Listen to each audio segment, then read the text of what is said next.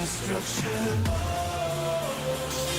Our destiny is my connection now. A feeling in my soul. It's beyond the reach of most mere mortals. Take a stand. So remember, no surrender. My defining moment. I will stand up, overcome my past. Is the difference to me?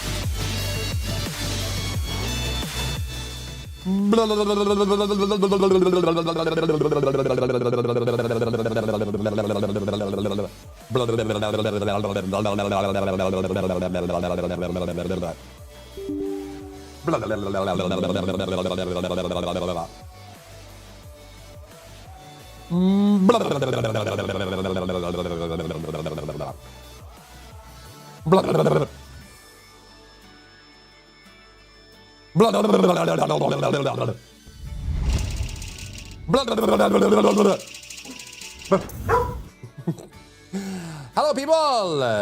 Hello. Sagan, Hitome, Zelt, Tess, thank you for the dailies. Hello. What's up, Tal? What's up, Silverhawk? What's up, Bell? What is up, Gallows? Hello. Hola, ¿cómo te llamas? Wow.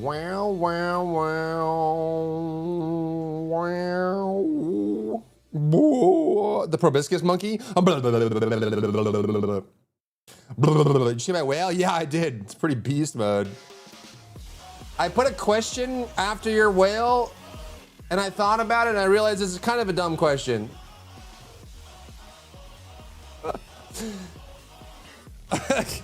So, for anyone who didn't see the Discord, Hitomi had a big, fat, super high defense whale from Pal World. And I was thinking about it, I was like, who would win in a 1v1 fight? Kyogre or Panthelus? And then I thought about it, and I'm like, that's a really dumb question. It's Kyogre, and it's not even close. It's not even remotely close. Kyogre's literally nature itself. Kyogre is the ocean. He's a legendary weather Pokemon. He created all the oceans. Homie extended all the shores of the world. How could Panthelus ever like stack up? It wouldn't even be close. You wouldn't even need Primal Kyogre. You wouldn't even need it. Yeah, 5,700 defense is kind of crazy. That's wild. And some good attack, too. That's a tanky boy right there. How about the nerves? I haven't looked at it yet. We're about to.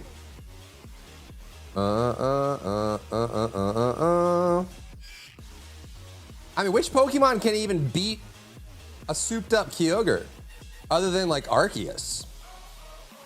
Let's see what AI thinks. Which Pokemon would be able to beat Kyogre in a 1v1 in lore, like canonical?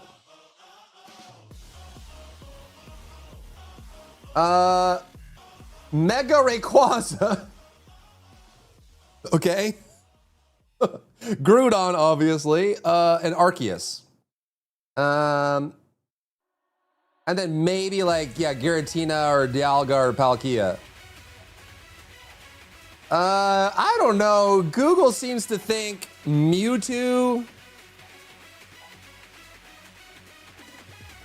Could Mewtwo beat a Kyogre? Mewtwo's powerful, of course. Like, not like in a Pokemon battle, like a gym battle, like in like lore, like canonical. I don't know.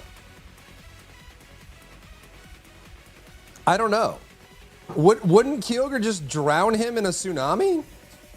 Bell, think of the daily. Nemesis, think of the daily. He can read minds. Yeah, but like he can read Kyogre's mind, and in his mind is just the literal ocean. Who cares? Finally get some common sense incoming. We'll see. Yeah, I heard they were nerfing Inez. A Juice Rayquaza or Groudon. Yeah, and then Arceus, obviously. All Arceus underlings body it? Really? That's these guys, right? Could they? I don't know. I feel like Kyogre and Groudon are like, they're literal, like, how many legendary weather Pokemon exist? I know Kyogre, Groudon, and then Rayquaza is supposed to be like a step above, right? Yeah. I mean, obviously these guys. I don't think any of the legendary birds would be able to stand a chance. Weather Trio, Kyogre, Groudon, and then Rayquaza, yeah. I feel like it's like Groudon, Rayquaza, and Arceus. You dare how? What's up? What's up? What's up, Hasselhoff? What's up, Quan? Thank you for the daily. Welcome in. You got more knowledge than me. I'm dumb to this. Gotcha, gotcha. I bricked the build for Havoxy, so I started to roll a Stormweaver in an attempt to fix it. Then I had the idea to just move the Lich over to Blood Mage. Stormweaver seems like it would make the most sense for that, but it's not like Blood Mage has no synergy too. I don't know.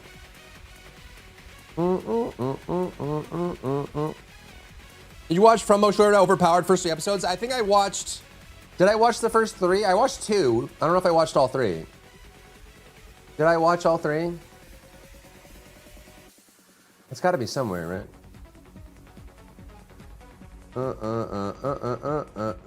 I probably did. I think I remember. I did. Yeah, I did. I'm caught up on that.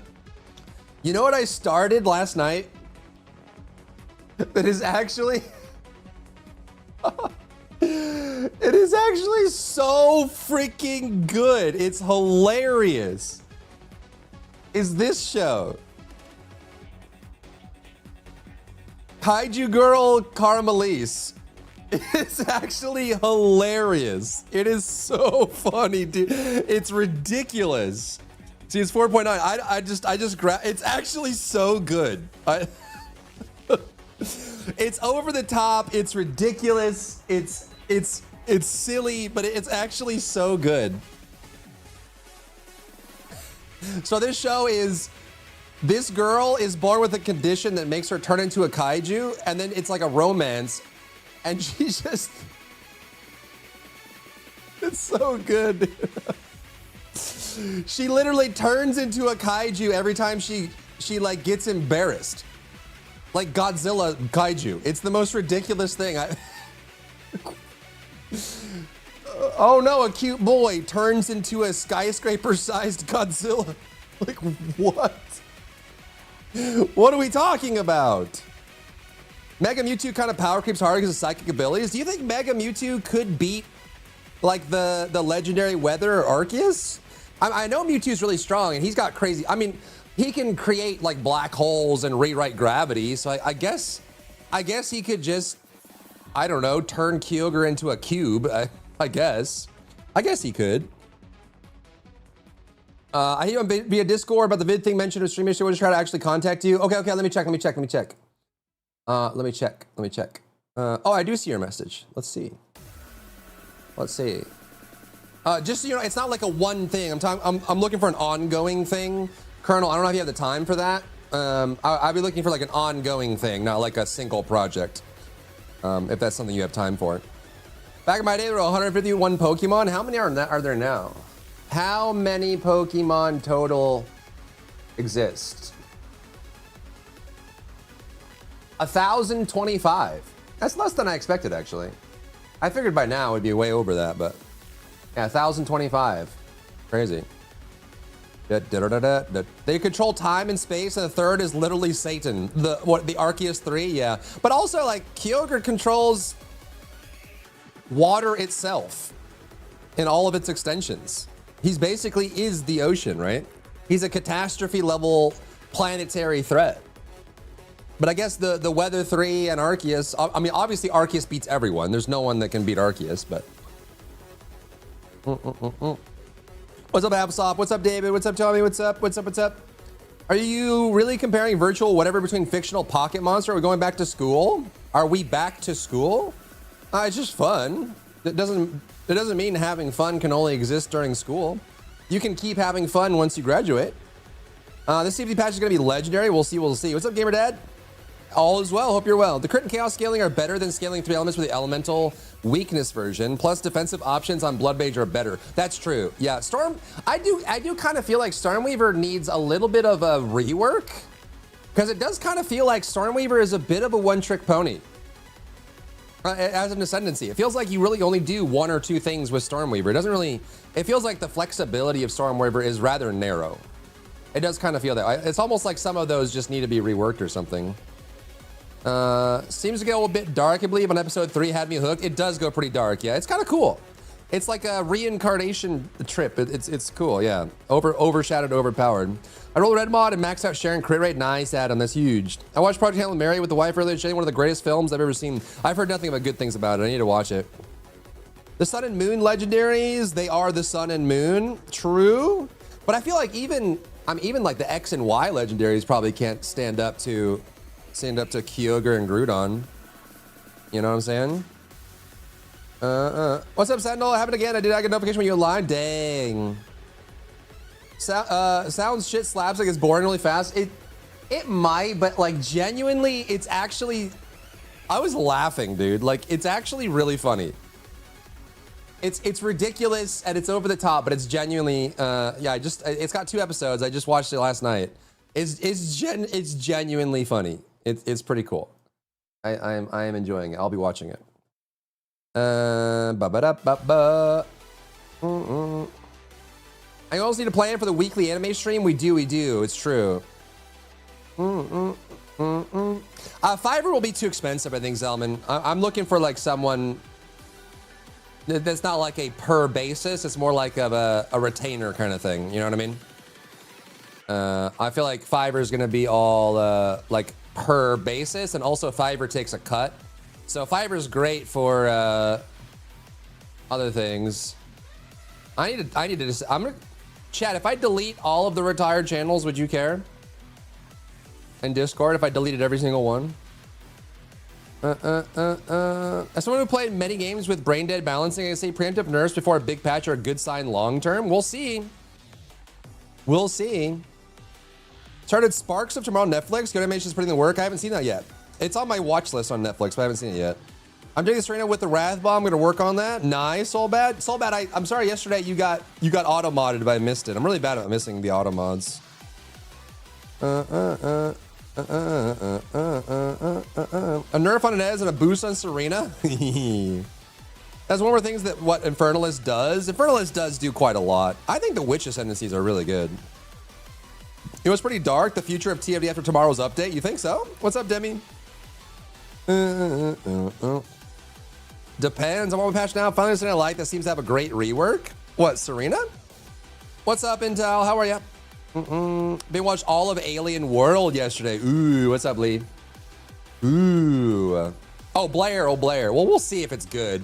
I'm terrified it's going to be another Sharon. I'm always terrified it's going to be another Sharon, let's be honest. Everything is another Sharon rework until proven innocent. Lee, thank you for the 5 streak. Thanks for streaking. Oh, the numbers, he's crazy. Ooh. Let's do like our minimum daily and then let's watch the video. Shall we? Shall we watch the video? Only looks good. All right. All right. All right. If you say so. If you say so, gamers. Sounds like people are pretty excited about the video. What's up, Megan? How you been? How you been? Hello, hello. Thank you for the daily welcome in. How you been? How you been? How you been? How you living?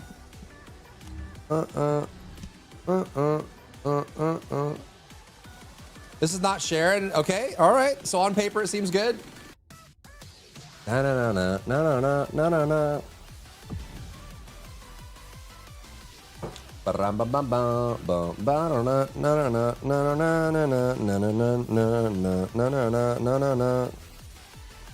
The best patch so far, really. Enjoying your Monday, glad to hear it. Just keep enjoying it or else. What's up, Strahd? They're not talking about Blair next level recipe module? I don't know that much about Blair, to be honest. I know they're putting nerfing Nez by moving her CD to 797, but at the same time, they're increasing Serena's sync value, which is small, but I guess addressing my complaints about Serena because she fell off and not many noticed with the Inez power creep. Yeah, that's kind of the big problem, right? Is the power creep overshadowed a lot of things. I'm actually worried about them nerfing Inez, too. Like, is that going to be a problem? She definitely is way too strong, but I don't know. So you got problems, but the music ain't one? Yeah, man. Tekken 8 music is... Tekken music is always a banger. Always. 3 have wider AoE. Oh. They just didn't make that. They need to make that channel worthwhile. Is what they need. They need to make that channel of his worthwhile. Glad my Monday is almost over. Let's go. Let's go. I deleted the game and listened to Jason's announcement of yet another Nez nerf. You deleted it after this video specifically, David? Dang, that bad, huh? Welcome in. For 63 months. Almost Nintendo 64. Almost the power of 2. We don't watch the video. Let me do like 1 or 2 missions quick. I've been up for minutes. We're gonna watch the video. We will.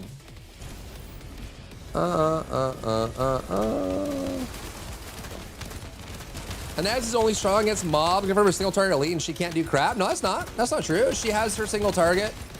Her little like finger point lightning beam build, right? One of the plasma ones. It's the plasma mod, not the plasma mod or the plasma mod. You know the plasma mod? The plasma mod is the single target one. The plasma mod is for AoE.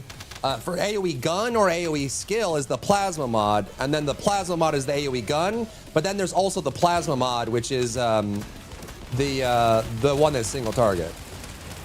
So that's the one you got to remember. Remember the plasma mod.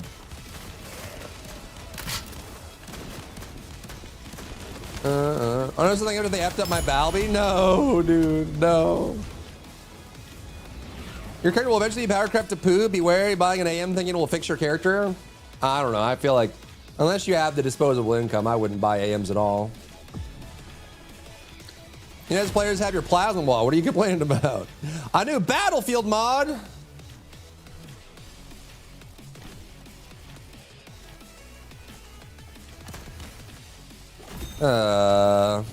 You still can't one-shot anyone, whereas Bunny can even one-kick Wall Crasher. Yeah, but I mean, to be fair, Bunny is broken overpowered too, so Bunny power crept everybody with her new build. So like if Bunny is the new point of balance, then everyone's underpowered, you know? So what are you gonna do? It's the Wild Wild West, bro. What about the other plasma mod? Yeah, the plasma mod's pretty good. I'd use the plasma mod. Valby feels stronger than Inez? Dude, the Valby copium, where do you guys get it? Is there like a specific department store or like supply store you go to get your Valby copium? Is it cheap? Like, can you get it in like a bundle pack or like a buy 40, get 40 on the Valby copium? Where do you get it? It seems to be all over the place. Everybody has the Valby copium.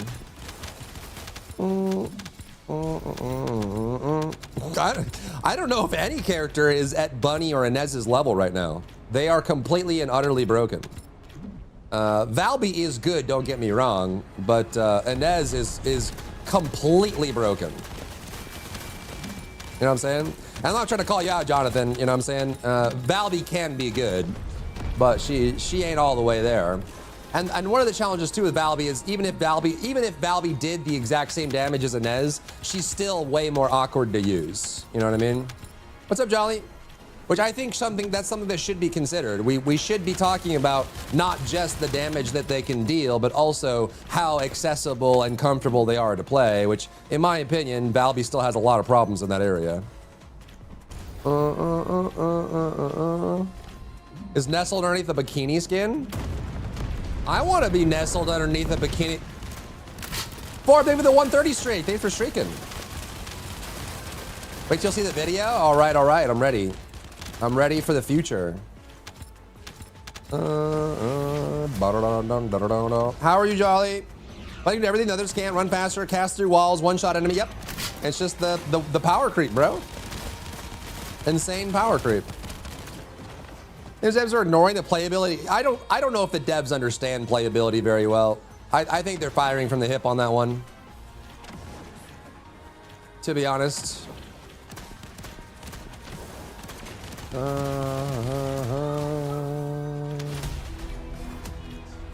Okay. 40 gallons of copium for $5. You have to go to aisle 3 in the Valby Copium store and buy Eye of Typhoon. Okay, I'll remember that. Next time I'm in the Valby Copium store, I'll look out for the precious gases of the Valby Copium. You didn't thank me for streaking? Did I miss yours? I did. I miss Adams too. Adam, thank you for the 10 streak. Thanks for streaking. Silbrog, thank you for the 50 streak. Thanks for streaking. We need to do. Let's do. You know what? Let's do Lucilla today and then like Woo-Wah tomorrow. Because I'm starting to get Sway clips on my feed.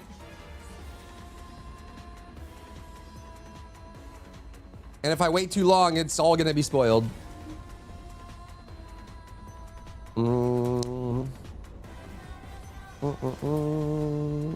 H-Sin? How do you say her name? Is it just Sin? Do you ignore the H? Is it Shin? Sin? How do you say her name? I'm sure they say it in game.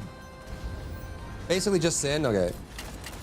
I don't know, dude. From the clips I've seen of Sway, she is a lot of woman. Like a dangerous amount of woman.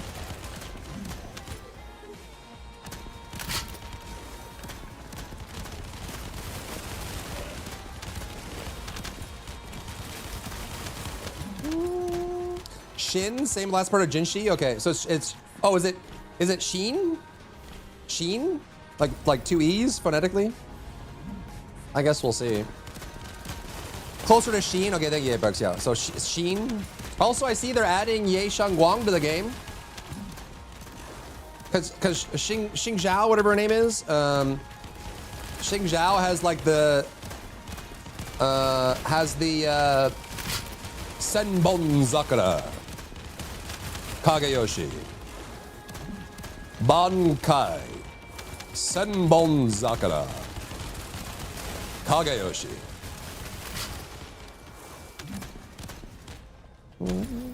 I mean, Serena's lately? Yeah, she just got power crept. They showing on her story, Butchered and ZZ, unfortunately. It was pretty quick, the ending of it. Yeah, but I'm just talking about like having 1,000 swords and dropping them from the sky. It seems like we're gonna need Jing Zhao as well. She might be a crazy sword master. Okay. Firing from the hip, cowboy style, and continuing missing their target for the 30th time. Yeah. That's why I hit fire rolls so often. Yep, that's probably it. It's because it's what they do. Train's too strong, which feel like the devs are 1 year late and don't realize a Nez Valby situation. Yeah. Am I a Valby hater, chat? Do we need to go back and make more Valby builds? I love Valby. I'm just disappointed. Is that so wrong? Jinshi from Apothecary Diaries? Yeah, it's the same phonetically. There's a Jinshi in Apothecary, there's a Jinshi in Wuthering Waves. Well, flashbangs hurt your eyes? Kinda.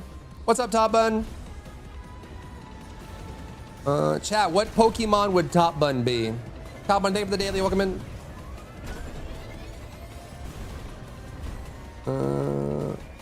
After next patch, wait, are they doing Valby buffs and reworks?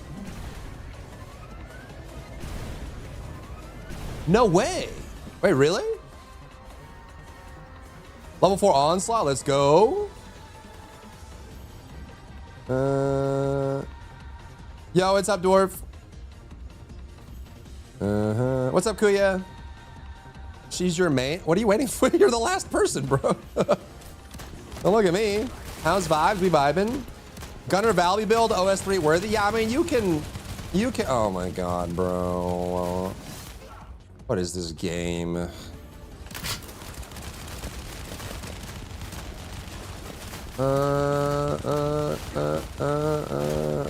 I want to do an Omega Ruby Alpha Sapphire playthrough since we were talking about Kyogre earlier.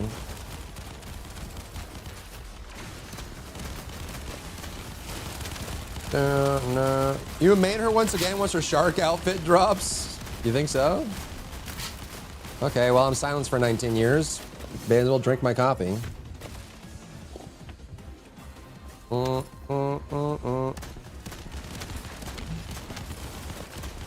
Name Kyogre Valby? Kinda. What's the state of the game in general? There are lots of builds. Overall, at like an A tier or B tier level, TFD is probably in the best state it's ever been in. But if you're talking about an S tier level, it's a complete nightmare.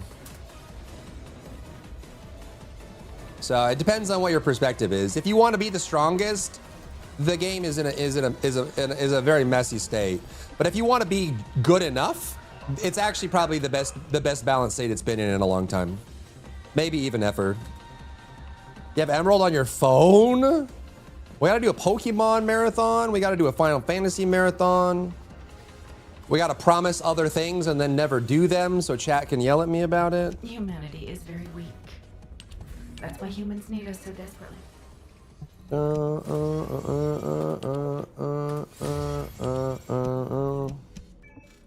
Electro Over was hype, but Does he do any damage? Is he actually a reasonable damage dealer? Mass Effect, oh, Mass Effect would be dope. I would love to show Mass Effect to people that have never seen it. Not really just for the gameplay, but mostly just for the story. Mass Effect 1 and 2 is such a good ride. Unfulfilled marathon. Oh, speaking of marathon, someone said marathon is struggling. Let's see.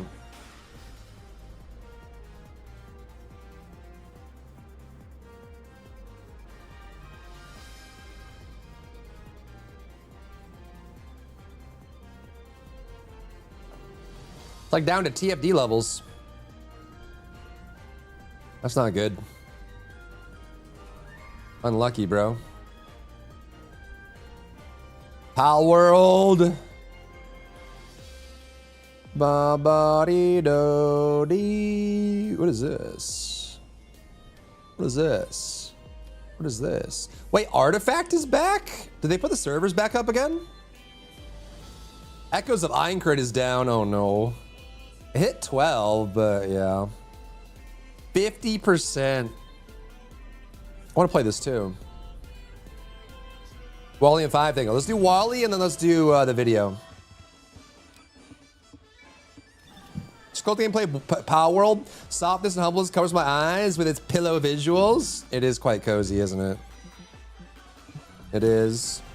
This guy is annoying. Yeah, that ball. I would say, to be honest with you, 321, I feel like pretty much every encounter in TFT is annoying. Are there any encounters that are like genuinely satisfying in this game, or are there just kind of obstacles in your way? There are definitely some that are more annoying than not. TFT levels, no time, and they'll make that 250 million back. Yeah. Nintendo is seeing Power World do well. Good. Take that, Nintendo. Suck it. Suck it, Nintendo. Suck it. I wish I didn't spend 3 days pushing to see Valhalla's ending. Game still dumb story. Real? Oh, for Valhalla, yeah. Assassin's Creed. How is Black Flag doing?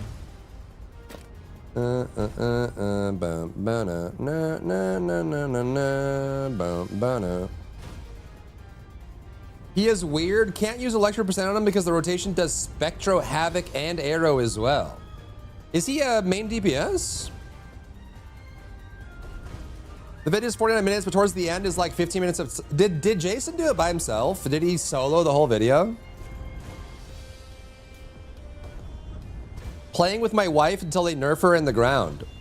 You should keep that more private. I'm glad you're keeping your wife happy, but... I don't know if we need to know about it. He's probably Sheen's support. And that's, I know, I'm just teasing you. Yeah. Everyone knows Marathon is struggling, but it would be first time Bungie legitimately got my money if we went PvE. It sounds like they're going to, right? Sounds like they're going to. Force you to think outside the box with your builds, yeah. Pharaoh, thank you for daily. Welcome in. Greg Supremacy. I'm looking forward to Once Human on calls. Once Human's a good time. I wish we had time to play more Once Human. I did enjoy it. I think Nintendo copyrighted Suck It. They probably did. They probably did. In puffy shirts and pirate hats? Good. Good.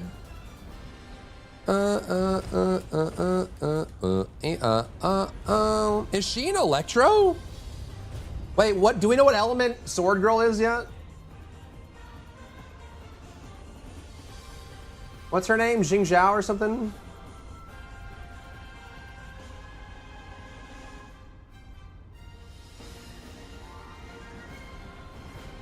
Oh, she's Arrow?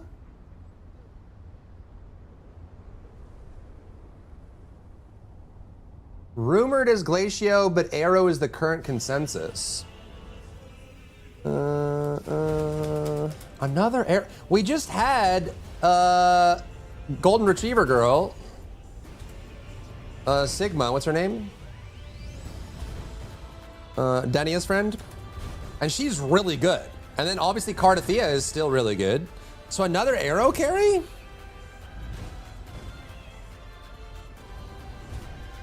Sigrika, yeah, Sigrika.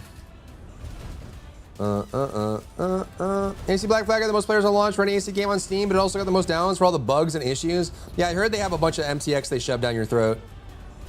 Training with mini turrets now. Oh my geez. All right, we'll do Wall Crasher and watch the video.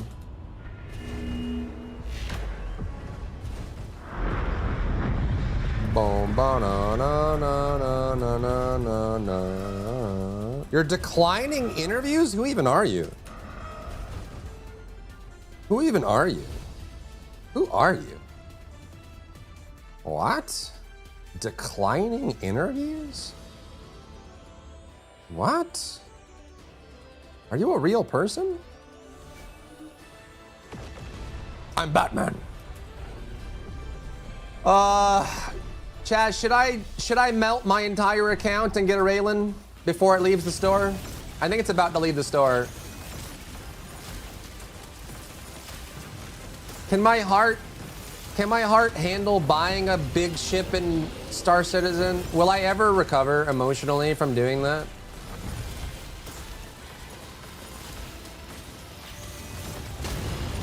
Ah, but I want it. No, absolutely not. We'll never let you forget. I want it. And if I have the Raylan, I can farm anything in the game. That would be my money maker. For the game that I don't really play much right now.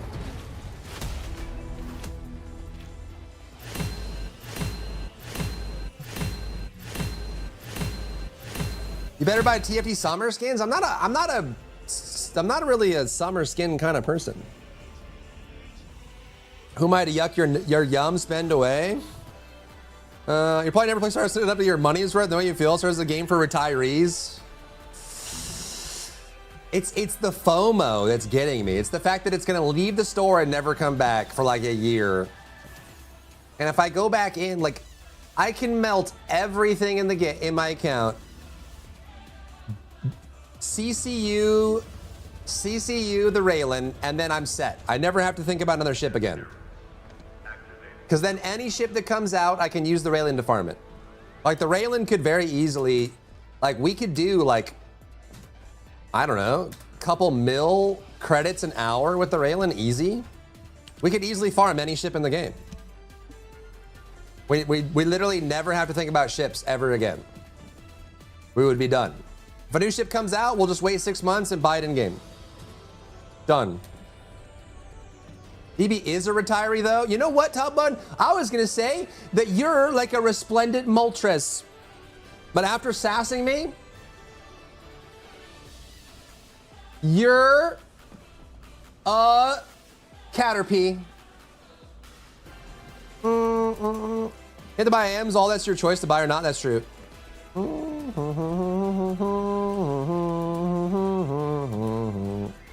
have to now, it's like turning down money, is it? At least Caterpie is cute. I'm gonna pee on the Caterpie. I got 60 Catter now, just wait for a new Inez build, okay. Your hairline is a Caterpie? Good? I'm Ron Burgundy? One of the Dancing Stars season, I get it from them on the latest build, but I have respect for them. I'd rather not say much. Oh, no worries, Sendal, no worries. Shamer has threatened to pee on me. Yep. Little does he know I like that.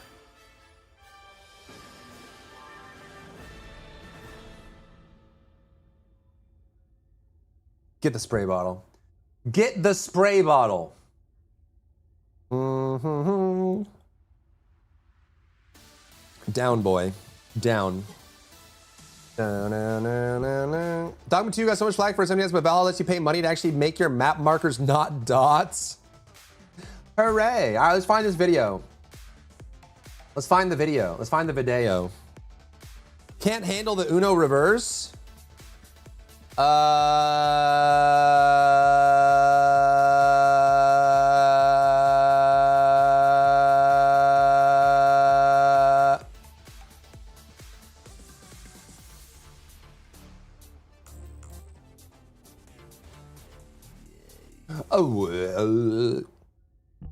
The video Kojima? Yeah, exactly.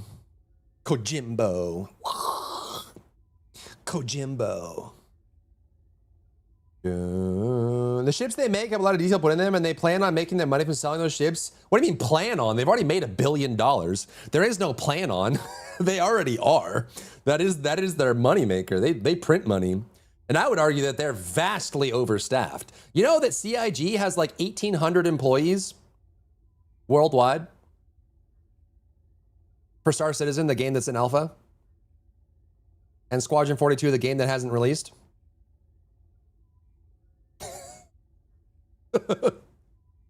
They're just taking that $1 billion and pissing it away. How many employees does CIG have? Oh, sorry, it's 1,100. It's 1,100. But that was in like 2023, so they're probably like 1,300, 1,400 now. Dun dun dun dun dun dun dun dun dun. Yeah, and they can't fix elevators. True. How long has Star Citizen been in alpha? It's been about 14 years now. So if Star Citizen was a person, they'd be like going to high school now. They'd be like a freshman.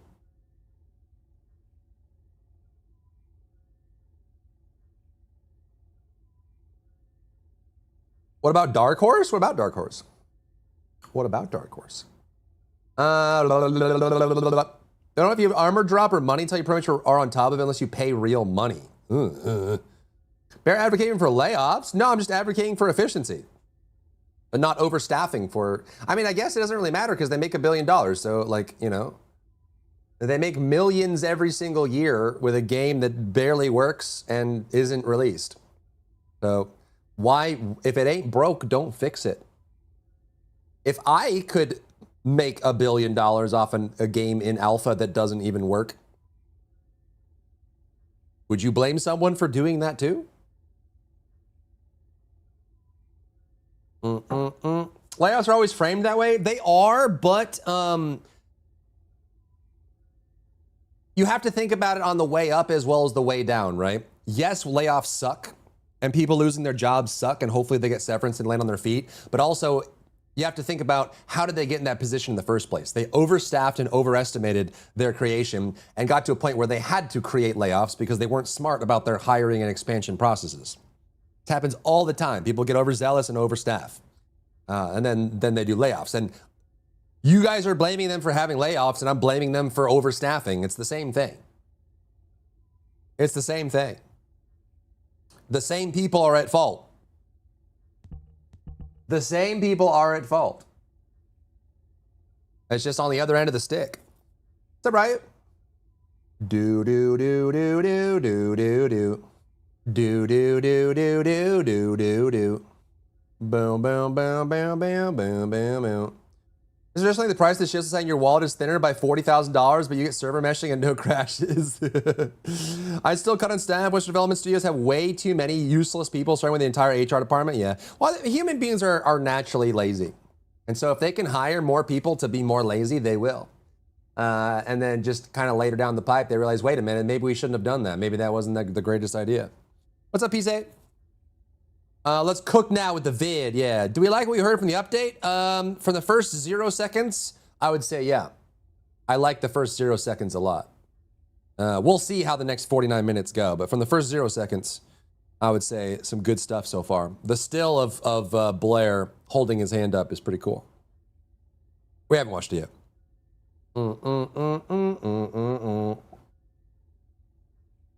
There's so many ways of playing the creation of a brilliant gameplay. Yeah. I'll think about it. If I melted everything in my account and then CCU'd to the Raylan, it actually wouldn't be that bad. Right?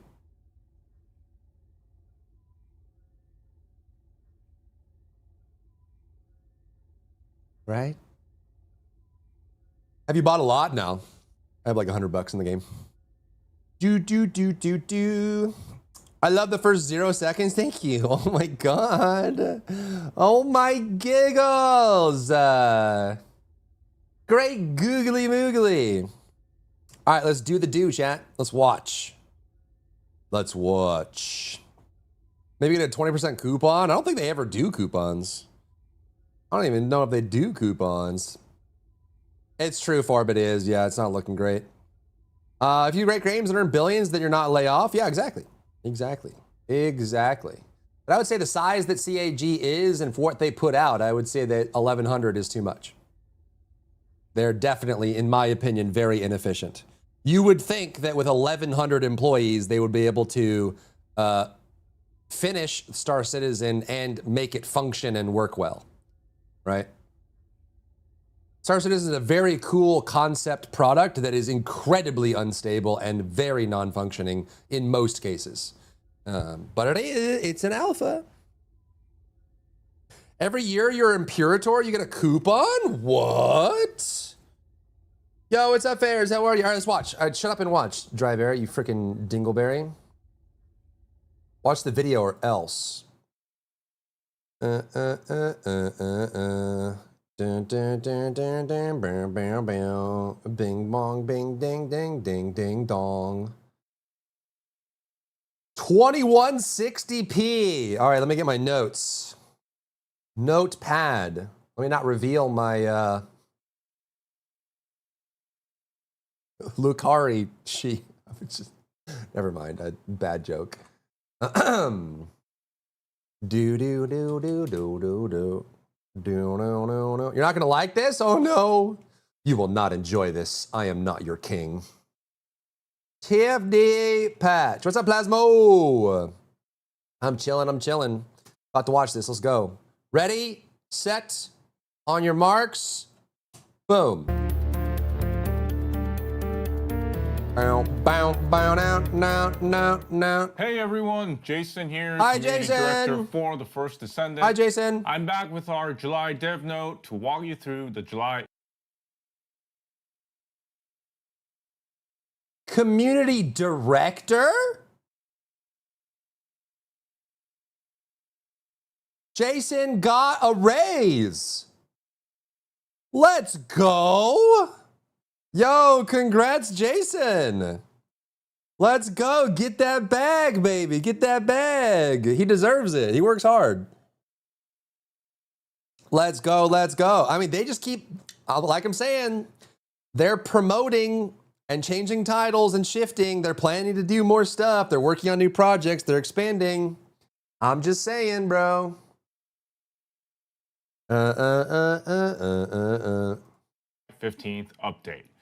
At the time of this recording, we're still organizing the open talk from the Descendant Fest, but we'll get that summarized and shared with everyone as soon as possible. It's not like you expect a studio with only 33 people to create a game of the year. Yeah, that would be ridiculous. Actually, I think Sandfall was like 40 to 60 people, I think. But obviously the joke is 33, but yeah, definitely. Before we begin, there's something I'd like to share with the community.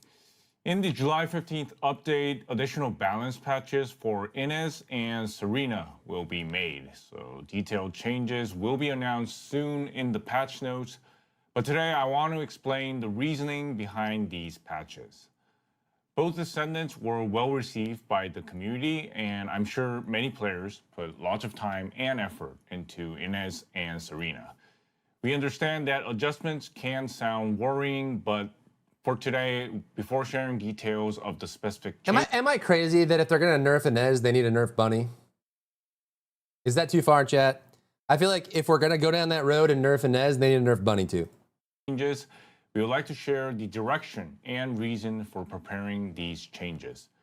We place great importance Hush. on an Oh. environment where various descendants can each have their own strengths and be used together across the wide range of content.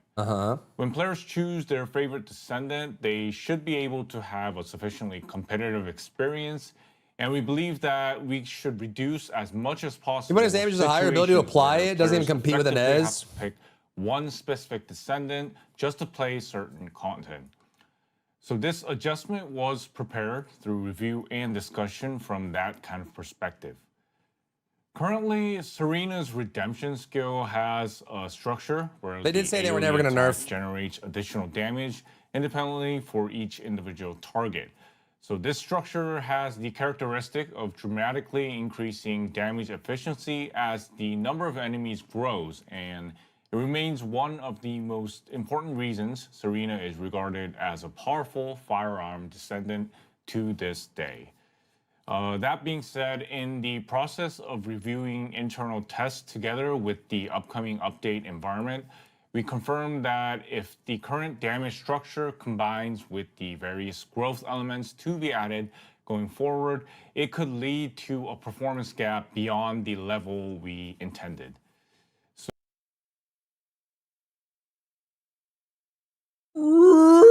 Really? So what we were concerned about isn't simply that Serena is quite strong. The issue is a situation where in certain content, Serena effectively becomes the first choice descendant, and the reasons to use other descendants gradually diminish. So each descendant has a different kind of playstyle and strengths, but if one descendant shows excessively high efficiency, players will end up choosing the strongest one.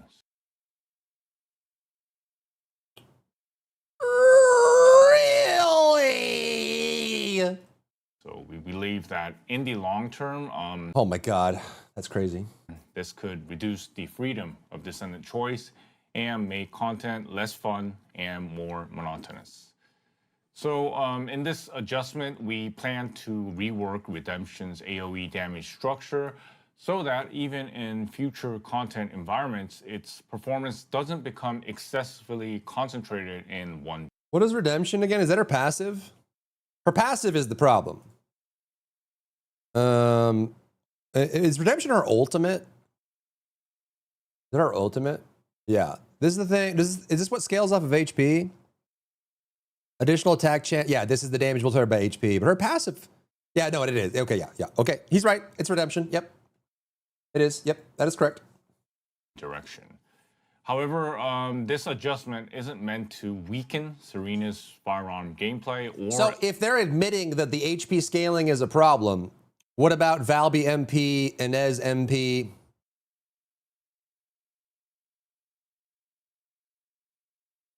SCMO Shield. eliminate the core identity of Serena.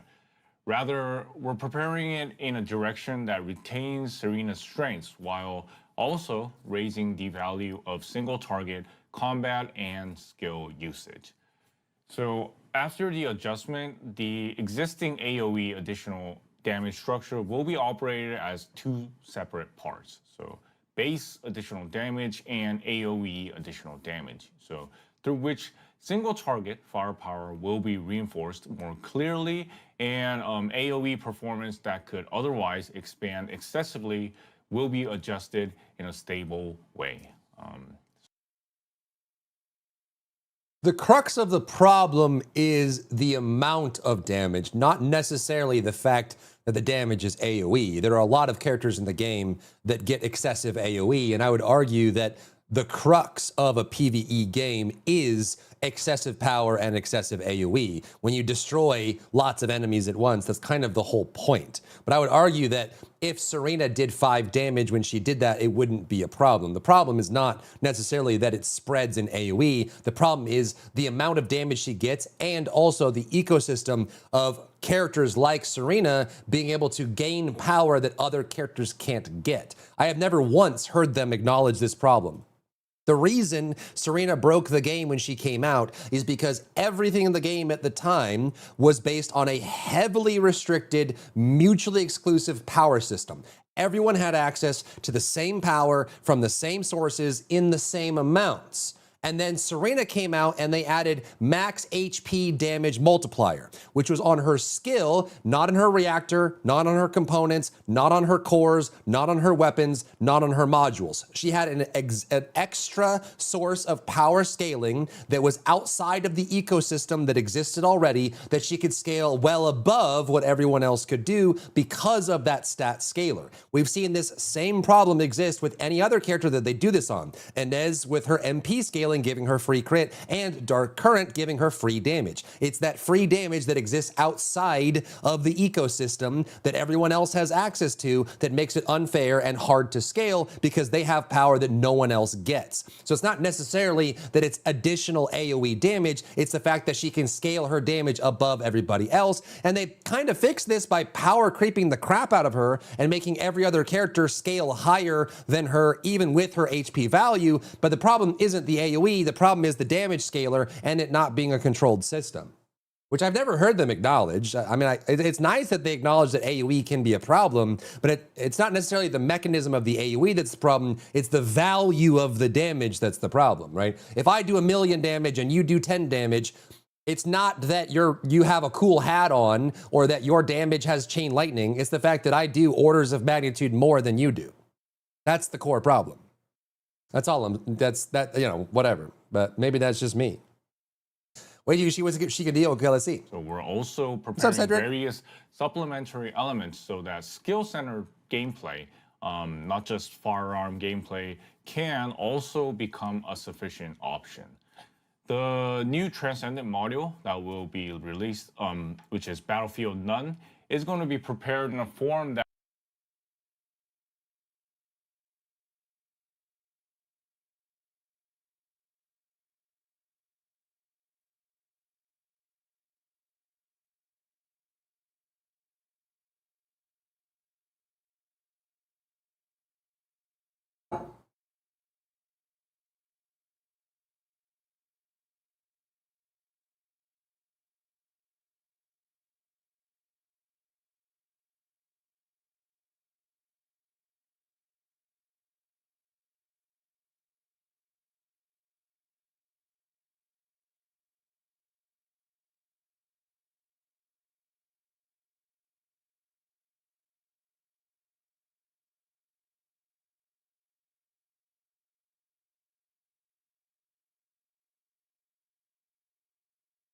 I don't want to show this.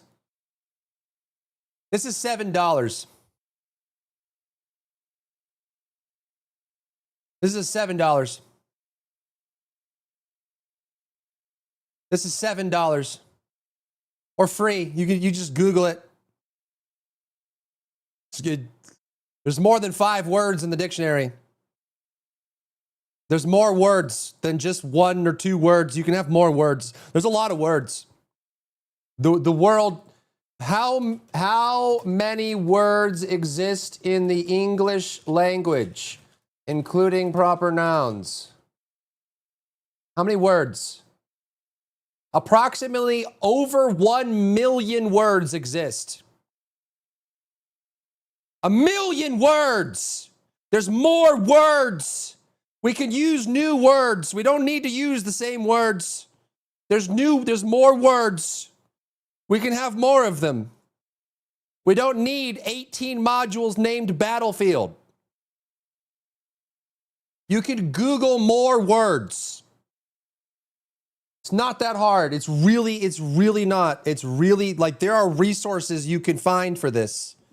So now there's 5 Battlefield mods for Luna and a new Battlefield mod for Serena. So if I say, get the Battlefield mod, no one knows what the frick I'm talking about. And now no one even knows what character I'm talking about. All right.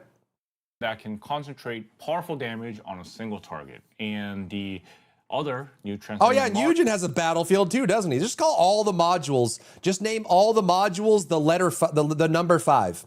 Every module in the game is just called 5. And if you want to know what module I'm talking about, you have to read it. Archangel is being prepared as an AoE attack form for taking on large groups of enemies. And along with this, the skill synchronization value currently applied at 0.496 will be raised to 1.177. Through this, we plan to let our players feel clearer power and efficiency. There in are the process 8 of using Battlefield Serena's mods. Oh my skills. So, to summarize, Serena's adjustments aren't being made to remove a specific strength, but rather it is one to ensure that even within long-term content environments, Serena still retains her strengths while both firearm and skill gameplay can both become meaningful options. And next up is Inez. After reviewing the gameplay data accumulated across various content since the 1.3.32 patch, and along with our internal analysis, we confirmed that Inez is showing a larger performance advantage than expected compared to other top-tier descendants. In fact, in major content like Onslaught Mode Level 3, the Axion Planes, and Bounty Operations, Inez was showing considerably faster, clear results than other top-tier descendants. A certain level of performance difference can be seen as a difference in each descendant's utility, but once a specific descendant begins to consistently show overwhelmingly efficiency across multiple major content, the play experience converges towards players choosing the most efficient descendant rather than their favorite one. So we judge that this situation isn't desirable in terms of the diversity of No, it is not desirable. descendant choice and the overall content experience.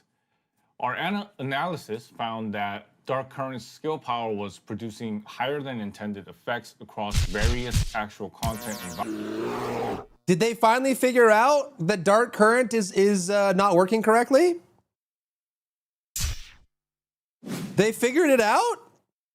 I didn't think they ever would. I'm surprised. I thought they were going to let this one fly under the radar. It sounds they might have finally figured it out. Oh, that's crazy. Yo, Ferris, thank you so much for the Prime. Enjoy the icon, the emotes, the ad-free experience for 30 days. Our English Battlefield covers at least 4 Korean meanings that have different spellings. So maybe they just jumbled all of them under one word. Right, so you have a localization team from a publishing house that has been localizing across the planet for decades. You have a multilingual localization community lead that knows multiple languages, and you have people on the team that know multiple languages. And when you localize into other languages, you can't do anything more than making 8 Battlefield mods. So when I say, someone comes in chat and says, hey, which mod is the best? And I say, you can try the Battlefield mod, the Battlefield mod, the Battlefield mod, the Battlefield mod, the Battlefield mod, the Battlefield mod, the Battlefield mod, or the Battlefield mod. Take your pick. Any one of the 8 Battlefield mods. It just, you know? Environments.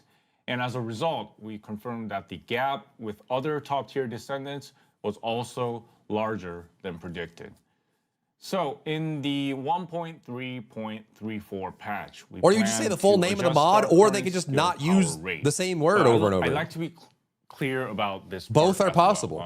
This adjustment isn't meant to exclude Inez from the top-tier competitor picture, nor is it meant to weaken the powerful strengths and play style that Inez has. Our goal is to ease the situation where a specific descendant... So here's the difference. I see Bell and Silverhawk making this argument. As a consumer, yes, you could make the argument that you would just use the second word of the module. If you are a pedestrian and there is a hole in the sidewalk, you're just going to walk around it, because what else are you going to do?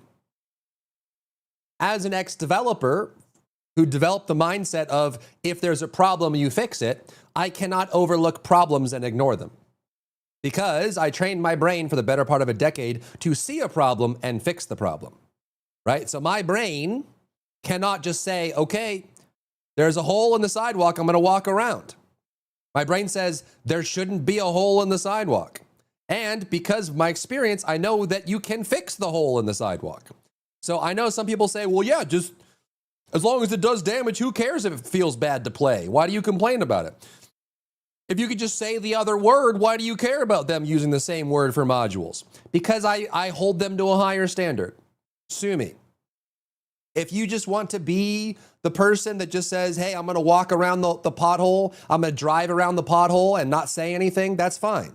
And as a consumer, you are more within your rights to do that. If you just don't want to think about fixing anything, you just want to take everything as it is, that is a valid way to see the world, and usually is the less stressful way to see the world. I would be less stressed if I just walked around the potholes. But if I see a pothole and I know how to fix the pothole and I know how much effort it takes to fix the pothole, I'm going to say they should fix the frickin' pothole. That's all I'm saying. You know? Too far ahead and to create an environment where Two different perspectives descendants can compete based on their own strengths.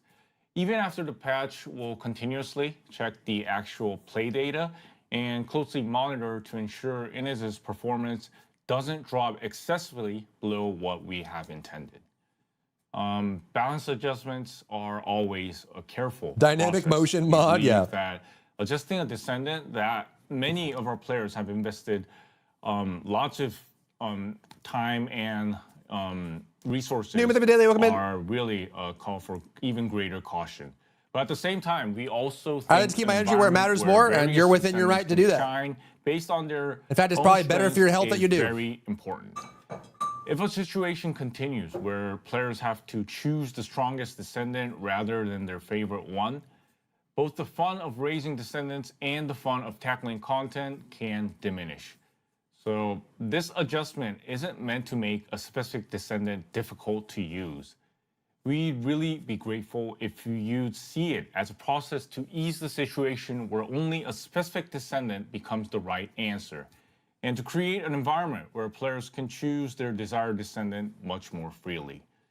The detailed information and final changes they produce will be pothole and accurately sell the announced solution. in our patch notes. Sometimes. And even after this patch, we'll keep checking the actual gameplay up, Auntie? patterns and community feedback as well, and we'll strive to provide a more enjoyable and diverse descendant experience.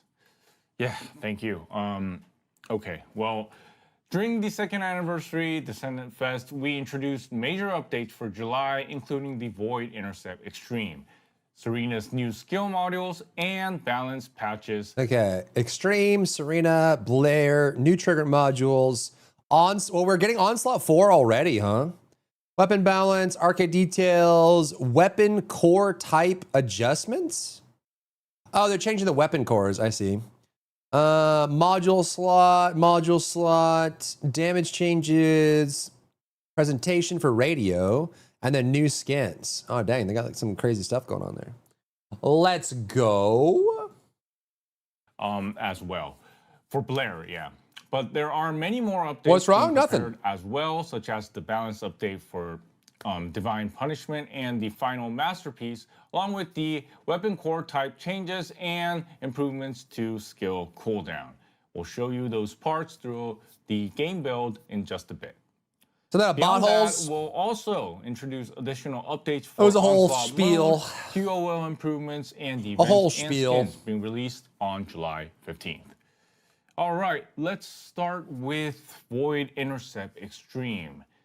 As we briefly introduced during the Descendant Fest, Void Intercept Extreme is a mode that consolidates the He's probably tired, existing Silverhawk. hard Void Intercept and Void Abyss Intercept into one. Hot To burger unlock in 2 Extreme days. Mode, players need to defeat each of the Void Intercept Colossus. Once players reach the required mastery rank and defeat all the normal Ryu, yeah. Colossus of Void Intercept Extreme, critical point breakthrough opens. And from that point, players can set critical points to take on the challenge. And this critical point breakthrough, it is the heart of Void Intercept Extreme. These range from simple ones that reduce a descendant's shields or defense. How's the scaling mechanics? to I mean, you can critical kind of tell by the gear score. So, like, if Onslaught 3 is like an 80,000 gear score, these seem like they're like basically what they were before. So it seems like none of these are really changing too much. Like a 58,000 gear score, assuming it's staying the same. These are probably all going to be the same normal hard mode bosses that you have to clear, and then it'll lead up to the Abyss boss at the very end, and then we'll see if there's like new rewards or bonuses and things like that. points that increase the Colossus's physical or attack element overall skill attack power, as well as tricky ones like taking damage when you use the grappling hook or having reduced movement speed. And some of the critical points, like sending Colossus into a frenzy once its health drops below a certain level, or like ones that recover the Colossus's health during combat. And both of them, they look like they'll make things very difficult when combined with certain Colossus. Still, the higher the critical point value, the higher the farming efficiency. So players can probably choose between farming efficiency and the difficulty. By completing Void Intercept Extreme, players can earn quality certified ETA vouchers, which can be More to used the pirate to theme. The purchase skins look limited cool. items at the season exclusive shop. Starting from July 15th, we'll look into the critical point balance for about a month and roll it out as an official. By which I'm trying not to respond to every chat message, but I am reading chat. So just know that I'm reading every message. I'm just not responding to all of them. So it's like going in my brain. I just don't want to keep pausing the video, whatever. So don't feel like you have to stop. I am reading the notes, and I try to respond to the ones that I can. Did you send a thesaurus? No, I didn't send a thesaurus to them. No, I did not. Ugh. Gameplay mode with improved balance in Season 4. During this period, a This is the newest update, leaderboard yeah. will It'll be in 2 also days. be available, and a variety of rewards will be granted as well. So since the leaderboard ranks players in order of highest critical point value, I like to encourage our players to set various critical points and take on the challenge. All right, now moving on. Next up are Serena's new skill modules, and let's take a look at them in the game build. Let's go. Our laboratory. And before I begin, please do understand that this is a test build and the modules aren't the best in slot. I'm sure our players will be able to create great builds and once this is applied, but for today, the focus is on introducing Serena's new modules. That's a good acknowledgement. They don't really always acknowledge that. And the first one is Battlefield None, and Battlefield None is a module specialized for using firearms on a single target while mid-air. So launcher type firearms are excluded here, so I'm gonna let you take a look. Yeah, so if you look at the passive, the explosive attack increase has been removed, so firearms like Restored Relic, they will likely be a bit hard to use. So overall, it's a module that slightly lowers Serena's AoE damage capability in exchange for concentrating powerful damage on a single target. Now, when you use Skill 2, Law of the Battlefield, attacking a weak point on the same target while in midair grants consecration stacks, and it grants grace based on the number of stacks, so you can only gain one consecration by precisely hitting the weak point of the same target, and the consecration effect is closely tied to the duration of Skill 4, which is Aurora. While it's active, reduce gravity. Yep, this is the normal effect. Attract weak point. Weak point to the same target while midair grants consecration.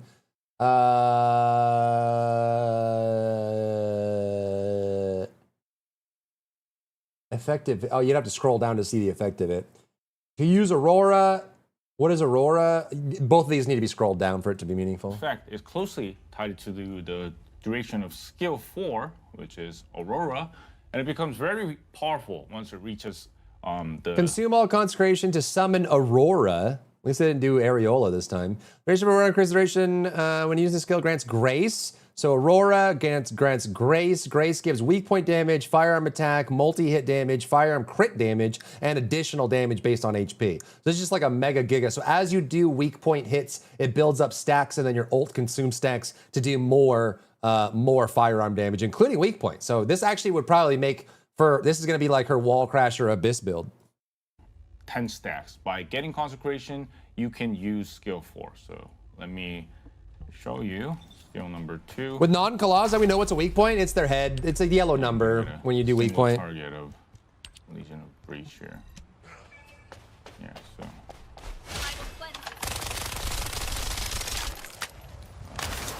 Didn't get the weak spot. But yeah, you can see if you precisely at the weak spot, You got it, those Jay. You stacks, should have done a and bigger target. Once you get those stacks, you can use skill 4. So it uses the accumulated stacks. So if you see here, I got the Aurora.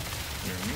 Yeah, maybe use it like this. So you can use the consecration points to summon this Aurora, and Serena's direct firearm attacks and Aurora attacks, they generate additional damage. Damn. The buff's duration is determined by the amount of consecration points, as you can see. Okay, so you go airborne, weak point 10 times, pop ult, and then machine guns float around you and fire massive beams of holy paladin light. That's pretty cool. That's pretty cool. I really like the text box is always doing this, gives you random word. That's a Korean thing. It's a Korean and like Chinese thing, which looks like proper noun, proper noun, proper noun, proper noun. You know, like bagel gives you sandwich, sandwich stacks of burrito fills you with chicken, chicken stacks up to 40, and once you get 40 stacks of chicken, you get beef, and beef, once triggered, grants a buff that is actually just sunlight, and then sunlight triggers, you know, like they do proper nouns like crazy. Like everything has to have a name, basically. And the amount it consumes, it is linked to the overall buff's duration. That's cool. So That's cool. Once you get all the stacks, players can deal explosive burst Yeah, damage finally need to to a update single the. target She's and ultimate instant. Javer now. Yeah, so That's was cool. That's cool. Battlefield Looks cool. None. It should be fun, and it's also And what I like about it second too. It's more. It's like basically what Serena has always been doing already, but it's more gamified and has a visual effect to it. So I think it's just generally just a cool upgrade for what she's already been doing. One is Archangel. Is this Battlefield Archangel? Okay, Archangel and So Battlefield Archangel, Battlefield Nun.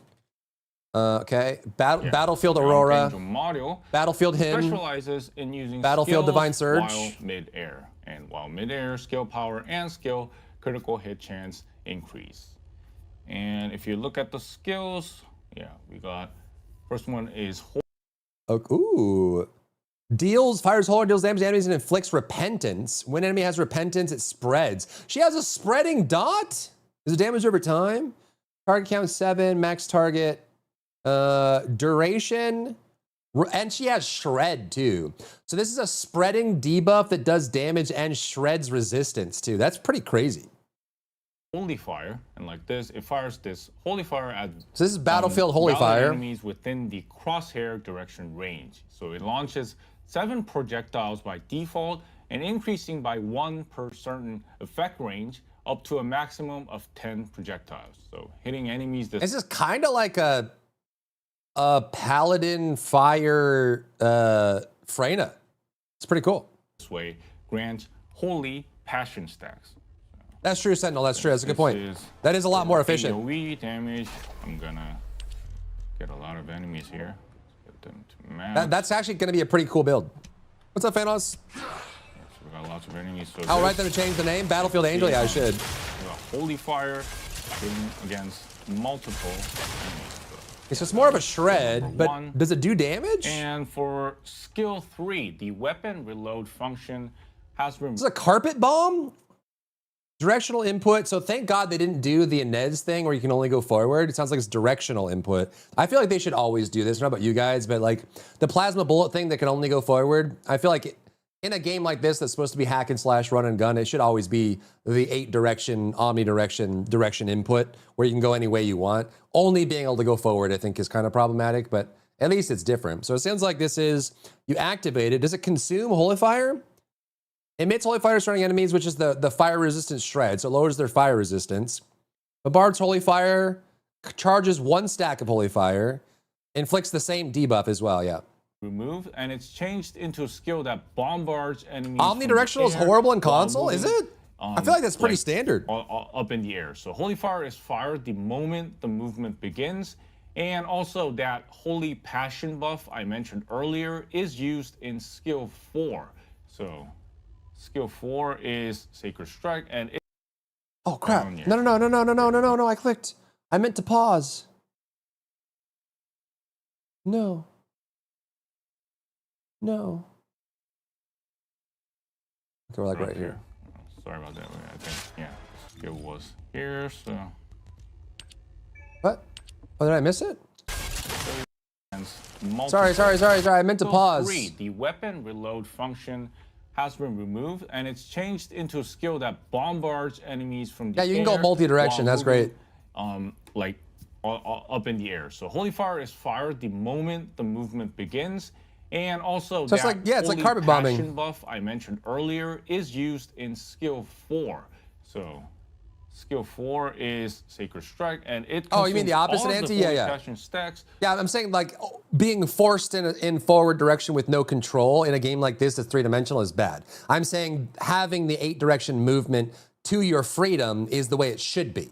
You should be able to go backwards to the left, to the right, to northeast, northwest, that sort of thing. Being forced in a direction is bad, and I would argue that it's even worse on console because if you're forced forward, if you want to go left or right, on PC, you can whip your camera around with your mouse, but on console, you have to right analog stick to move your camera to the left and then dash, and then move your camera forward to keep shooting. I would argue that the forced direction is even worse on console because you can't whip and quick turn as easily as you can with a mouse.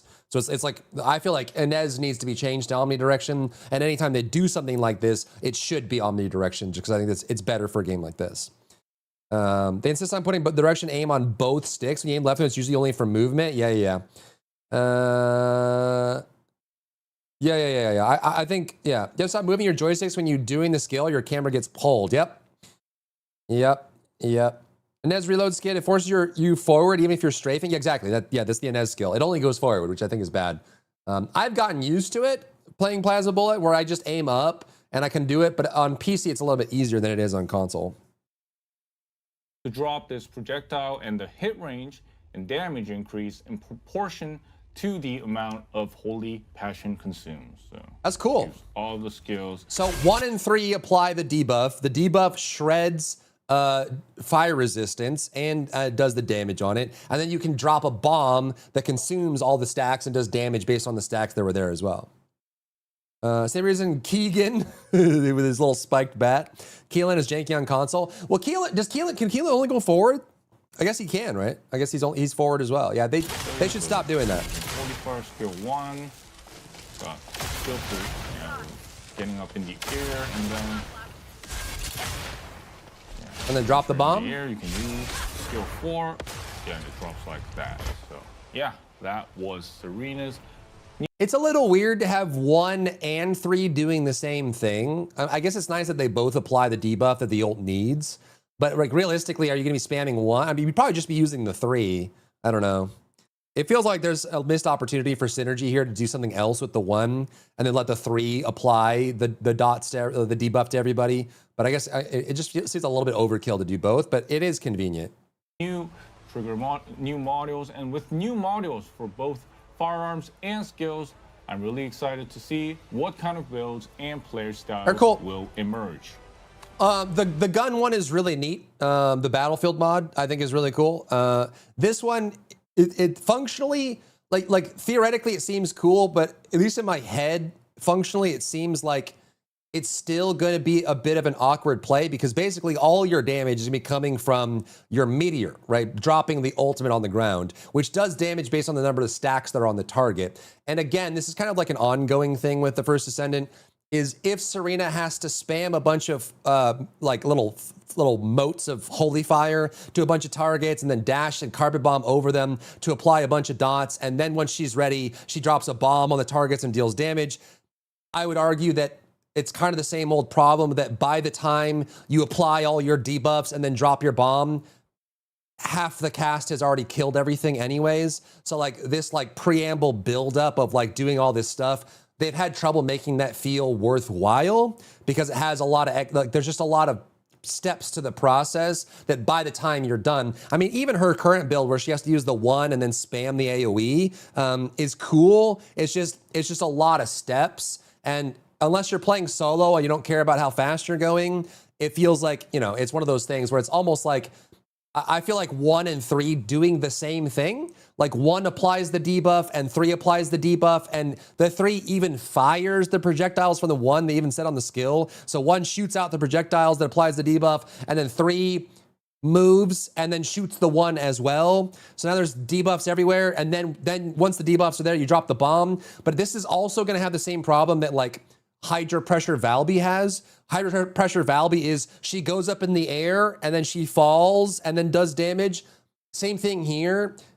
Serena's going to have to apply all the dots, spamming her 1 and 3, going around, debuffing. Then she throws the ultimate and there's just this falling ball that hits and explodes. And then what if the enemies get moved? What if they die because a bunny ran by? What if they die because an Inez came by? What if you missed the debuff and then you drop the bomb and it does no damage, right? Like what if you, while the ball is falling, you know, like there's no enemies in the area anymore, you get teleport, like there's just, you know, it's just kind of impractical. It's cool, I just have concerns about this feeling good. And next up, we have. But the other one's very cool. For Blair. The other one's very cool, the Battlefield mod. His base skills. Yeah, let me get Blair up here. Oh, sorry about that. I think, yeah, skill was here, so.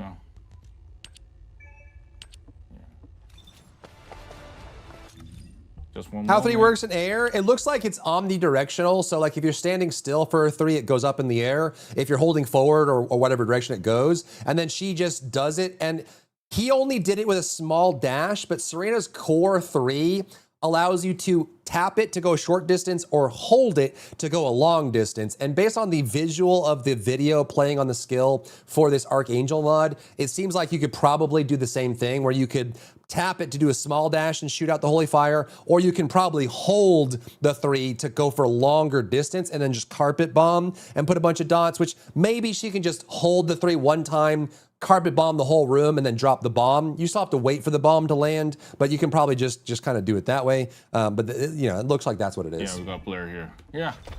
And in addition to his base skills, his modules have been reworked so that flame zones can be used for multiple purposes.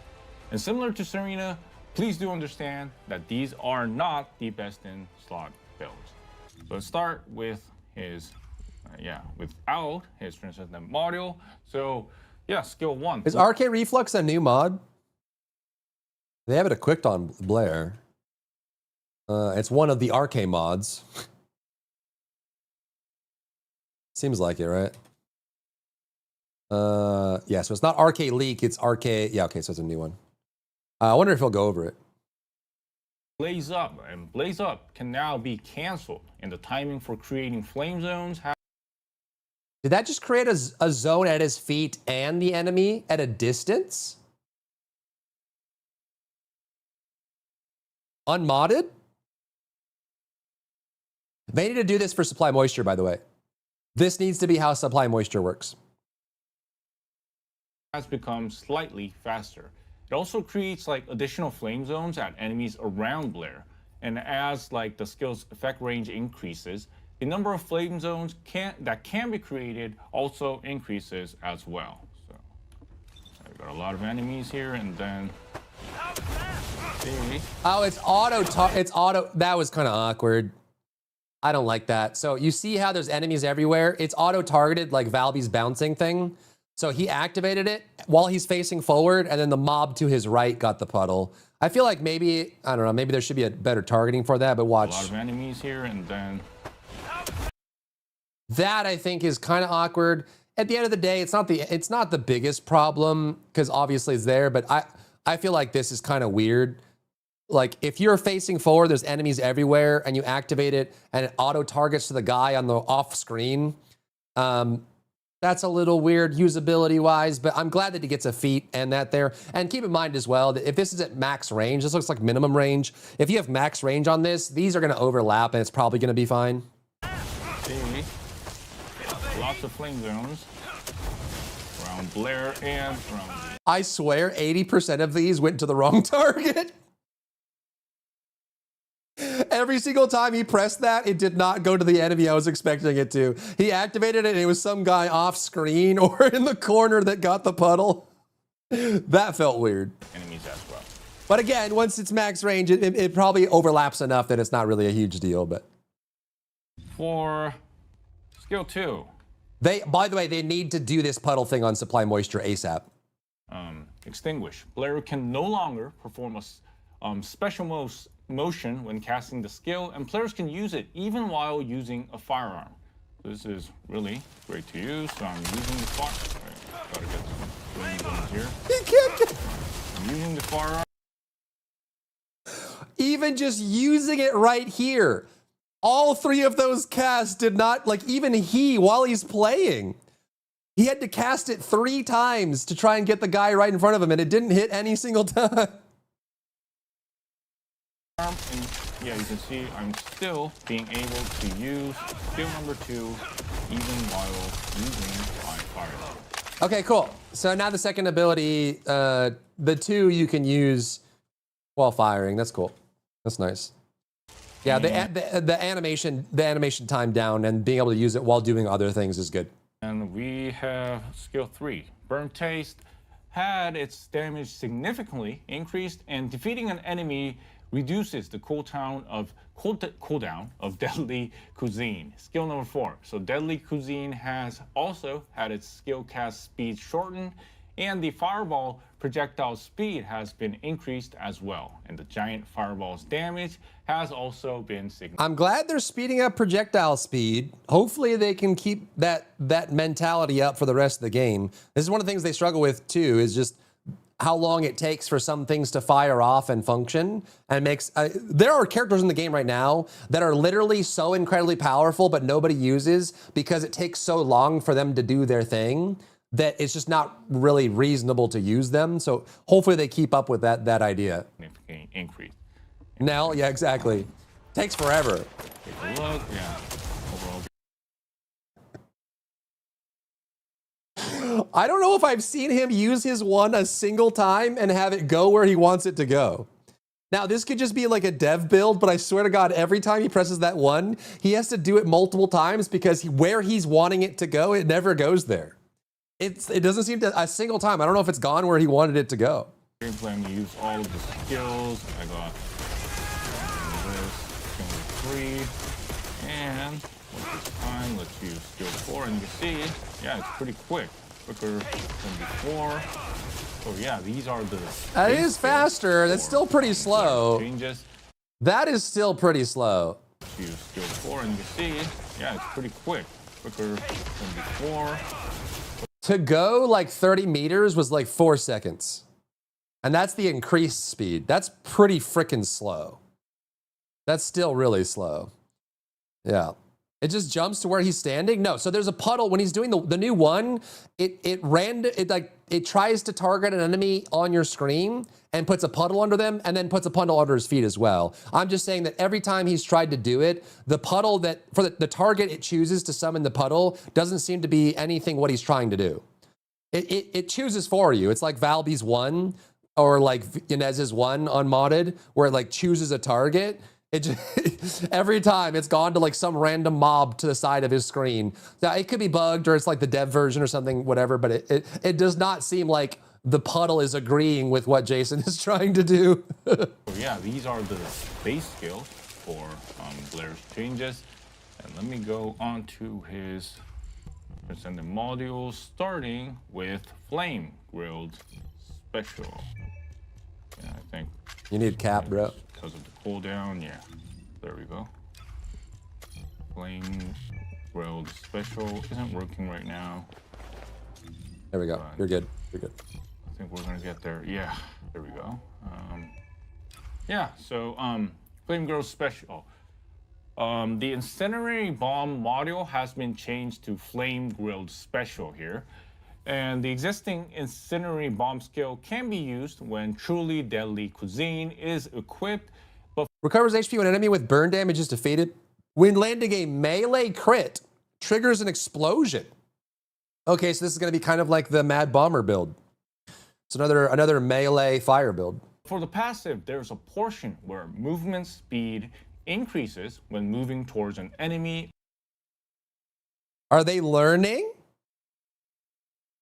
A melee build that has movement speed?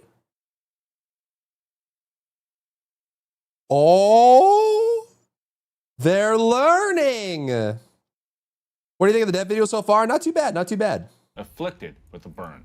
So skill number, so let's burn these guys. see, yeah, you can see I'm moving quick when I'm, trying to go to a guy who is being burned. So this is kind of the normal speed, but when I'm going toward the burning guy, yeah, you can see I'm much more faster. And skill 2 becomes the Flame Man. Skill, it consumes MP every second, but it increases Blair's defense and HP, and it also grants immunity to knockback and knockdown. So when an enemy... What?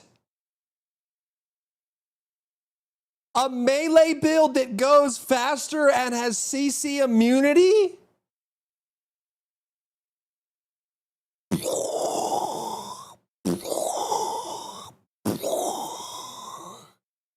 Who did this? Who rubbed their 3 brain cells together? Oh my goodness, give this person a raise. Oh my God, they're figuring it out.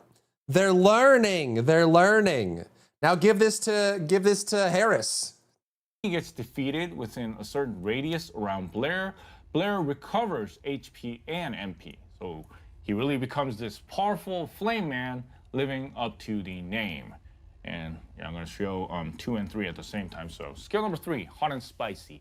Attacks nearby enemies and grants red flavor stacks in proportion to the number of enemies hit. Explosion, 8,300%. That's good. With base radius with 250. So yeah, that'd be over 10 meters. Okay, this is looking good. This is looking promising. When a melee attack lands as a critical hit, red flavor stacks are consumed to trigger a skill power based explosion. Okay. So far, so good. You can see the MP going down since it's in the laboratory, but let's see. Yeah. See that burning thing. Am I crazy? All of this is based on melee critical hit, right? Why is he shooting Divine Punishment? Am I going psychotic? Did he just not realize, or? As I'm using my... Wait, it's exploding though. Is it? Weapon.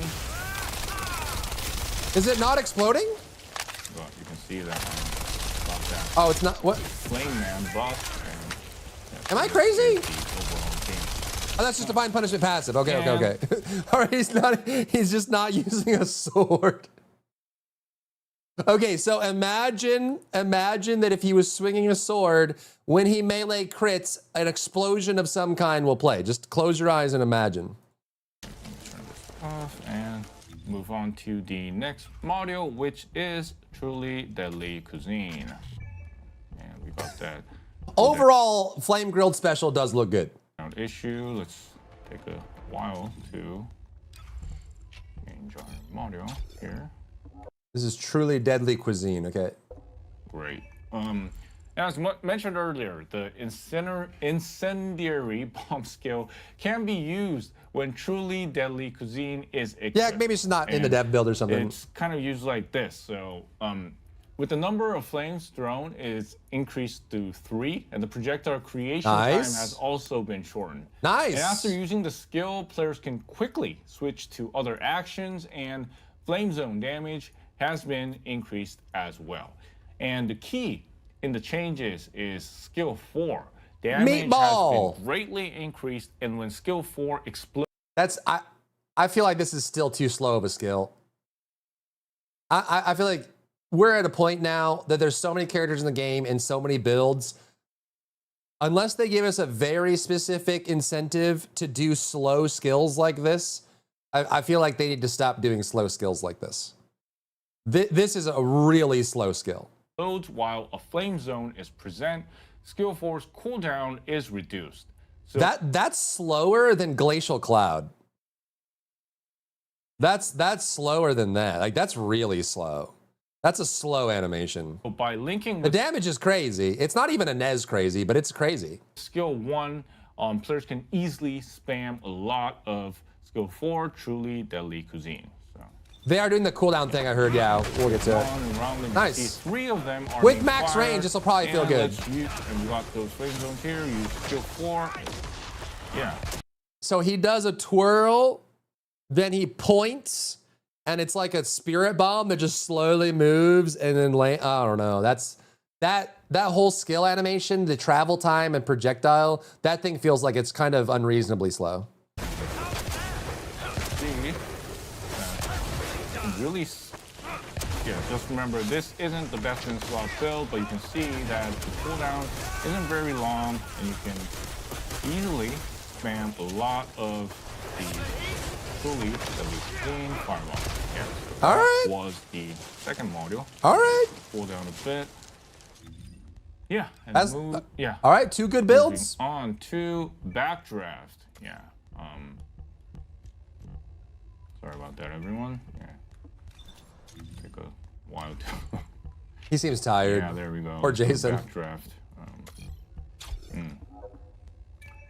Yeah, so moving on to Backdraft. As a passive skill, an additional reload time modifier. What'd you miss, that is Chaz? always being Blair stuff. applied. And Blair skill rework, 2, yep. Extinguish has been changed to a dimension skill with the supply added to the skill type. Its cooldown is reduced, and when absorbing a flame zone, it instantly recovers the rounds of the equipped firearm.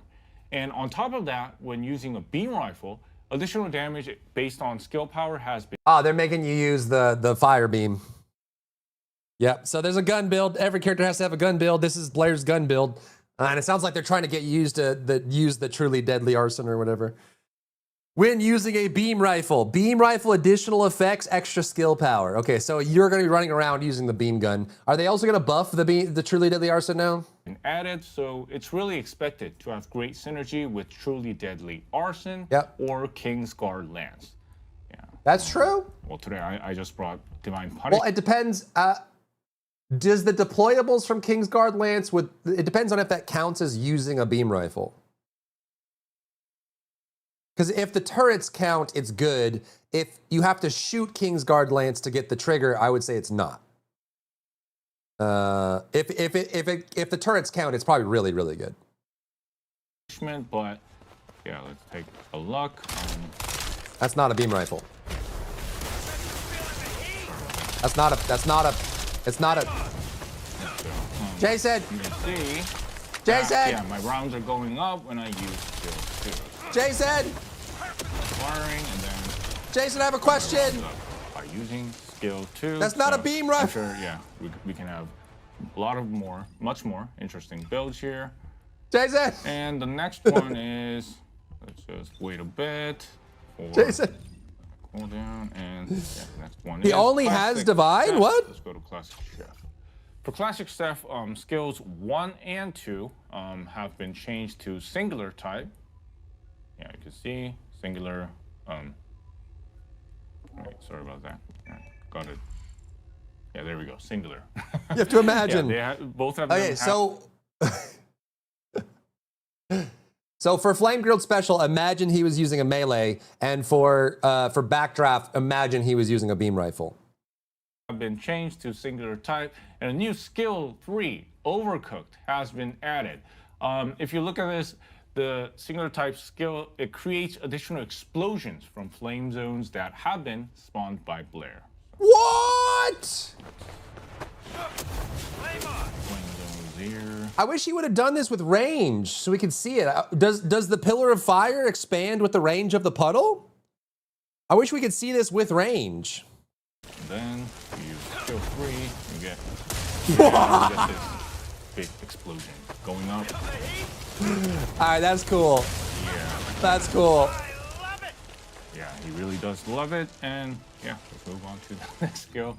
That's cool. That's Killer cool. Recipe. That's cool. That's cool. That's cool. Moment, That's cool. Everyone, That's cool. taking some time here, but Yeah, the only question I have is, does range also? I guess we can kind of see it with the skill, right? recipe. When he hovers over it, does the skill have its own range modifier?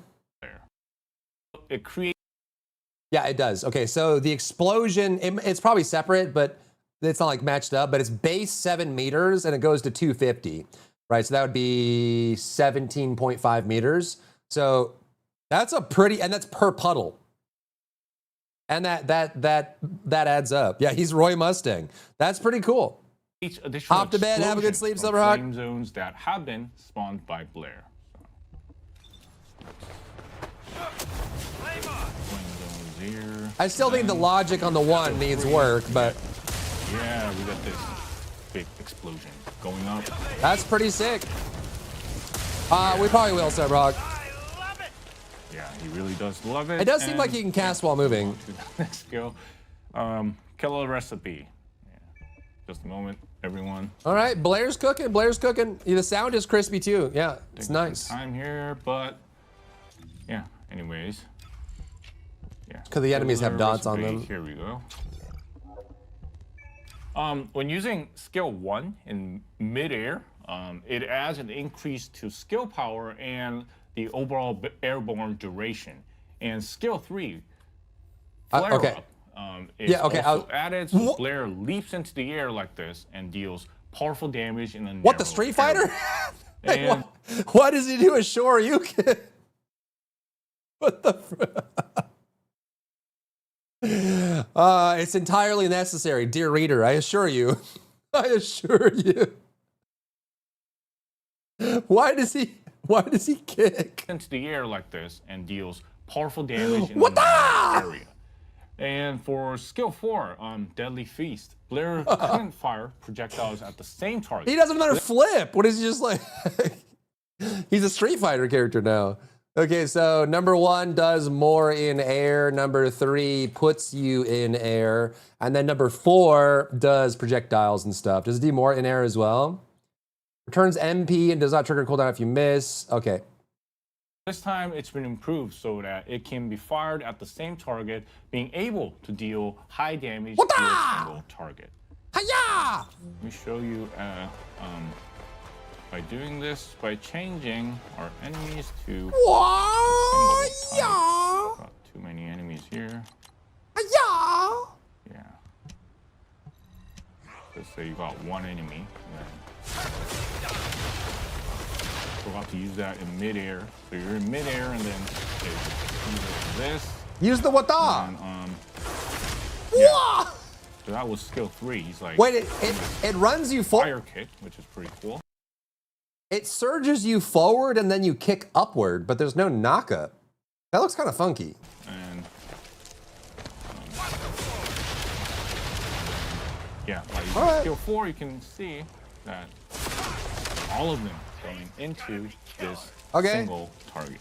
Yeah. And besides that, next level recipe has a Alright. patch increasing Could be good for the bosses. damage of skills 1 and 3. Yeah, so that Serena was it wannabe. for the balance changes to Blair. You know, now that it's July, it really feels like summer has arrived, and the weather in Korea, it really keeps getting hotter. This seems like the perfect time for Blair to shine as the Flame Man, and let's look forward to Blair Flame teaming Man. up Albion even more. And and just before we handle weapons, there are changes to rolling and resurrection respawn effects as well. For rolling, it basically only had a movement effect, but now damage reduction and CC immunity effects are added as well. I remember, the early days of the game when I just kept rolling around and then losing all my health. Well, now I'm really excited to see whether rolling will be used meaningfully. And regarding resurrection respawn, To be honest, I'm surprised they didn't do that from the beginning or at any other patch along the way. Having a roll that has no CC immunity, no damage reduction, and no avoidance has always been weird in this game. Like, if you remember like the old days of facing against Colossus that do the ground slam, like there's a lot of the early Colossus that just do like a cone in front of them or they slam down like Devourer and stuff. It has always been weird that roll does 0 for you, and rolling or not rolling, it doesn't matter. So I'm glad they're finally fixing this 2 years later. players will now become invincible for a certain time with CC immunity and status-related immunity effects Battlefield being roll. applied as well. I'm sure lots of players probably experience getting resurrected and then immediately going down again. Well, now you can safely catch your breath for a moment and then rejoin the battle. They hired somebody. They hired somebody. They hired someone new. That is the only explanation. Too much of this makes sense. Too much of this makes sense. They must have hired somebody. That's too logical. What do you mean there's respawn protection when you get resurrected? They hired somebody. That is the only explanation. This is too logical. It makes too much sense. Iframes when rolling, a melee build that has both movement speed and CC immunity, spawn protection when you get resurrected. Bro, they hired an actual game designer with brain cells in at least double digits. Awesome.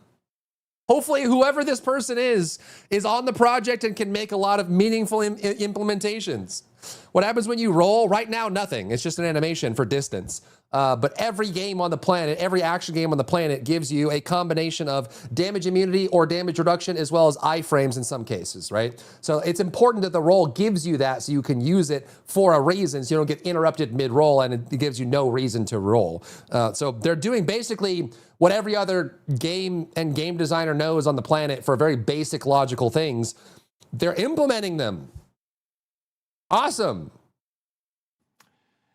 They hired somebody. That's great. We love that. Yeah, and keep doing it. Keep doing it. Move on and look at the balance patches for weapons.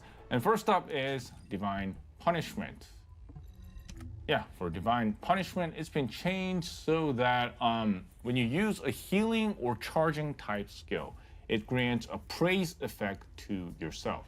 So while praise is active, landing a multi-hit triggers Purifying Blaze on the target to deal damage. And damage dealt by Purifying Blaze increases based on the number of praise stacks. And when triggered, Purifying Blaze grants warmth to yourself and nearby allies. This might be, honestly, this might be Serena's new single target weapon then.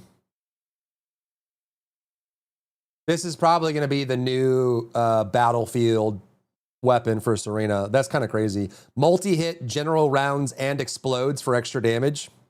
That's crazy. So let's see it with, I think it would be great to see it with Ultimate Fusion here. Let's get some more enemies here.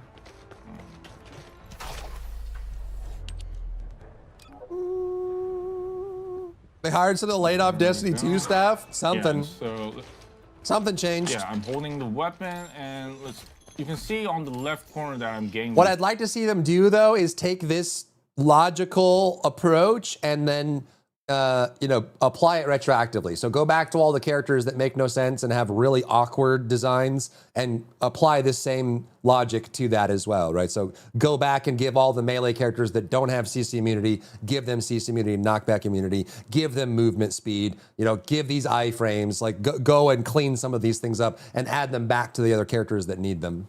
Buffs as I'm using that healing. Yeah. And then when I use my divine, yeah, you can see it exploding, right? Nice. And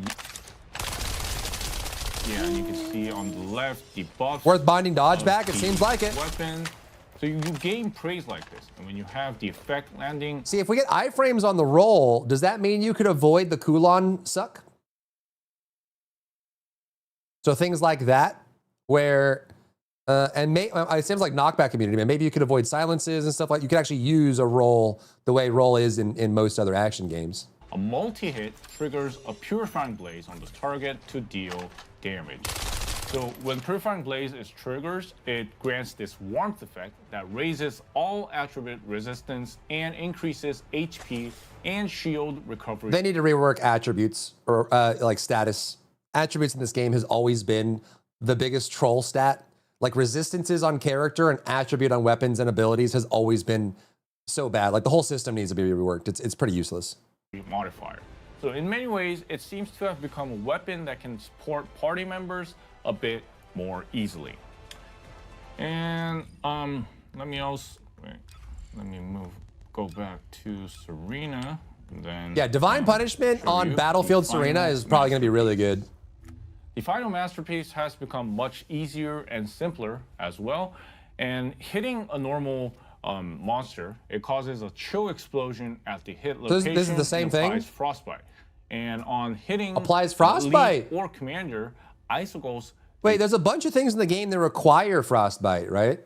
There's like some trigger modules or some things from like Haley and stuff like that. So having a general rounds single target weapon that can apply frostbite is probably going to be really good.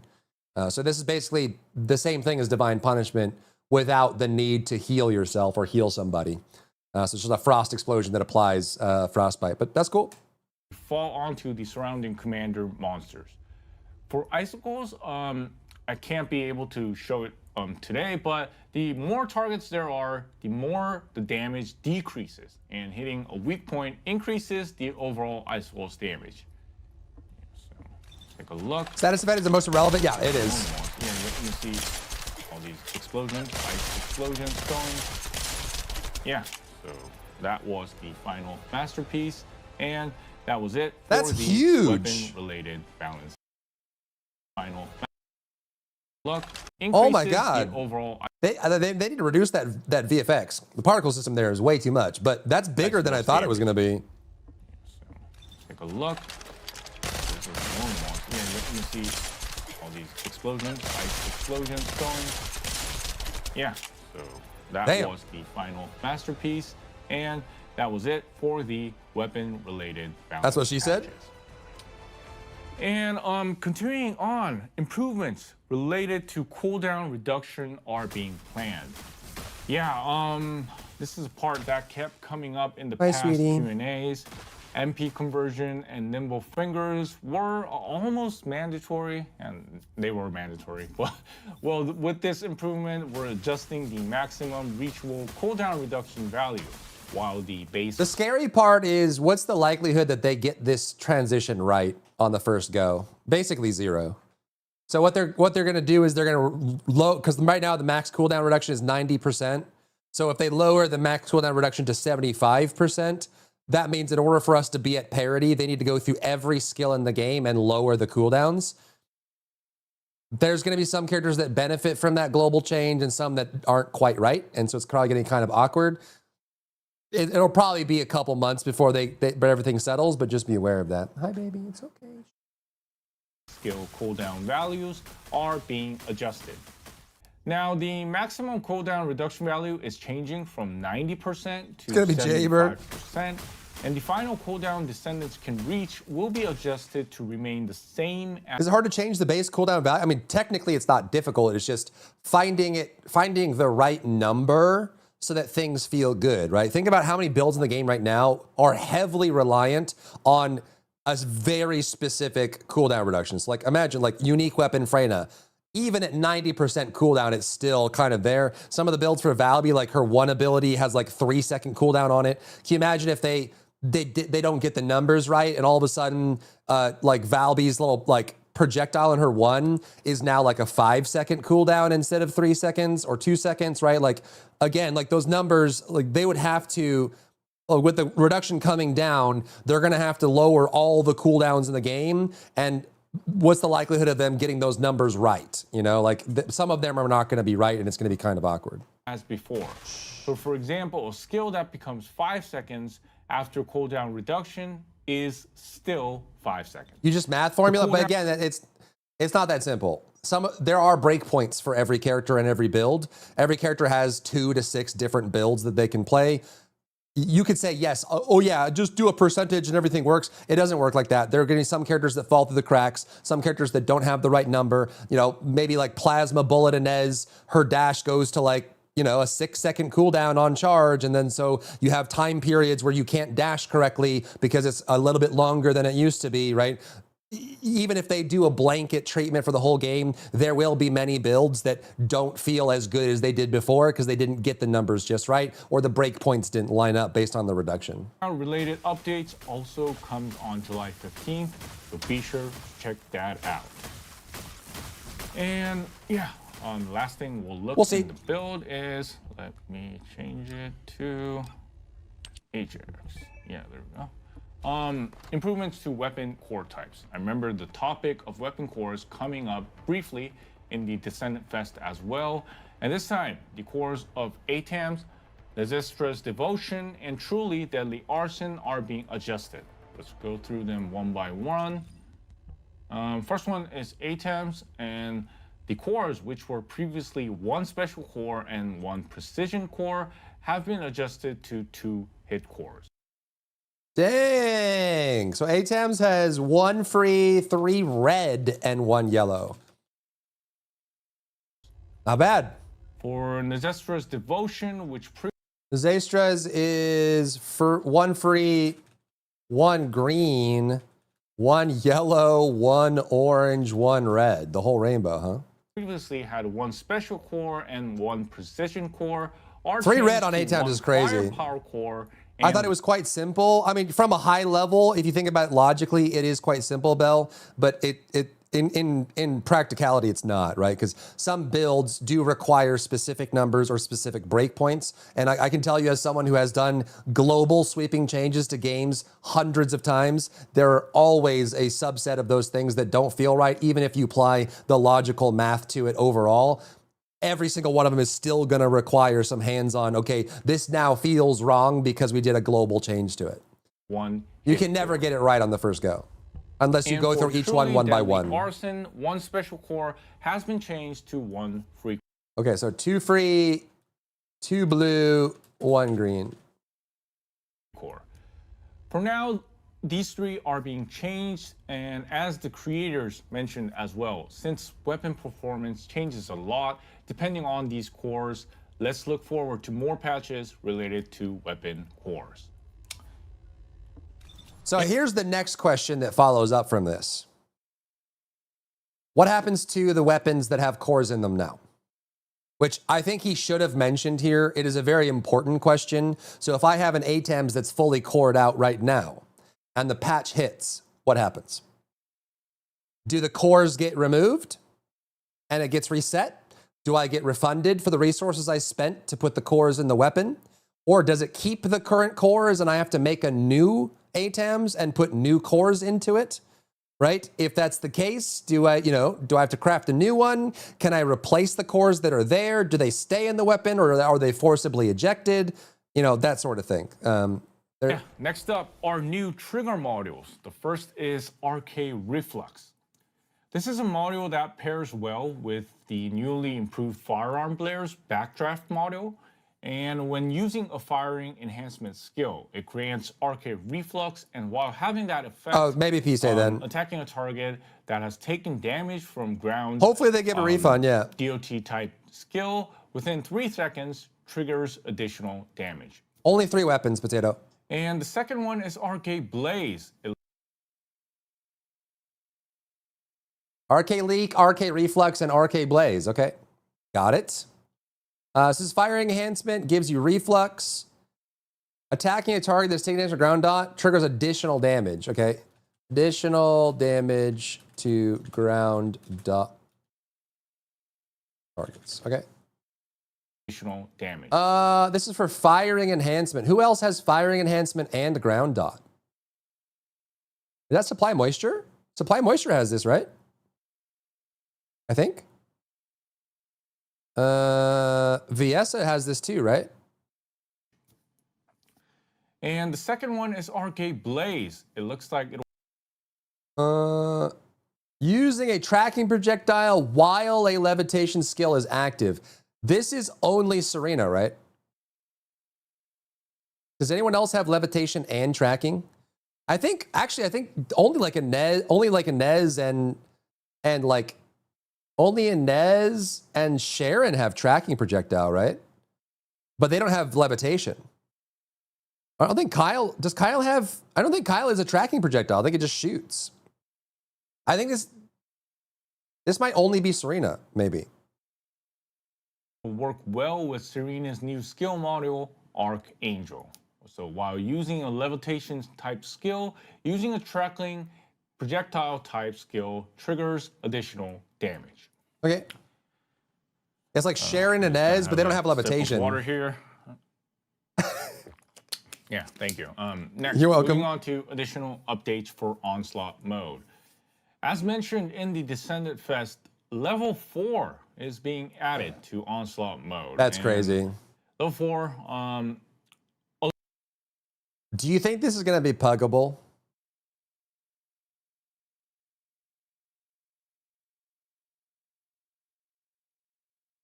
I feel like this isn't going to be puggable.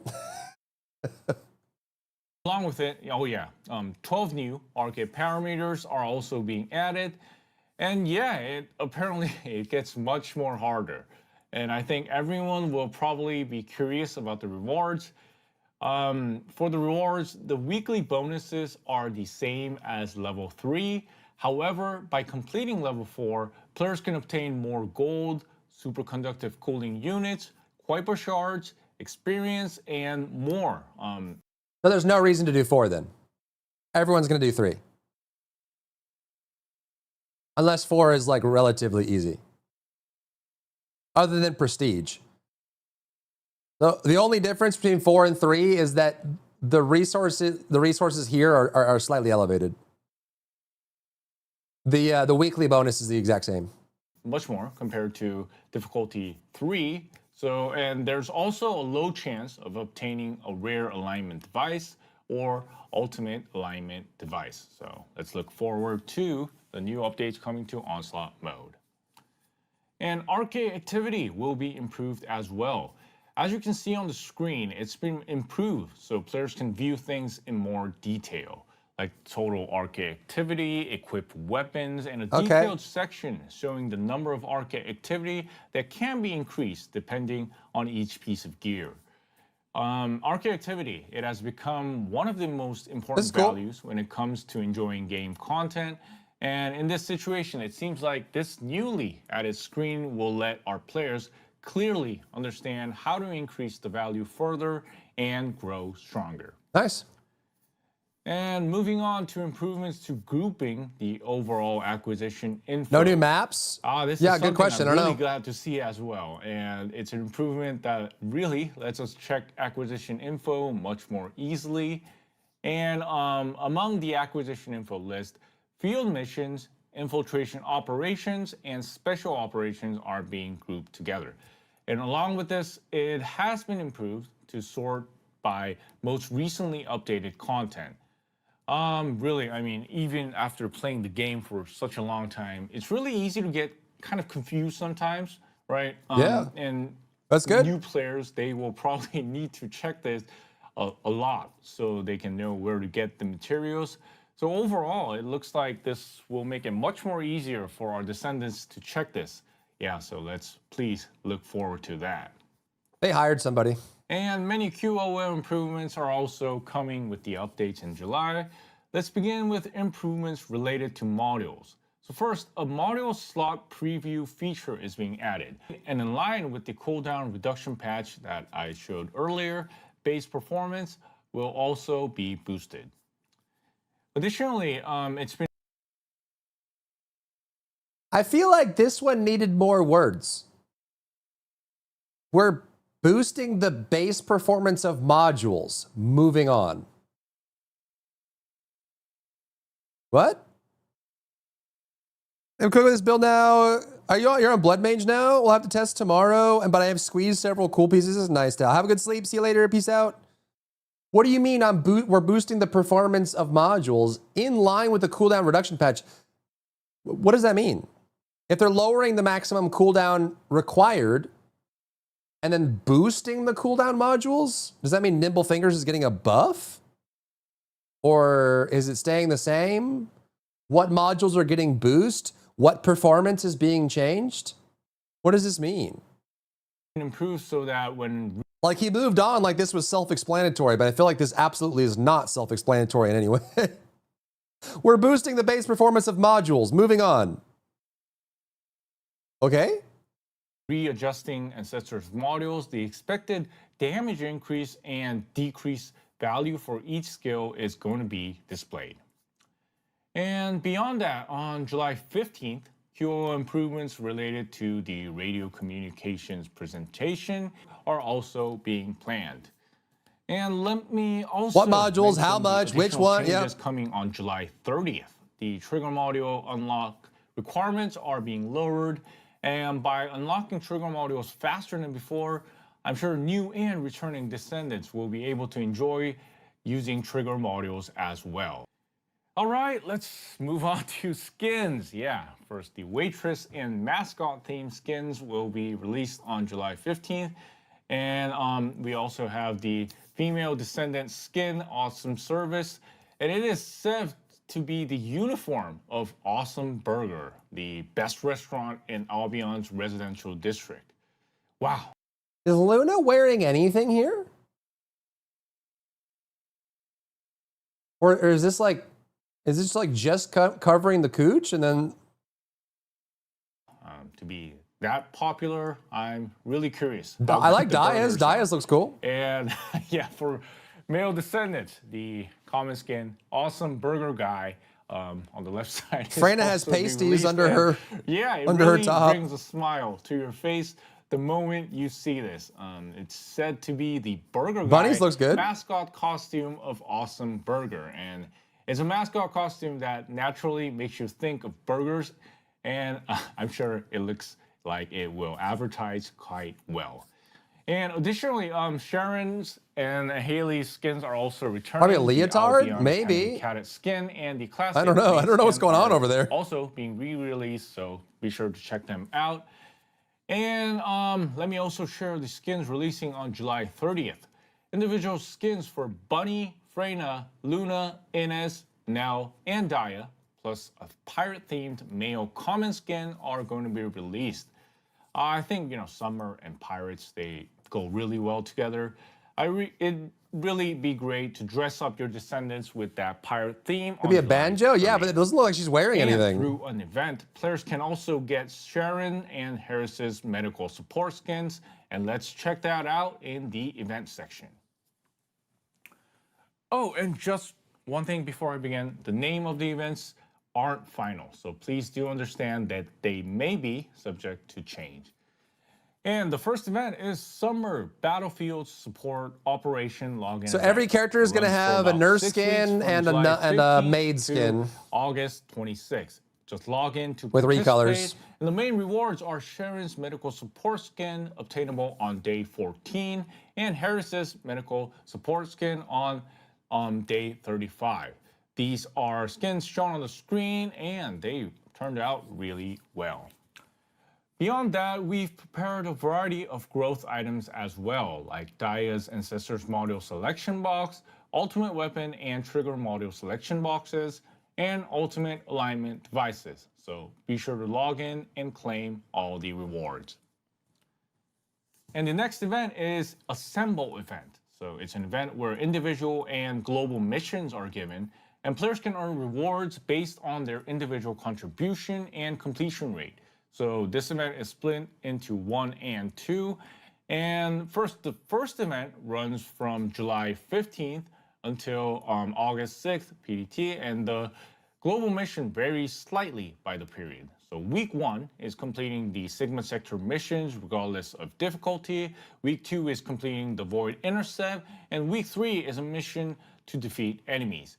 So depending on the global missions completion tier, you can earn like gold and crystallization catalysts, and on reaching 100%, various customization items depending on each week will be given. As for individual contribution, players can earn Ancestors Module Loot and Daya's Ancestors Module Selection Box. So please participate actively. How long are we going to keep giving Daya boxes? Is this just because they did it with the Daya launch and that's what they have in the database? This is like the 4th event where they're giving specifically only Daya selection boxes. Did they not make any more for other characters? It made sense when Daya came out, but this seems like a little bit weird now. The second Assemble event, it runs from August 6th to August 19th, and it runs over 2 weeks up They'll be until Raven boxes, season yeah. 4. So the global mission completion tiers have Those are for all superheated characters, are materials they? prepared. And why is it why are they calling it a Daya box then? Why not just call it a selection box? Why is it called a Daya box? I'll be danged, it is all. Why is this called a Daya box if it's not Daya?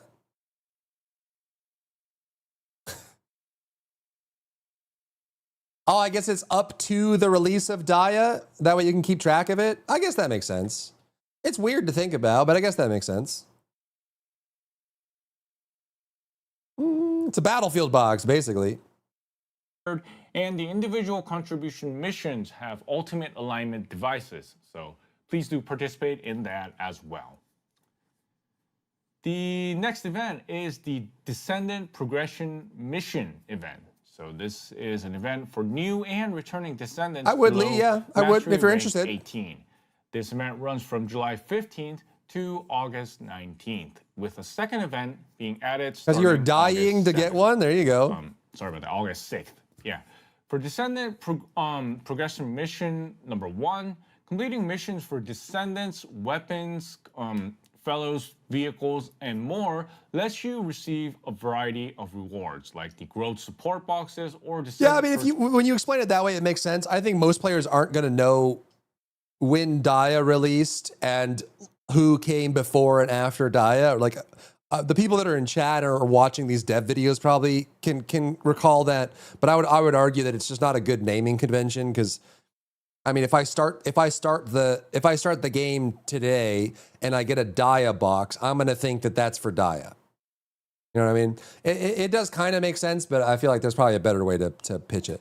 just ticket selection boxes. And as for Descendant Progression Mission 2, which runs starting August 6th, it also targets Descendants below Mastery rank 18. By completing various missions, players can earn rewards I was just saying, yeah. I'm sure everyone would, unless they figure it out. Weapon and external component augments core boxes, and trigger module selection boxes as well. As soon as Daya, yeah, that's what it sounds like. And moving on. Even if you understand that it's up to Daya, I would argue that most players don't keep track in their head which character came out, what characters came before that, what characters came after that, right? Like in a year, if you have a Daya selection box, I would argue that most players aren't gonna be like, oh yeah, Daya came out on February X, and that means that after that character in the summer of August, that means it's not gonna include the August character because obviously this was the February character. You know, like players don't think that way. Next up is Descendant Firepower Check Mission event. This runs from July 15th to Inez nerf, yeah. August 19th. And true to the Inez name is getting nerfed. Firepower Check, it is an event where players can complete missions and grow their fire descendants. Among the rewards, players can receive a fire transcendent module selection. You expect better box, words? I and guess through I this, don't know. I It guess is a great chance to grow the recently updated Ultimate Essimo or Serena and Blair, both who are getting balance updates on July 15th. In particular, this box is set to include Serena's new Transcendent models as well, so I think you'll be able to quickly put the new models to use along with the event. And next are some familiar events, the Accelerate Research Week and Descendants Weekend. Accelerate Research Week runs from July 15th to August 19th, and Descendants Weekend starts on the weekend of July 17th. a lot of events. During Accelerate Research Week, a 50% acceleration effect applies on weekdays and a 100% acceleration effect applies on weekends. So you can complete various Accelerate Research content to shorten your research time. The Descendants Weekend event runs on weekends through August 16th, where players can receive boost effects from various content. Players can receive a 20% increase to Descendant experience, weapon proficiency, and unique artifactor experience obtained in infiltration operations and the Sigma sector, and a 20% additional acquisition effect for gold and Kuiper shards obtained in special operations and breach tracking dungeons. The next events are also quite similar and really great to see again. The Readjustment Discount Weekend, Dismantle Ancestors Module Week, and today's Readjustment Benefit events running in August. If any new or returning descendants are watching this video, it'd be a good idea to save up your Ancestors modules through August and try readjusting and dismantling during the event period. So the readjustment discount weekend gives you a 50% discount on the gold, hypercharge, and superconductive cooling units needed for Ancestors modules readjustment. On the weekends of August 7th to August 9th and August 14th to August 16th. The Dismantle Ancestors module week runs from August 6th to August 19th, where players can exchange the fragments obtained That'd be nice, from Red Chaos, dismantling but probably Ancestors not. modules for the Ancestors module of your choice at the BB On shop. And finally, today's readjustment benefit event runs from August 6th to August 19th, where the gold hypercharge and superconductive cooling units consumed for the first Ancestors module readjustment of the day during this period are discounted by 100%. Yeah, great. That was it for events. There are really a lot of events prepared for July and August, so please do participate, everyone. Great, so that wraps up the July Dev Note. Please look forward to the July 15th update. And Season 4 is just about a month away. Before then, It is a weird I'll word. be back with the Dev Live introducing Season 4's new content together with our director. There may be regional differences, but since it's summer, I imagine many of you are dealing with the heat. Please take good care of your health, and I'll see everyone in our next Dev Live. Thank you. Yay! Good job, Jason. Yay! All right, let's. I'm gonna take the dog out because she's bugging me. Ain't that right, pup? Ain't that right? You need to go out. You need to go outside. Is that what you need? Yeah. Do you need to tinkle? No, you need to tinkle. Do you need to poo poo as well? You do? Okay. I will be right back, and then we'll recap, and I'll give my thoughts. Okay, all right, sweetheart. Okay. I'm coming. Be right back. Don't go anywhere.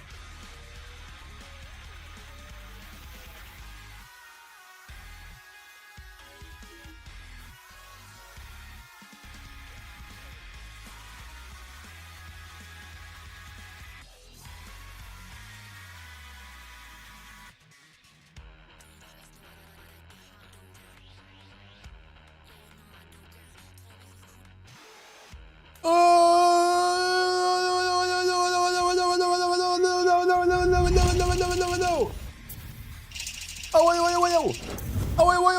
I return. Hello. What did I miss? Yeah, it did seem like they hired somebody. Which is great. That's what I've been asking them to do. I was hoping they've been doing it for a long time. Do.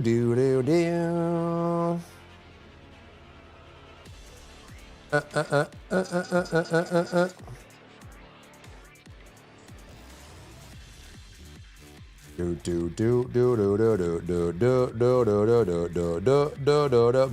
right, let's do the recap. Low.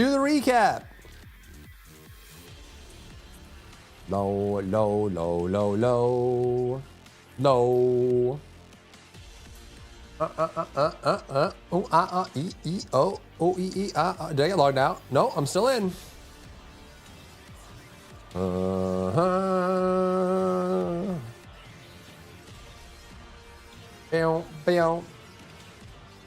You mean D cap? D Digital Extremes cap? Huh?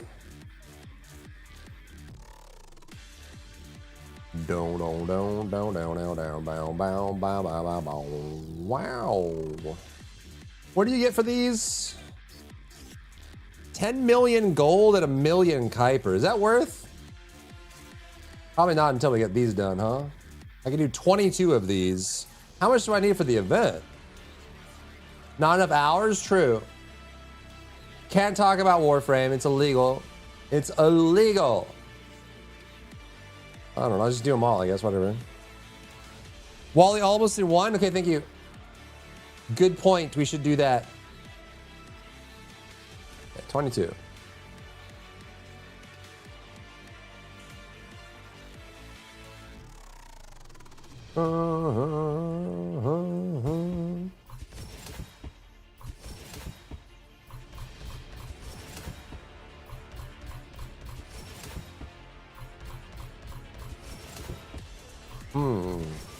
Only buy 100 die? Is that enough to finish the event? I don't even know. I guess it depends on your RNG, right?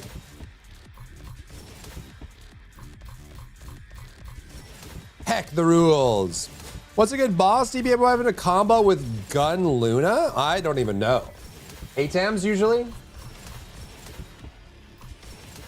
you're talking about like the Battlefield Luna?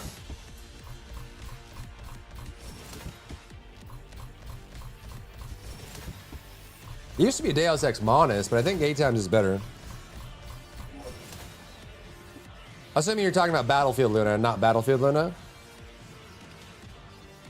We're actually almost done with this. We just need like 1 or 2 more, maybe. I guess it depends on our RNG. It could be worse. It could be better.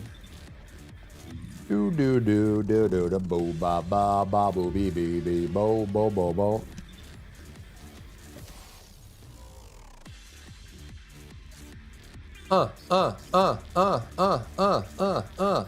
What?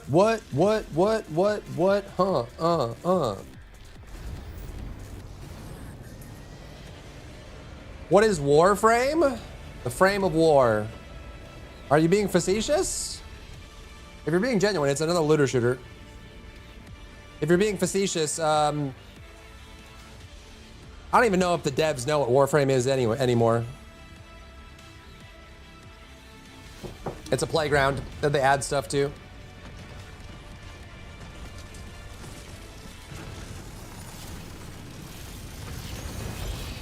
Ninjas in space.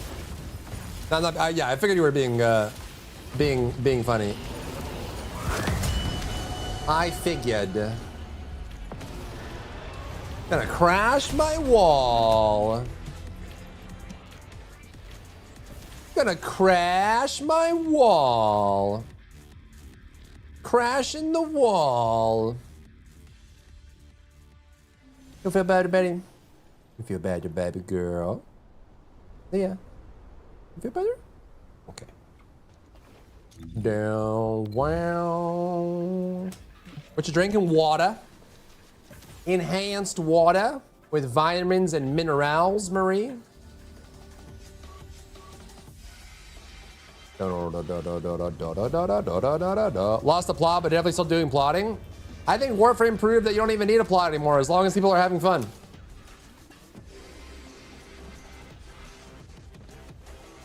You ever think about getting the Mesa heirloom skin? Hey man, if it makes you happy, do it. If it makes you happy, do it.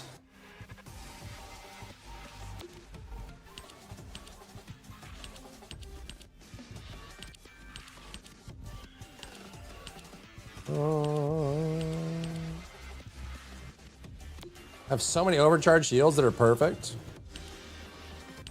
Probably need to start clearing those out, huh? I have so many of these. What the frick? Get these out of here.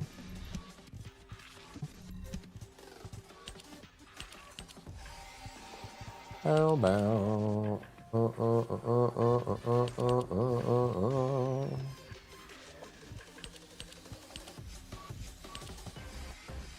33? Who needs a 33 gap in time, bro? Not me.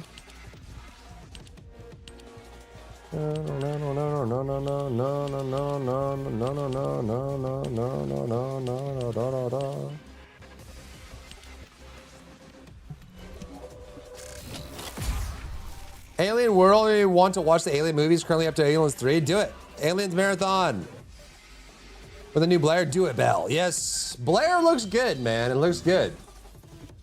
It's looking good. It's good looking. What's cooking good looking, Blair would say, because he's a cook. Do you get it? He would only say that to Anna East, though. Ba ba ba ba ba ba ba ba ba ba ba ba ba ba ba.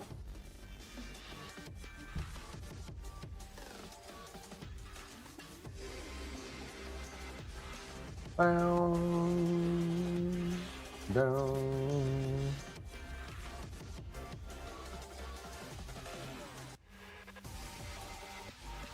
Do do do do do do do do do do do do do do. All right. Space ninjas, ninjas in space. Are we gonna start?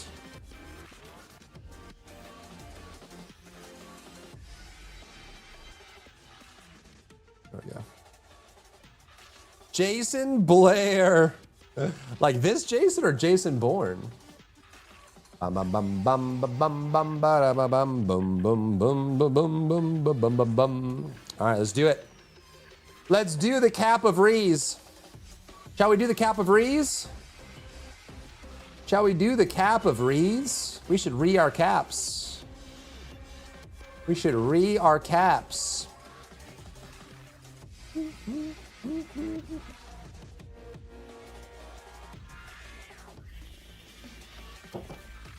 Ba, ba, ba, ba, ba, ba, ba, ba.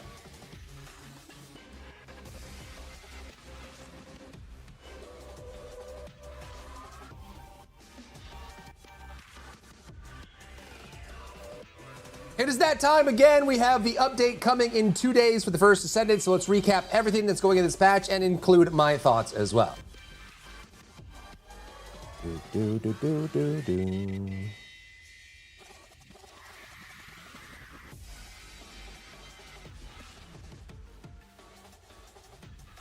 And of course, if you have any questions or comments for me, you'll find me live on twitch.tv/drybear. Do, do.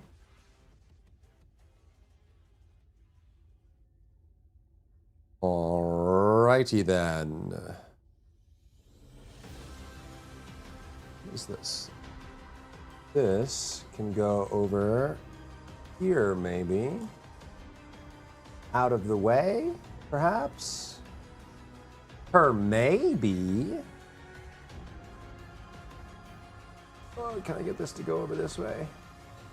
Without unplugging anything? Without unplugging anything, perhaps? Oh, if I can just like bend it, maybe? Oh, I think that's still working. This one is not. How did that happen? Oh! What?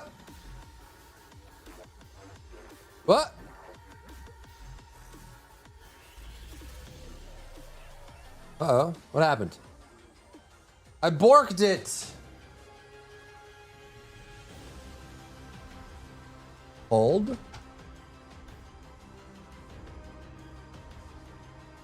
Hold.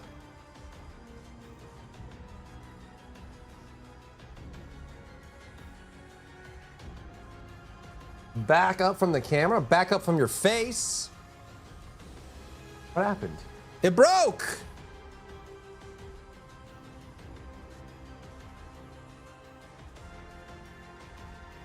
Your fault, chat. Your fault.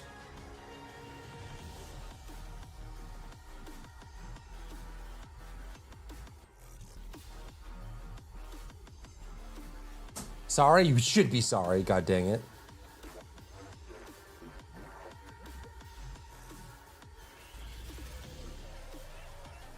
What happened? Why is it not? Why are you like this? Huh?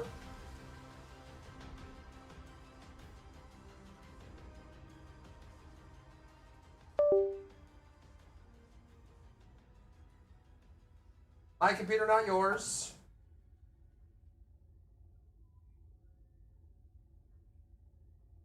Hey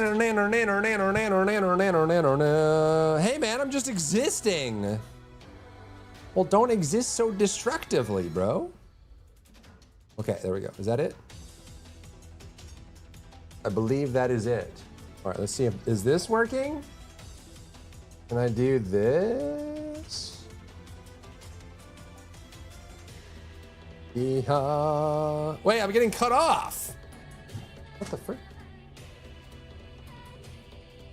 Hello? Okay, that's fine.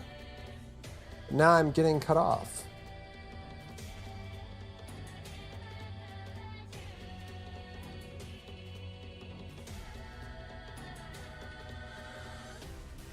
Bam, bam, bam, bam. Right there? Does that work? Oh, okay. All right, I guess. Like right above my head. All right. There it is. Down, down, bum, bum, bum, bum, bum. Bum, bum, bum, bum, bum, bum, bum, bum. Don't, no, no, no, no, no, no, no. The first thing I want to highlight is the title change here. Our community manager, Jason, is being listed here as community director, which would be a promotion and a raise for him as well. So he definitely earns it. He's been cranking it. But again, we've seen a number of title changes within the people that show up on stream for it, as well as things going on there. It's very possible, based on this, that they are looking to expand. They've probably even started working on a new project internally, something there. And with this change here, I would probably guess that at least soon we'll probably see another community face showing up, like another community manager coming along and doing that. But it just means that they're growing and expanding, and at least, you know, either Nexon and or Magnum or both is happy with where they're going. So they're probably working on new projects, promoting people, hiring new people, that sort of thing. So you know, those are all good things for the project. So something worth noting. Solo wall crasher.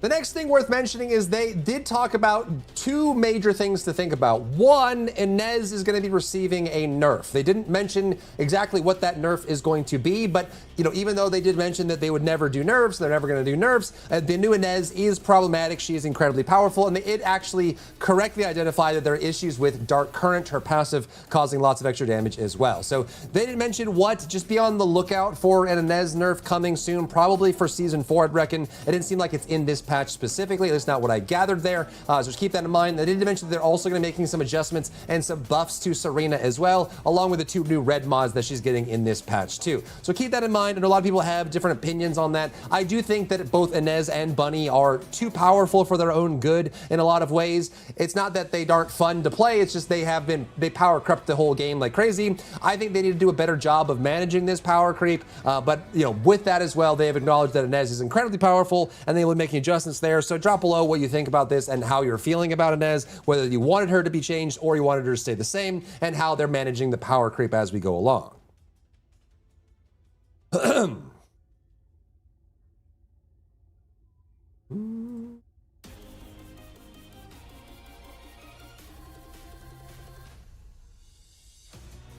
No, no, no, no, no, no, no, no, no, no, no, no, no, no, no, no, no, no, no, no, bow, bow, bow.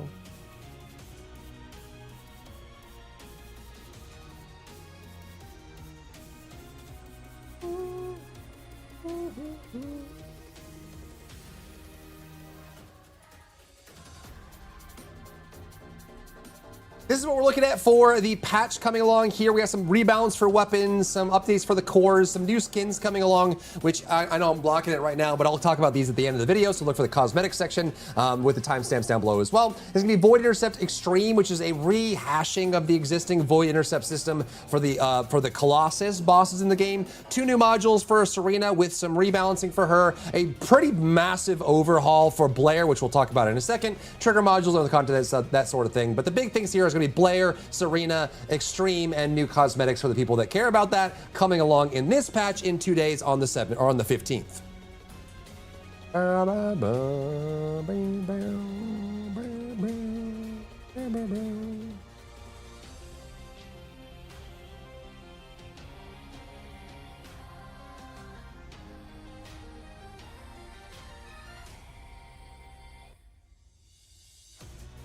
First up is the Void Intercept Battle Extreme, which is, again, kind of a rehashing plus like a facelift for the boss system that exists in the game. So right now, we have normal mode, which is the normal campaign, which is actually different bosses than the hard mode, which is the hard campaign. Then we have the Abyss bosses and the Abyss Challenge, and they're basically rebranding this and filtering it up. So the hard mode is going away. It is being replaced by the extreme mode.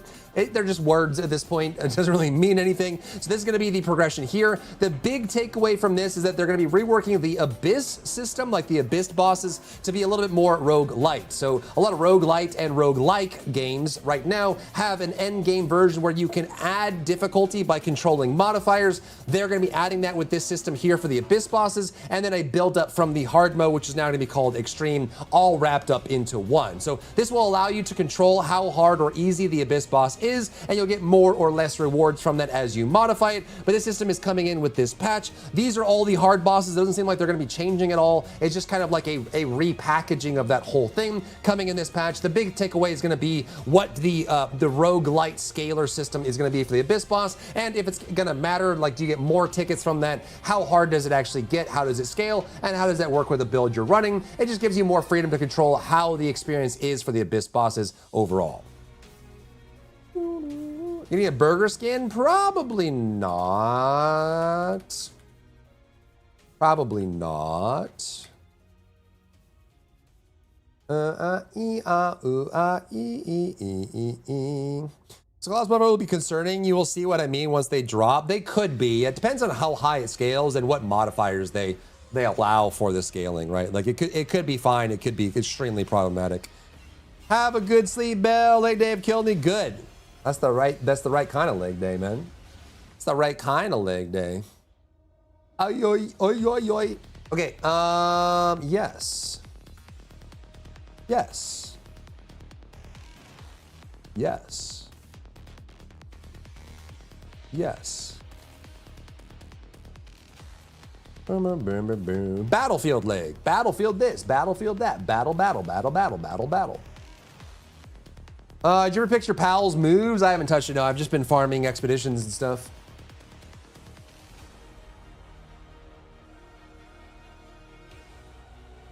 But first, let's move to the, in my opinion, the best things about this patch are going to be the Serena changes and the Blair changes, which are pretty cool. Starting with Serena. Now, they talked a lot about where Serena is right now and how she fits in the game. When she first came out, she was the most broken character we've ever seen up until that point, and she reigned supreme as the first slot for quite a while. But even though you may hear people saying Serena is overpowered, she hasn't really been overpowered for quite a long time. I would say for at least the last 6 months, she has probably maybe not even been been in the top 3, not even in the top 5, like easily top 10, but she hasn't really been like the game breaker that she was before, mostly because they've just been power creeping the game by adding more and more and more stronger characters that slowly pushed all the other characters down. So what we're doing with Serena here is they're making some small baseline changes, but the big thing is that we're getting 2 new red mods that play with her overall skill in really interesting ways.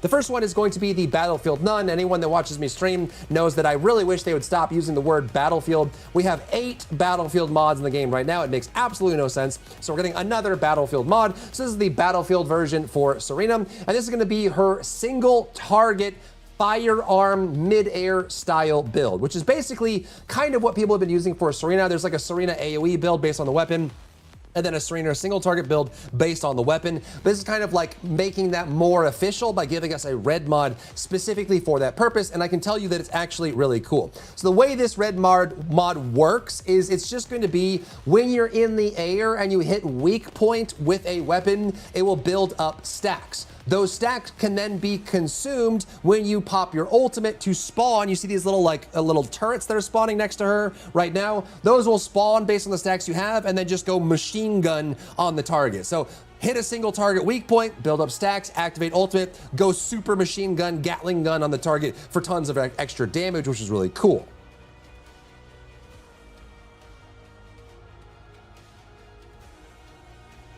So it looks like this. Again, you're gonna have to hit single target for this. It's basically the way Serena plays now. You're in midair with your 2 active and you're firing a weapon. Likely we're gonna use the new Divine Punishment, which we'll talk about in a second. But you see that he has 3 stacks right now, pops the ultimate, then the turrets appear and they just start going crazy. This looks nuts. Like you just sit there, just auto fires. You can still shoot while this is happening as well. She glows all resplendent, gloriously incandescent, and you build it up that way. It looks like you can get 10 stacks from this. So again, weak point hits on a single weapon, likely general rounds, multi-hit, then you get the stacks, pop the ultimate, and get even more single target. So this is likely going to be the Wall Crasher bossing variant for Serena, which is awesome, and I think fits her build already, and fits into like getting that a red mod that solidifies that play style for her.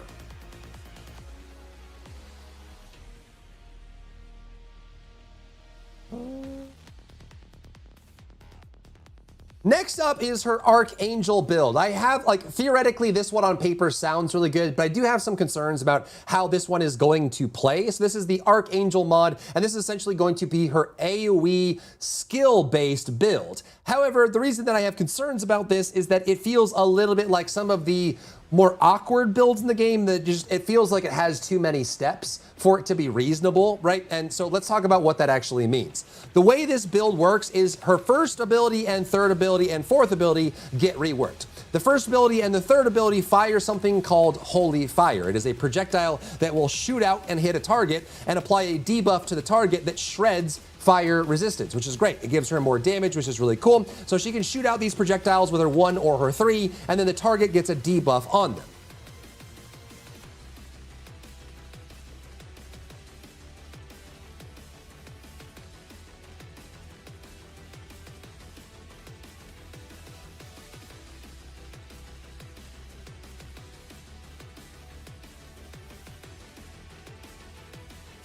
Where's her using it?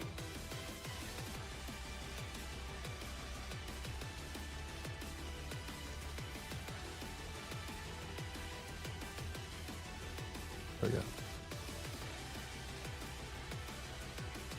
Now you see the targets that have that little mark on them, that means they have the debuff, and then when you use her ultimate, it drops this bomb, and it hits the targets, and then based on the number of debuffs that you have on the targets, it will do a bunch of damage. And so this is a very interesting skill build. You can see that thing coming down. The reason I find it kind of concerning is that, you know, usually, like, if you're gonna be running with like a Bunny or an Inez or a VS or something like that, everything's gonna be dead by the time you're doing all of this setup, right? So you have this going on here, so you can see her kind of doing all this. Both her 1 and her 3 apply the same debuff, so either you're shooting out through the 1 or using the dash from the 3 to apply the debuff. So you go around and you apply all the debuffs for as many targets as you can, then you wind up this big meteor spirit bomb that you have, you throw that down on the ground, and then based on the debuffs that you have, it does some damage. But realistically, I feel like in practical uses, it's a little bit, it's like a lot of steps requiring you to do all these things. And by the time you hit the bomb, the enemies might be displaced and moved away. Maybe your teammates have already killed them. Maybe everyone's already moved on to the other room. And by the time it's like the share and rework problem where there's just so much going on.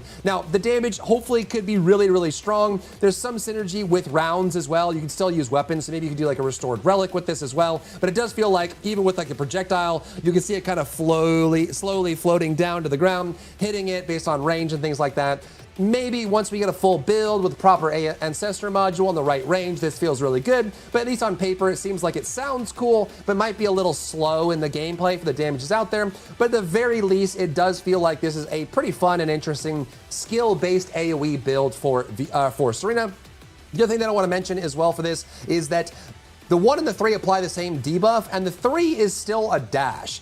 He didn't show this here in the footage, but this is an omnidirectional dash that goes up if you're standing still, or it goes in the direction you're running when you move.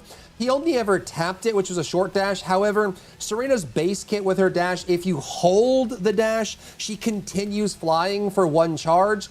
It's possible that that's how this works, and she might be able to hold a long dash and like carpet bomb across and apply debuffs to a lot of targets. So maybe she can just hold a long dash, debuff everybody, throw a bomb, and it's pretty reasonable there. But we'll just have to see once we get a hold of it how it actually feels. But it is a skill-based AoE build for Serena that gives her more to play with, and it is just more variety for her, which I think is pretty cool and should at least give us more variety and spice of life for Serena as a character. Not a fan of formula. Press 1 3 times, then press 4 to activate abilities that are situated are far more interesting. Not watching buffs or counting buttons. Yeah. I mean, yeah. I mean, yeah. I mean, yeah. I mean, yeah. I mean, yeah. I mean, yeah. True, yeah, true.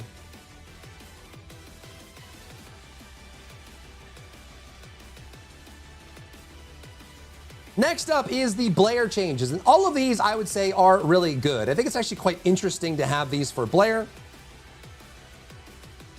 And a lot of these do target the core problems that Blair has as a character, so let's walk through some of these as well. The first thing that's worth mentioning is one of Blair's biggest problems. So if I were to sum up the problems with Blair before his rework, is that a lot of his abilities are very short range. They have to be placed at his feet or in melee range, which is really awkward. He has no way to speed himself up, so it's really slow, so he has to run over, do melee range or his feet, and again, as we just mentioned, a lot of times the mobs are all dead by the time you do that, and then he also has a lot of channeling abilities or wind-up abilities, so he's just generally, while his damage right now is actually quite respectable, he's very impractical because he's very slow-moving, long channeling, long animations, or up-close ranges, so he's just hard to use because of that. So they did target some of that with this rework, which is really good.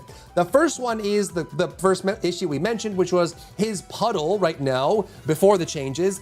They have to be placed at his feet, but he's a really slow character. So they solved that by doing something that I wish that they would do with Supply Moisture for Valby.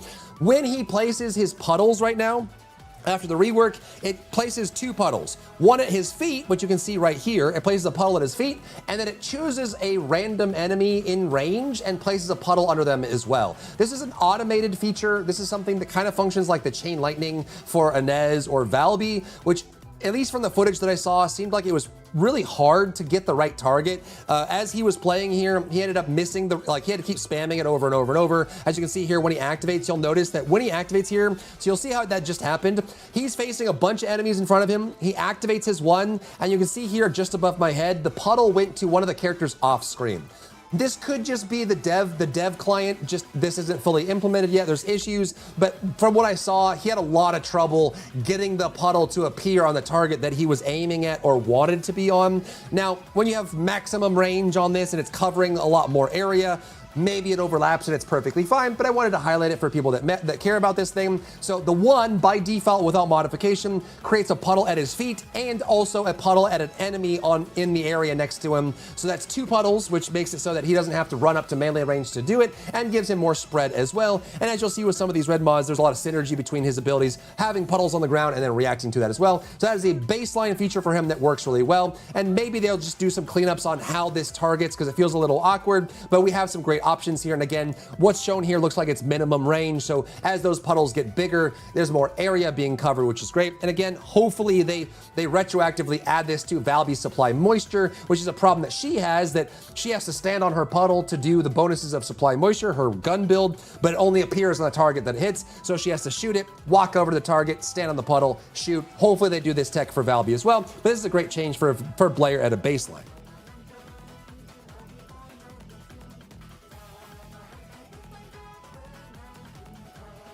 Next up, her second ability, I got a lot more usable. You can use it while running, and you can also use it while using other things and shooting as well. So the animation got faster, and they also allow you to activate it, as you'll see, while while you're doing things and while you're moving around. It's much faster, much snappier. So he's shooting, activates it. You can get the second ability. It's a lot more usable. Again, targeting one of his core issues, which is just practical usage for him. So it's another great change for him.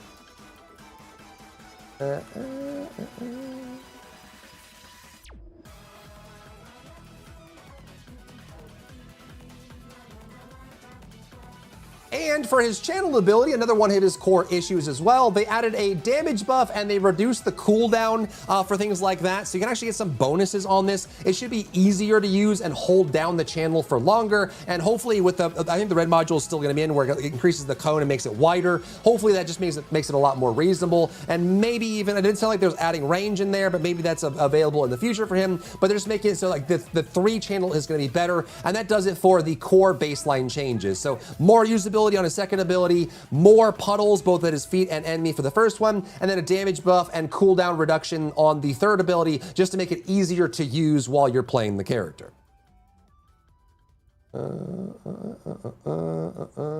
Okay.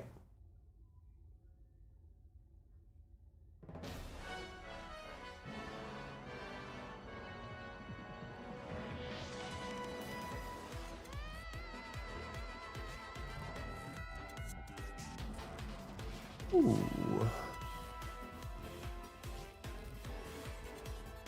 Next, 5 of his 6 red modules got buffed or reworked in really meaningful ways. So let's start walking through all 5 of them. The first one is going to be Flame Grilled Special. This one sounds really awesome and should be really fun. This is going to be a melee-based build. This is going to be very similar to the Mad Bomber build that we have with Esimo. And this one is basically when you get melee critical strikes, you will be able to cause explosions. For whatever reason, during this broadcast, he didn't use a melee weapon, so we never got to see it proc, but the other pieces were there so you can see. And there's a couple things that come along with this, which I'm actually quite hopeful about this because they kind of made some logical decisions they don't always make with these.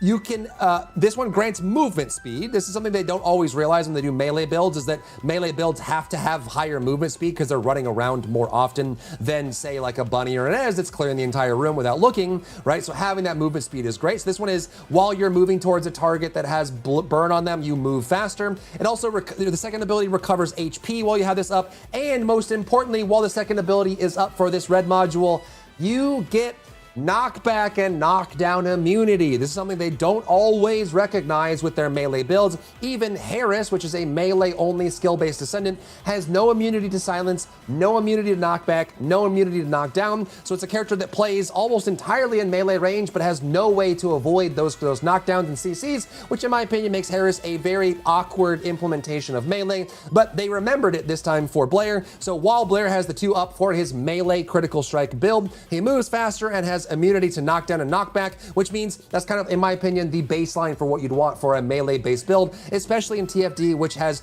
tons of commanders that have nothing but knockdowns, knockbacks, and things like that. So that's a great thing here. Now, again, they didn't show this with the swords. We didn't get to see the explosions on this, but he did show that obviously when you have this active, you can move faster. So you can see the movement speed increase when you're moving towards a target that has burn on them. So you want to get the burn on and start moving. Then if you had a melee weapon, he didn't, for whatever reason, show this here. If you had a melee weapon, when you get a melee critical strike, it causes an explosion. So you can run around burning, going faster, and slicing people up, which is really cool. So this one's gonna be really fun. This is Flame Grilled Special. Yo, what's up, Zal? How are you?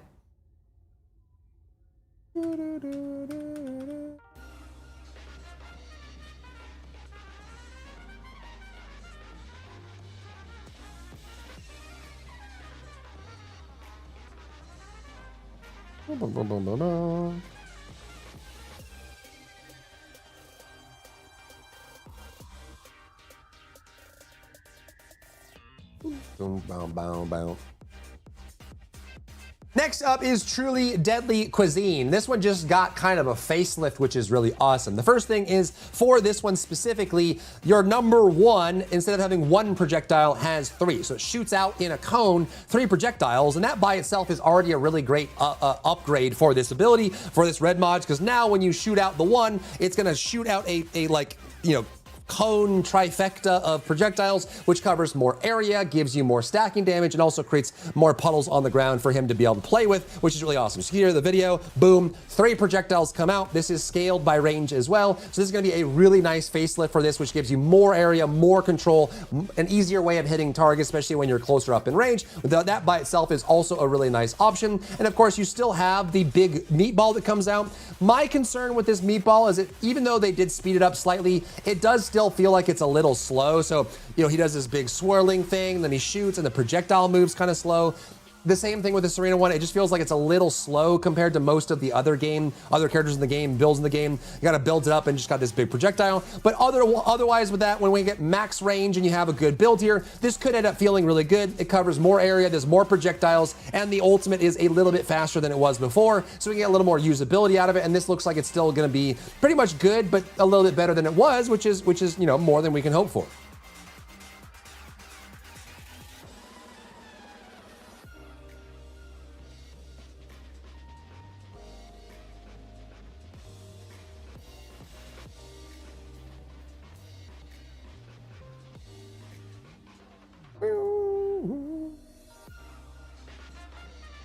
Next up, if you've been following all the updates for TFD, you probably guessed this one a mile away. They have this fixation with giving every character every possibility in the game right now. And so what they've been doing for basically the last 5 or 6 months or so has been giving every character a skill and weapon build. And so obviously, this is another case of that.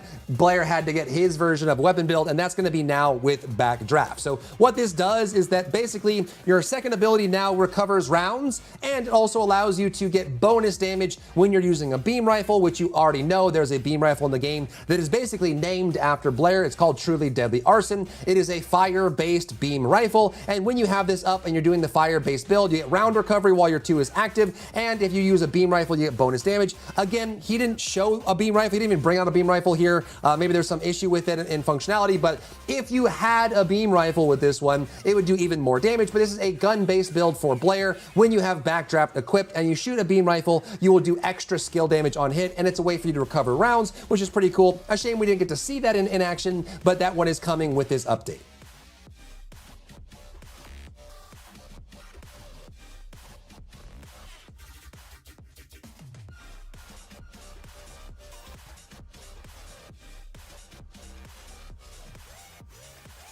So fast. Bro, he's so fast. Now, now, now, now, now.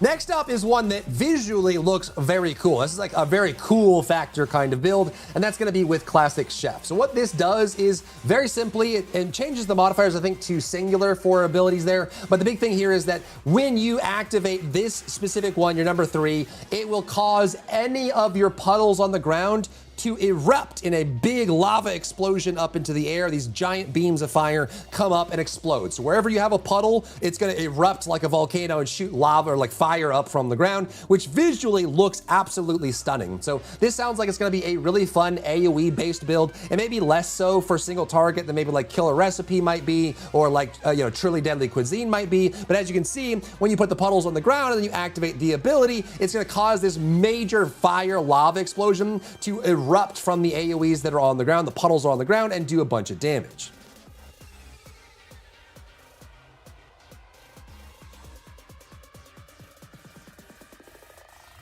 So you see him putting the puddles down, activate the ability, and then visually, boom! Looks really wicked. And again, this looks like minimum range for this as well. So once we get maximum range, I think it goes up to like 16 or 17 meters when you're fully maxed out on range, which gives you this really cool lava explosion. This one thematically is really cool, visually is really cool. Hopefully the damage numbers hold up, but it's another great option. This one is Classic Chef.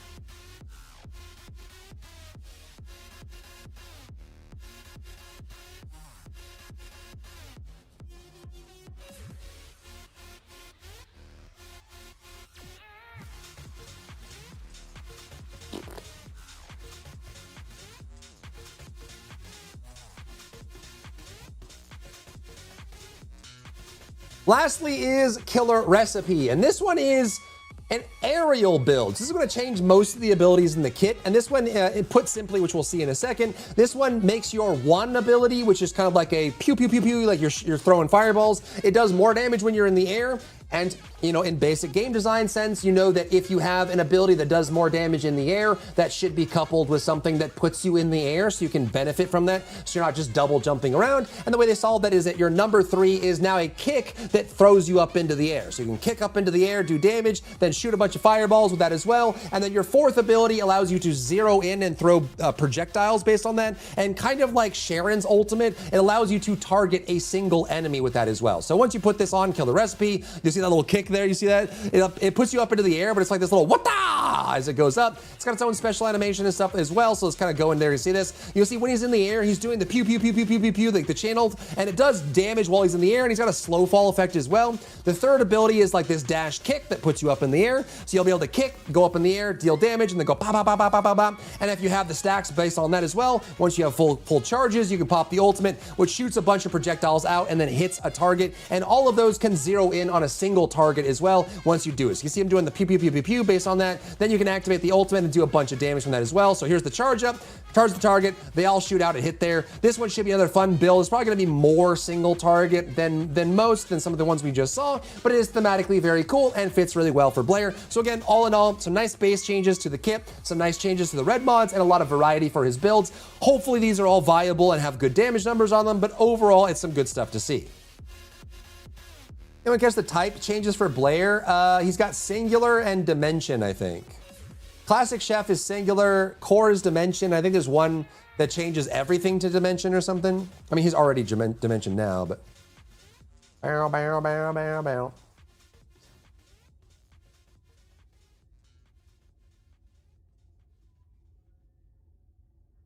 Ooh, you mention. Another thing that was briefly mentioned but is worth mentioning just because it's kind of game-wide change, these changes are going to be pretty big and are probably worth just kind of diving into once the patch goes live, but you do need to know about these because they will make a big impact on the way you experience the game now. The first thing is that they're making changes to roles finally. Anyone that played when the game first came out, when we had all those hard mode Colossus, or if you're a brand new player and you work through all the normal and hard mode Colossus, a lot of the Colossus in the game have a frontal attack that knocks you down. It's like this big cone. They slam the ground and they knock you down. For the longest time, it has been the weirdest thing in the world that the roles in this game have no damage reduction, no damage immunity, and no CC immunity. So they serve the purpose of just making you go a little bit far forward. Most people don't roll in this game unless they have to for a buff or something, because it's kind of useless. And most action games, 3-dimensional action games, will give you at least some damage reduction and usually some iframes or invulnerability frames or some CC immunity while you're rolling, so the roll has purpose and you can finish the roll. They are finally, with this patch, doing that. They said they're going to give us some damage reduction while you're in the roll animation and CC immunity, which means you can't be knocked down while you're rolling, which means that a lot of builds can now avoid CC. We don't know what CCs are included in that CC immunity. It would be really nice to be able to, say in Onslaught 3, when Kulon summons you and then sucks you in, he does that vortex effect where he picks you up and moves you. It would be nice to roll through that if you time it right, so you can avoid that. It'd be also nice if you could avoid silences and stuff like that with the roll, but we're finally getting that as core part of the game, which is pretty cool.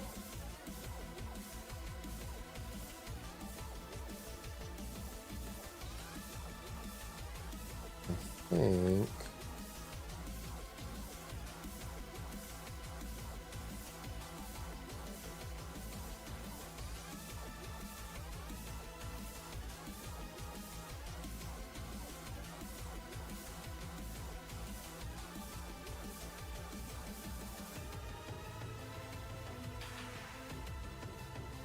Here's the stat screen.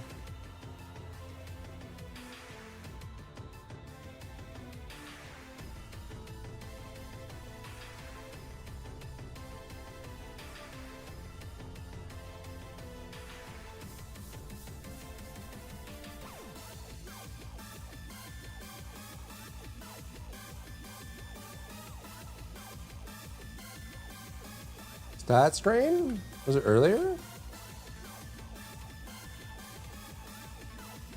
That one's gonna be that.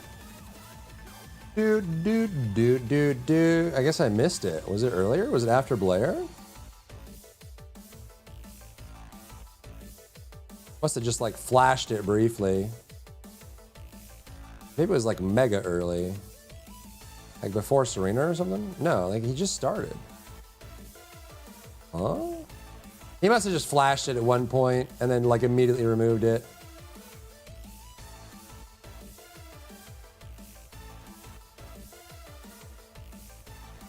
Maybe something in game, I guess.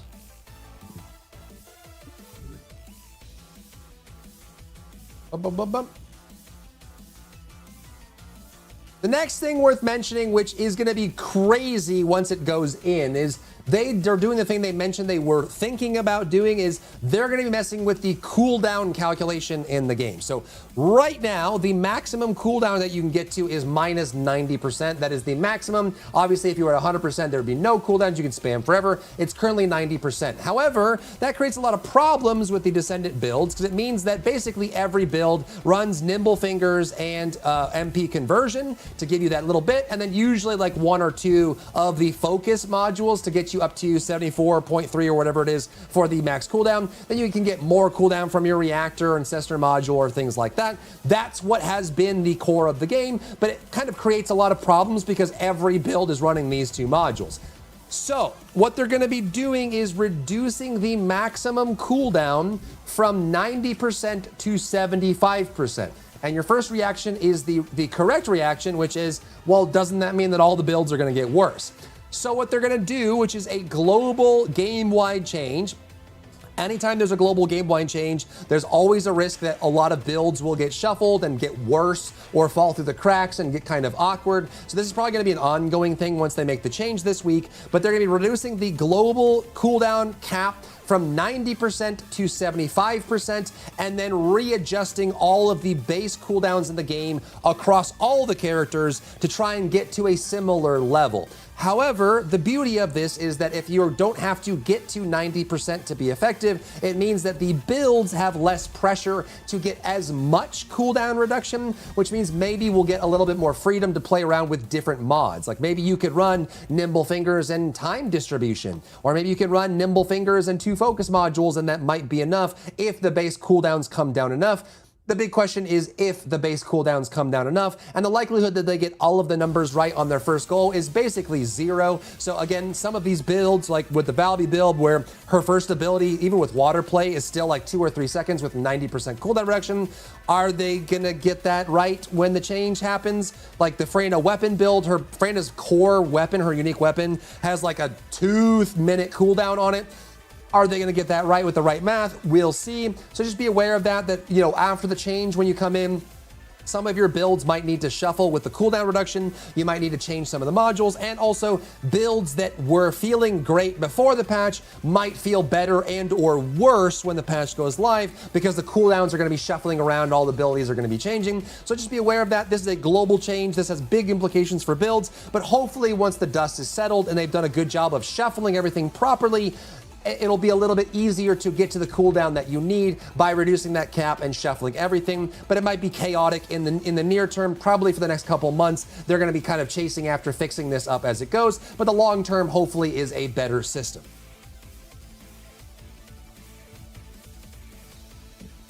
Which, by the way, I hope they do the same thing with crit chance and crit damage. Right now, it's usually 3 to 5 crit modules that fill this up, right? So if you're a traditional crit character, it usually means you'd run front lines, emergency measures, skill concentration, skill insight, and then usually crit on your ancestor modules, like 5 modules for that. Then you'll run crit on other things as well. So filling 5 modules for that one purpose is pretty extensive, and hopefully they can fix that up. Although right now, crit is dominating the meta. All the best builds in the game are crit-based with a good ancestor module, so we'll see how that goes. But hopefully they recognize that having the same 5 modules on every build, or the same 4 modules for cooldown on every build, makes for very boring builds over time. So just keep that in mind, that maybe that's in the future, but the cooldown reduction is going to be a big thing that they're working on now.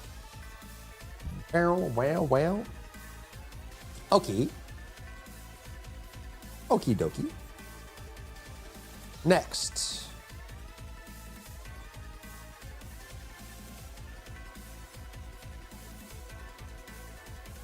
Next up, we've got some weapon reworks that are actually pretty interesting that we'll see how they play out. There are two weapons that have their functionality reworked. The first one is going to be Divine Punishment. This weapon, for the longest time, has been built for support characters, but the DPS has been kind of smooge, so it's kind of hard to utilize, and so they reworked the passive here. And this one sounds like it's going to be great for Yujin and probably even great for the new Serenas. Like if you do the new single target battlefield mod for Serena and then run this weapon, it's probably going to work really well. This is a general rounds multi-hit weapon that now has an AoE fire proc when you shoot targets while that buff is active. So you can see here, when using a healing or charging type skill, you get a buff on you. While the buff is on you and you land a multi-hit, it causes an explosion of fire that does firearm damage. So while you're shooting, it goes bum, bum, bum, bum, bum, fire explosions.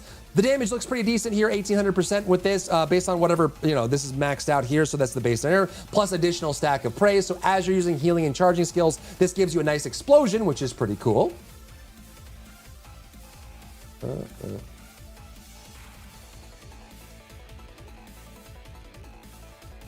So you can see that here. So here's Yujin. You can actually see him kind of going around. He's going to go and spawn all these heals, get the buff, and then as you're shooting, fire, fire, fire. It's not massive, but I do think this one is probably going to work really well for the new Serena because, again, she's doing multi-hit, she's in the air, she's doing general rounds, she's triggering fire already, and she's shredding fire resistance as well. So all that seems like it's going to work pretty well for her. But of course, any character that can do a healing or charging type skill can benefit from this as well.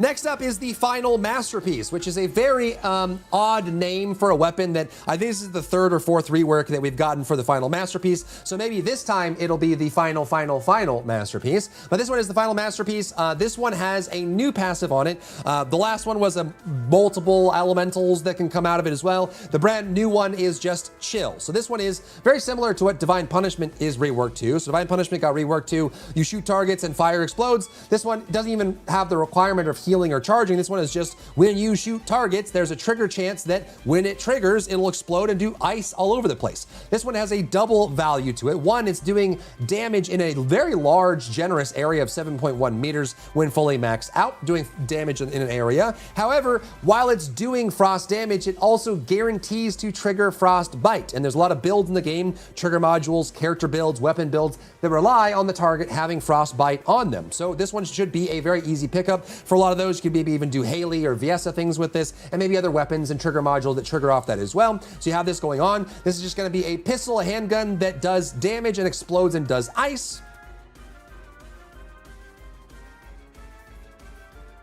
Which, as you can see here, is absolutely crazy. I hope they tuned down the VFX on this. It's kind of intense. But as you can see, ba ba ba ba ba ba ba ba ba. If you have crazy fire rate like Glay or something, I'm sure this is going to be like you're just going to be flashbanged constantly. But it is cool. The area is very generous. The damage seems reasonable, and it applies frostbite. So Final Masterpiece should actually have some really good uses now. I already did Arc Trooper, yeah. Oh, it was right here. He did it really quick, yeah. Really quick. So we'll see how that works out.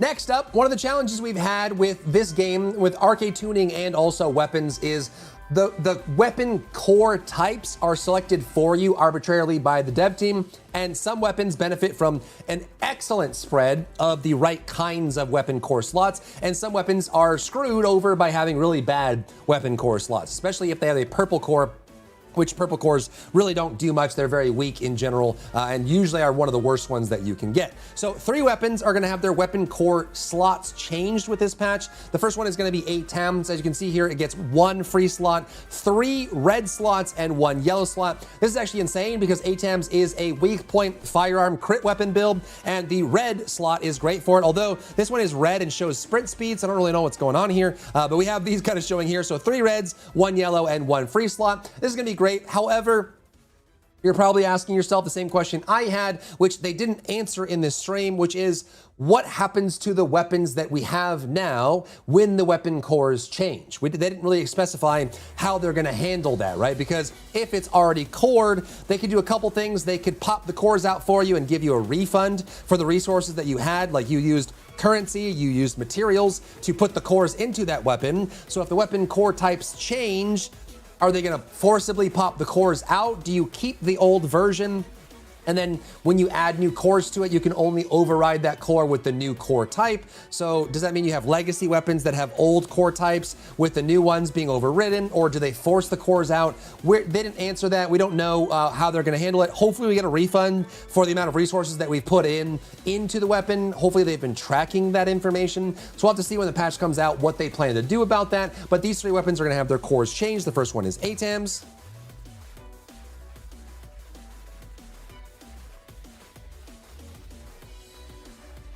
The next one is going to be Nazastra's Devotion, which is going to go to a multicolor rainbow here with 1 free slot, 1 green slot, 1 yellow slot, 1 orange slot, and 1 red slot. Really, all the slots are good except for purple. Some weapons, if they're non-elemental and they get a blue slot, it's kind of unfortunate. Green and red are usually some of the best. Yellow is high utility for some of those that are really good. Orange can be good too because it's just raw power. But this one is just like a rainbow set for Nazastra's, so that one's going to be changing as well.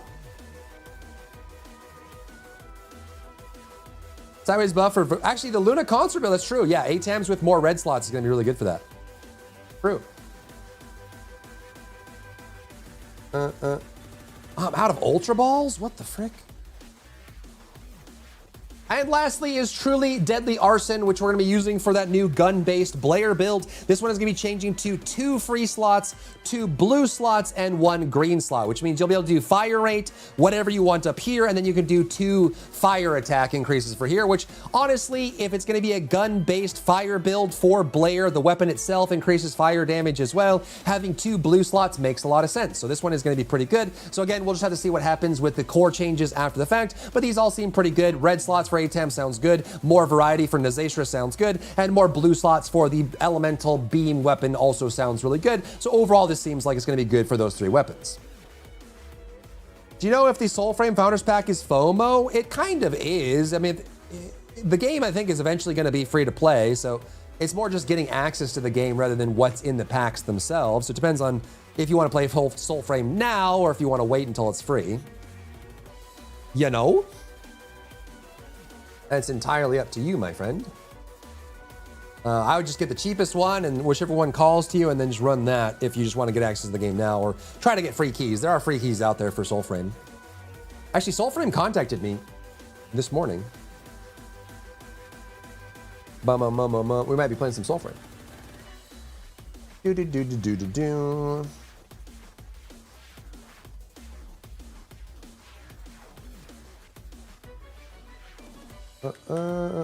Where are the modules, Batman? Here we go. Next,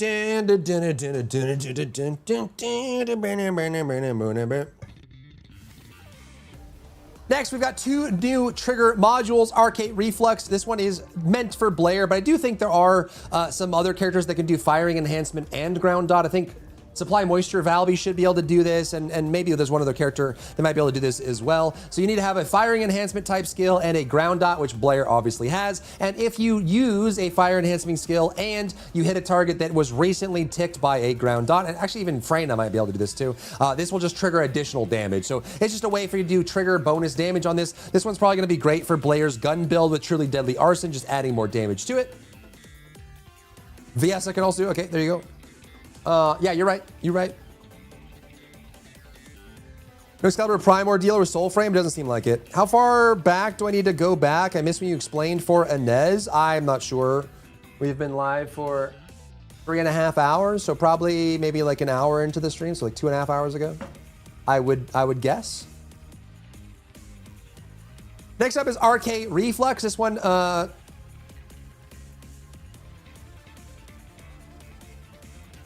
next up is RK Blaze, so not RK Leak, not RK Reflux, but RK Blaze. This one is tracking projectile and levitation, which I don't think anyone but Serena can have this. It's possible that maybe the new Blair builds has both. I mean, there's a bunch of tracking projectiles in the game with like Inez and Sharon and stuff like that, but I don't think any of them have levitation in their build as well. So that one's kind of very specific. But if you can do both tracking projectile and levitation, which is the new Serena build, then you'll be able to trigger additional damage on hit as well. And this one goes up to 100%. So you can get on every single hit while you're doing it, it does additional damage. So the new Serena build could actually be really strong with this one as well. You're very welcome, Archangel.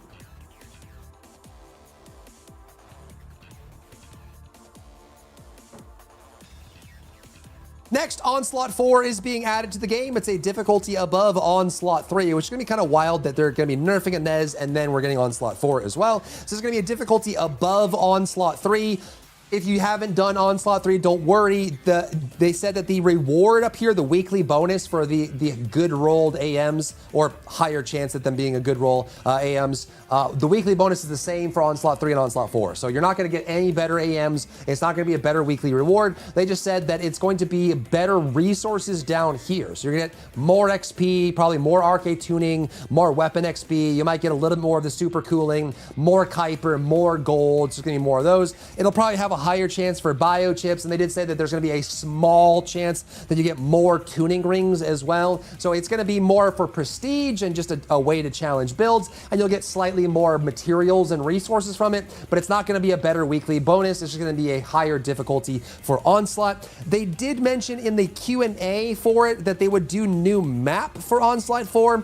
However, in this broadcast, they didn't reiterate that. So we don't know if maybe the new Onslaught map is coming later on, but at least in this broadcast, they didn't mention it. So it's possible that we're just gonna be the same map that we have right now, and then in the future, we'll get a new one, or maybe they just forgot to mention it and it is in the patch. We'll have to see.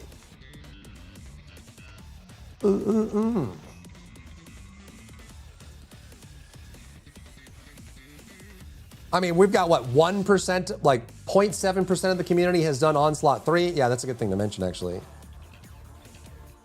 Comment below if you've done Onslaught 3. Based on their anniversary statistics, it looks like about 1% of the entire player base on all platforms has actually done Onslaught 3. So I'm curious if that's going to be way less for Onslaught 4. But if you've done Onslaught 3, let me know in the comments below just so I can see how many people have actually done it.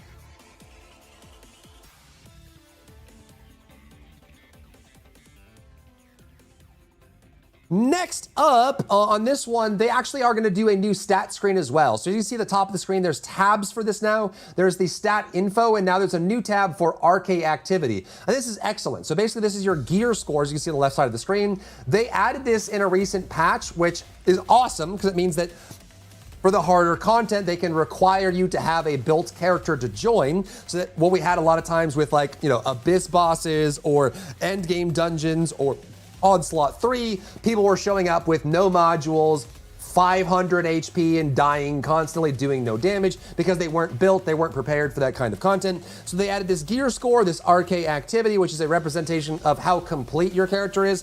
This does not show how strong your character is, it's just how complete it is. Do you have all the mods? Do you have all the components? Do you have a reactor that's fully upgraded? Have you done all the things, right? So they added a new tab for this with this patch that shows you where that comes from. I get asked all the time on stream, hey, how do I know how to raise my arcade activity? I'm so confused. This tab will tell you. It'll tell you where your equipped weapon is coming from and where you're getting it from, where the descendant value comes from, your weapons, your components, your reactors, your modules, and it just shows you where that power comes from.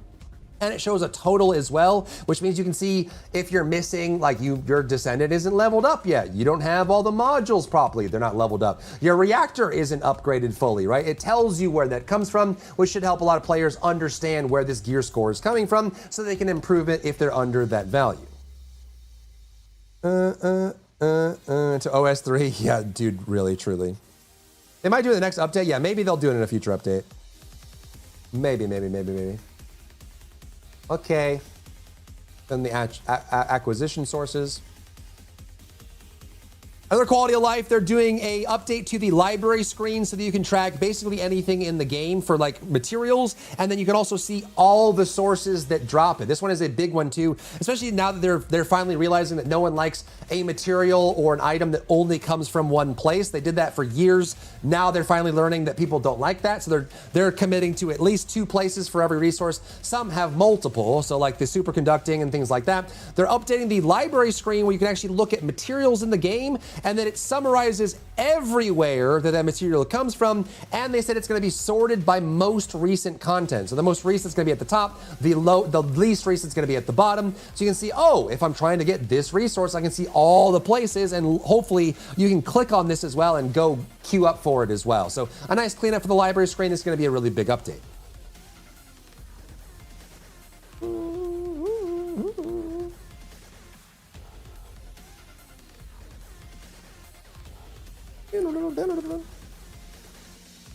Next, we've got quality of life. He read these out loud and then didn't explain really any of them, so you can just kind of take them at face value. There's going to be a module slot preview feature edition. You can decipher that however you want. There's a module-based performance boost in line with the cooldown reduction patch. He just read this title out and then moved on.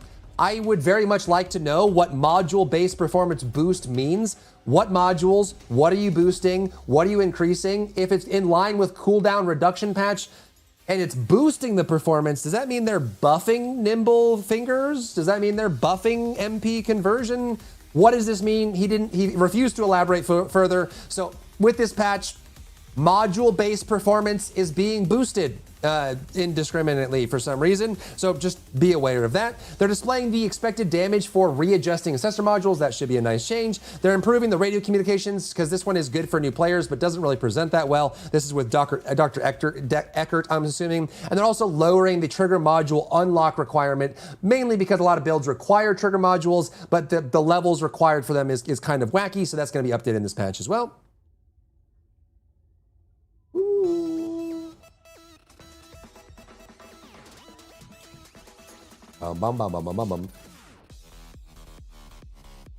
Moving on to cosmetics, why the lights are still on at Magnum headquarters and how they make their money. These are the sets that we're going to get. So on the left is going to be with the patch this week in 2 days on the 15th, and on the right is the pirate theme set that's coming at the end of the month on the 30th. So with this patch, we're getting the burger skin, which is hilarious. So for the males is a mascot skin with a giant burger head and a smiley face. If you watched the dev stream broadcast, there's actually physics on this. So the burger and the patty and the cheese bounce when you walk and jump, which is kind of goofy and fun. And it's like this zip up onesie with like the checkerboard that you see from burger joints. And then the female version is like a waitress server with like the double skirt flare out and then like the little like ascot band, tie on the thing with a little like toy boat hat and the thing on top of that with the little server. I don't know if this is going to be a moat or not. Obviously, your character's not going to be stuck like this holding up a tray when they're walking around, but maybe this is going to come with an emote that allows you to hold up the tray and maybe you lift it up and steam comes out or something like that.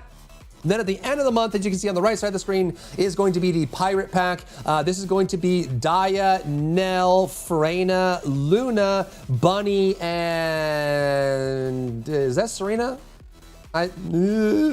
It's somebody. And then there's going to be a generic male, which looks like Captain Jack Sparrow, but with like a sci-fi theme to it with the armor here. There's also kind of just a whole bunch of varieties here. I think these look generally pretty good, and obviously in typical TFD fashion. There's some Goonie things here. I have a lot of questions about the Luna one on the right here. I don't know if they just didn't render or not, but it doesn't look like she's wearing anything on the bottom. There's just like this like harp covering her lady bits. I don't know what's going on here. Freyna's got like some pasties underneath, like a side piece there as well. There's a whole bunch going on here, and it's hard to tell what's going on with Nell, but she's giving you those eyes with like the glows on top as well. Captain Jack Sparrow, and guys, is this Viessa or is that Serena? I'm kind of blind here. That might be Viessa there on that one as well. Or is that a Nez? Is that what it is? So pirate themed coming at the end of the month, and then burgers in a couple days.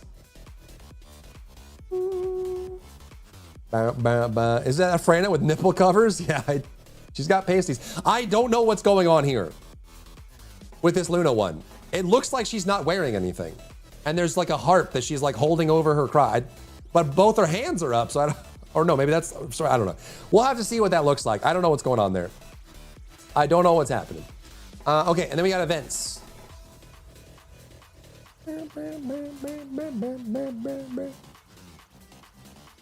Lastly, we've got events. As is the theme, they basically just committed to this point, giving all the females a maid skin and a nurse skin with basic changes and recolors. So the latest two to join that group is going to be Harris on the left and then Sharon on the right. So this is going to be what you get for the, there you go, people of culture. So there's going to be that as well. So you're going to get this. These are the free login bonuses. So this is the summer medical support operation, which a bunch of stuff in here, UI theme, some items as well. And then Sharon and Harris are getting medical skins. Kind of parallel. I'm not even sure. I'm not sure what's going on with that image, to be honest with you. Yeah, maybe it's just going in the middle and it's covering it. I don't know. I don't know.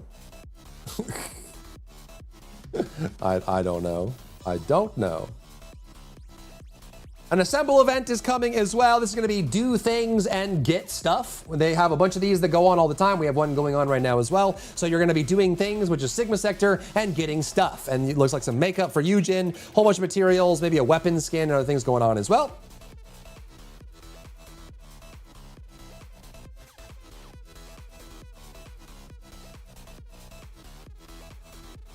Descendant progression events that give you like progression, like, you know, donuts and activate and go to donuts and mushrooms to help you progress through with some like reroll items and things like that. So this one's just going to be, you know, doing things and getting stuff.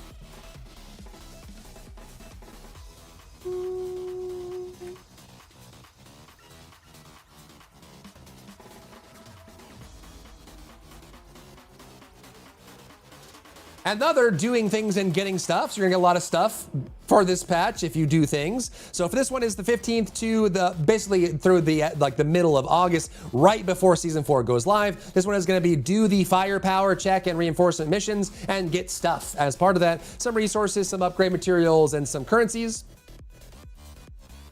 What about stuff when you do the things? Stuff is after the things. So you have to do the things to get the stuff. If you want the stuff, so you have to do the things. If you don't do the things, you won't get the stuff. Another accelerate research event. This one, I think they just keep doing. It's really great for the game. So this one is, again, do things, but rather than getting stuff, you're going to be getting a speed up to your research. So that is just a great motivation to play the game. You start research, play the game, and it increases your research. So another one of these events is going to be going on. Yo, what's up, Sen? Hello, friends. We are wrapping up the broadcast. Hello. I have you up on my other screen, so now I'm looking at my own face. Hello, friends. Welcome in, friends. How was your stream? Were you reviewing the video today too? I think you were earlier, right? Nice face. Thanks, man. Hello, Ray. Hello, Sen. How goes? How is everybody? You were watching some like trailers and stuff too, right? Let's see. We got this one going. Bomb. And then we can get Ray as well. We're watching the interesting stuff. Yeah. Overall, I mean, Blair looks cool. Serena looks cool. I think the ability-based Serena build is going to be a little impractical. There's a lot of like apply a bunch of debuffs, throw a slow-moving ball that explodes. But the Blair stuff looks really good. The weapons look really cool. All that is really nice, which is pretty cool as well. Wow, Beast of Reincarnation, which looks really good. Dude, I am so happy that Game Freak is finally doing a non-Pokemon game. So Beast of Reincarnation, I hope, does really well, sells well, is super fun, because I'm glad that they finally get to break out of that mold that they've been in for decades of just doing Pokemon, you know? Doing good, Ray. How are you? We'll call it. It's going to be clunky. It does seem like it's going to be clunky. There's going to be some crazy stuff going as well. You know, it's one of those things. We'll just have to see. The Blair stuff looks really good. I think the Blair stuff looks really awesome overall. There might be some weirdnesses going on, but he got a weapon build, he got some lava builds, he's got some fire going on. It seems like they addressed some of the issues with Blair. So it looks like, you know, I'm usually very afraid of reworks in this game, but the Blair reworks looks like they did pretty good overall. Also, for the people that didn't catch it, they're adding iframes, or they're adding CC immunity and damage reduction on rolls.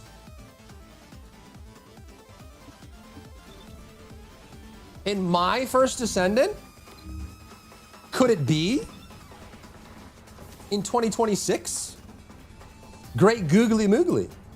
So now, hopefully, depending on what CC immunity they give us on the roll, maybe you'll be able to avoid CCs like in Onslaught 3 when Kulan picks you up and grabs you and sucks you in. Maybe you can roll at the right time to avoid that. It would be awesome if the rolls applied to silences and stuff too, but now there's going to be a reason to roll after the patch, which is it's pretty cool. Pretty cool. And sucks you indeed, yeah. And also, I'm sure the cooldown reduction change is going to be. Hopefully they get it as close as they can when they do that change. I'm guessing that we're probably going to be making lots of cooldown adjustments for the next couple months to get us out of that little hole. But yeah, so anyone that missed it, they're lowering the cooldown cap from 90 to 75, and then they're going to go through the entire game and adjust cooldowns, base cooldowns. I'm sure some characters are going to be just fine. Some builds are going to be just fine. Some builds probably won't. You might log in after the patch and find that your build, which used to feel really good, maybe the new cooldown doesn't work very well. So we'll just have to see how that goes.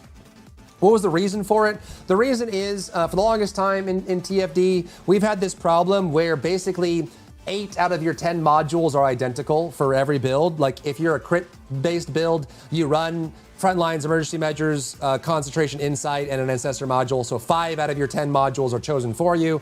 And for the same thing for cooldown, you run MP Conversion, Nimble Fingers, and usually 1 or 2 focus modules to get your cooldowns. So every build has the exact same thing. And because you have to get up to 90% cooldown reduction on a lot of builds, you need to run the same thing. So what they're trying to do, which I think long-term will be good, is if they're lowering the peak you need to reach with cooldown reduction, it eases the need to have 4 cooldown modules in your build, which that's 40% of your build. So hopefully when things work, maybe you can get away with running like just MP Conversion and 1 focus module. Maybe you can get away with just having, you know, a reactor with cooldown and the Nimble Fingers, right? If the base cooldowns come down.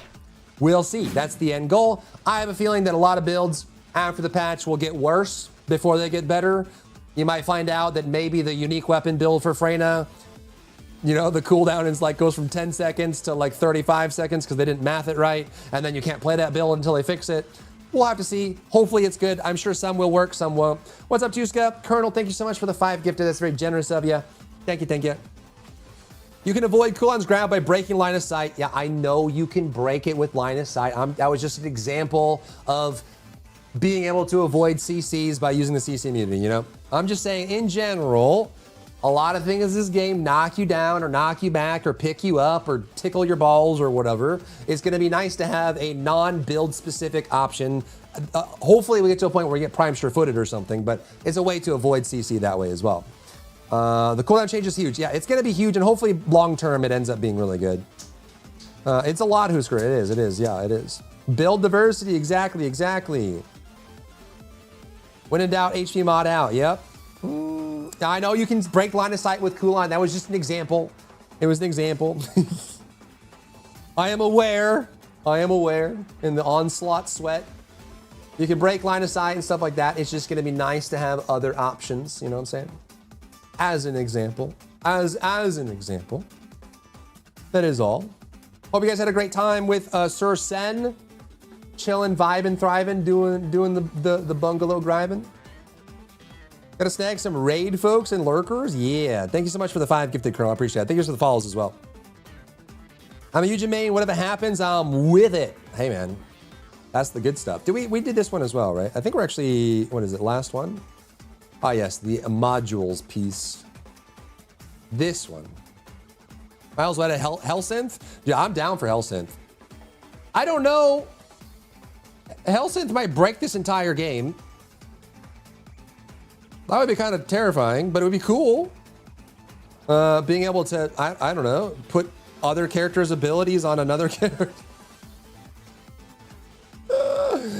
I don't know, give Serena's flight to Bunny. So she's just, something like that. I don't know. That would be cool. I got 5 final masterpiece. Now I only need 1. Let's go. I'm curious what's going to happen with the weapon cores, because when the 3 weapons that have their weapon cores changing, Are they going to let us keep the old version and then we just have to override the new cores? Are they going to pop our cores out and make us recore? If they do that, they should refund us the materials and things that we use, the currency for the core. I don't know how they're going to handle the transition there for those 3 weapons. If you already have it cored, that sort of thing. We'll see what they actually do, but you know, one of those things. I was at a line of sight and he still somehow grabbed me. They need to fix Kowloon. Yeah. Peace out, Sen. If you got to do your after stream, do your thing. Stretch, get your grub, get your food. Do whatever you got to do. Thank you for the raid. Appreciate it. There's an interview about Dark Arisen for DLC, additional 25 hours, layered armor mode, and hard mode. Is there going to be a roguelite tower like the original Dark Arisen had? Hopefully. Hopefully. Hopefully. And lastly, there's going to be an Ancestor module event thing here. So there's going to be, again, when you refund or dismantle Ancestor modules, you get this kind of weird platform thing with the crystals. Then you can spend that to get more Ancestor modules. And then there's going to be a cost reduction as well. So during these time friendos, it's going to be the best time to do your Ancestor module re-rolling. I recommend doing that at the time. So dismantle, re-roll, that sort of thing. That's going to be the other event as well. On this patch, are the nerfs bad? We don't know exactly what they're doing to Inez. They just said they're nerfing Inez. They didn't tell us, so we'll just have to see how that goes. Maybe it's not too bad. We'll have to see.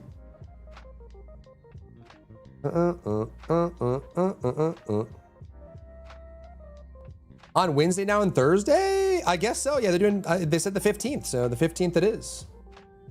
The 15th it is, my friends. And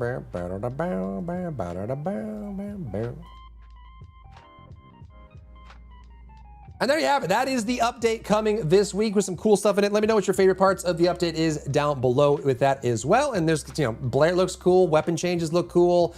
Serena's going to be a brand new addition here with some changes going to her as well. So hopefully all that comes online, but let me know what you think down below. Boom, boom, boom, boom. Never a perfect weapon for Eugen? Yeah. Yeah. He's not really a weapon guy. Don't worry, they'll rework him at some point and give him a weapon build. As is foretold. You know they're going to. You know they're going to. Bow, bow, bow. See you in 2 years? What? What? What? What? 2 years? Bro, it's already the middle of July, chat. It's already the middle of July. Attacking music, it is. It is, indubitably. Bam, bam, bam, bam, bam, bam, bam, bam. Boom, boom.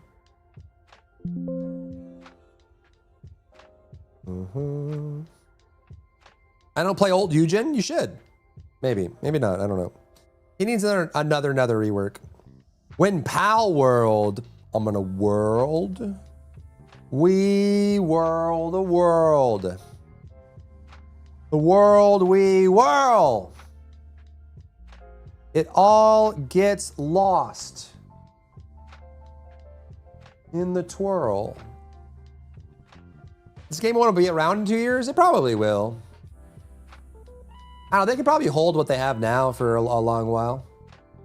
If they, if they start stepping up the gameplay stuff and the system design, they could probably start growing. I would say that's the biggest thing that's holding them back right now.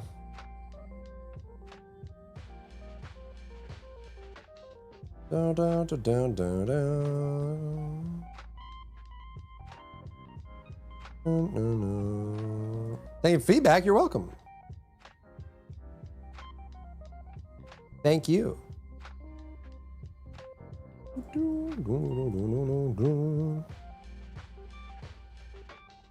Turn into Kool-Aid. Oh, I didn't even. It was Colonel that answered. I see. They're gonna be the first male good descendant. I mean, Ajax is good. Keelan is actually good. He just no one plays him.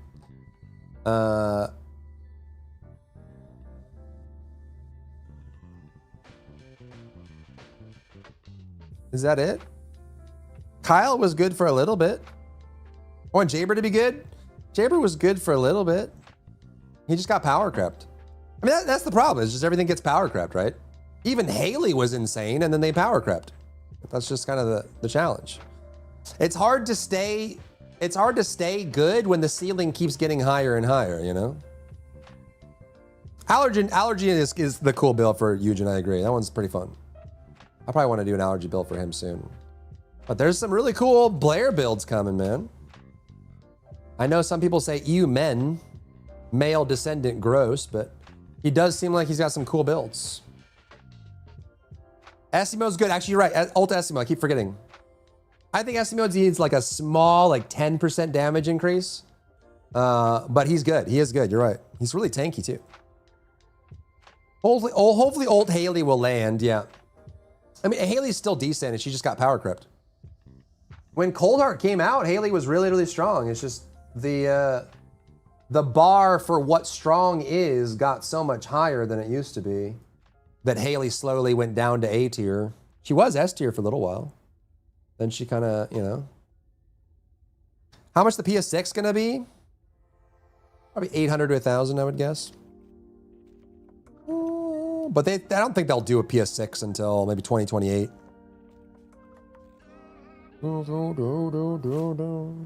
They had to do Switch 2 because Switch 1, the hardware for Switch 1 was out of date when they launched Switch 1. Like 10 years ago or whatever. I mean, they build the Switch to be a very accessible piece of hardware, but it was like a rinky-dink 3-core processor when it came out, and it's just been slowly fading away over time. You know what I'm saying?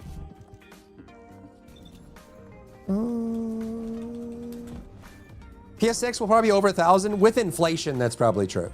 But as of today's terms, I would say it's probably 800 to 1,000. I'm out of balls. Ultimate Blair win? Ultimate. You think they'll do Transcendent at some point?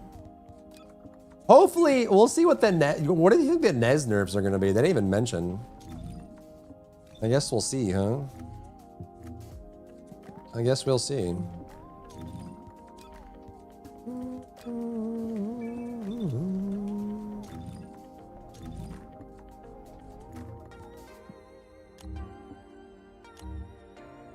To the chapel in a while. No. Allergies at max build and mobs. Just wish if effect range was 0, it would do single damage. It's like kind of like meant as a mobbing build though. It's going to be a big nerf. We'll see.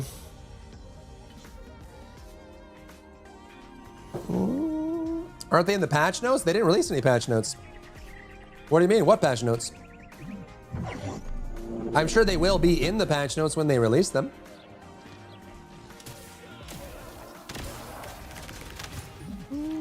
Any good killing it? Keelan does have some nice builds. And no one really plays him. He is a bit of a sleeper. He's actually pretty decent. I don't have any on my channel, so I guess maybe I'm part of the problem. I'm encoding right now, so it's going to be a little choppy, chat. Prepare yourself.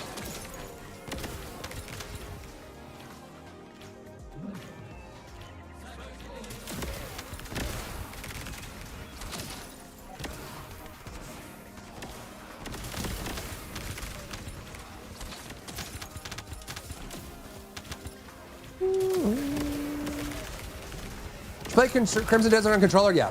All 3D action games I try to play on controller if I can. If I can.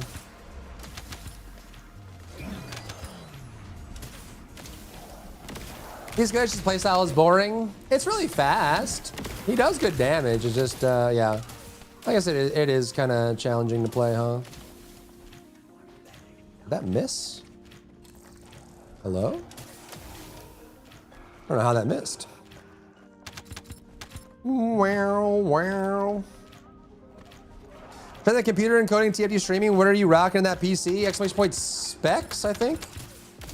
It's 9950 X3D and a 5080. No, that's my streaming PC. That's old.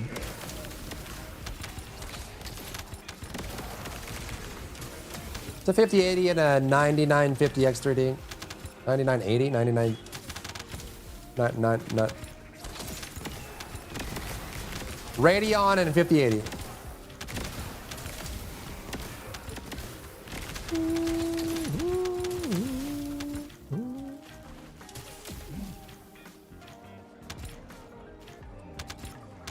Well, I mentioned the dev though. I can find any hard numbers. Yeah, they didn't even say what they were going to do to Inez. They just said, "Hey, Inez is a problem. We're gonna nerf her. Sorry," and then they moved on. They didn't really say exactly what they were gonna do to her. So we'll have to wait for 2 days or maybe even season 4 before we see it. I'm guessing it was in the video today that it's just gonna be in the patch this Wednesday, but we'll have to see, huh?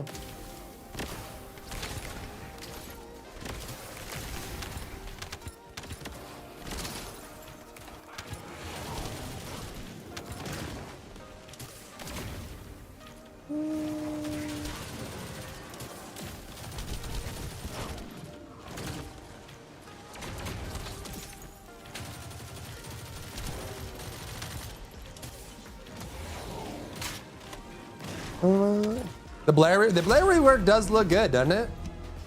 It do. Whenever I should do controller or not for that game, Crimson Desert has a lot of keybinds, so it probably does play fine on PC. But oh, sorry, Colonel, I got you.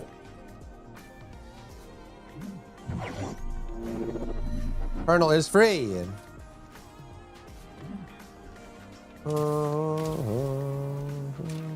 Now, if only they could remove player collisions so I'd stop bumping into people all the time. Ugh! Ugh! Ugh! Traffic jam, traffic jam, traffic jam!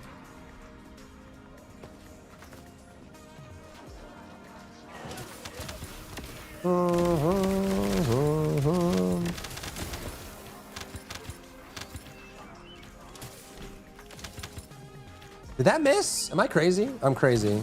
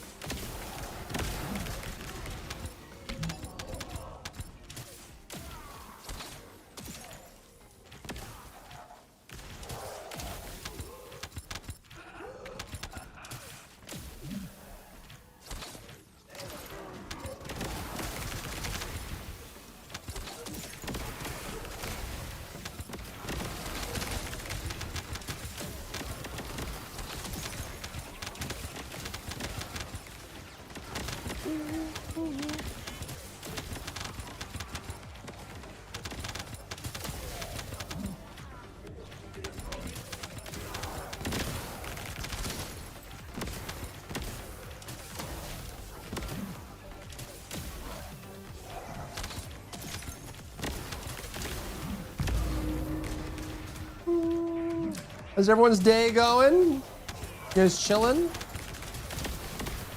Mad chilling? Bing chilling?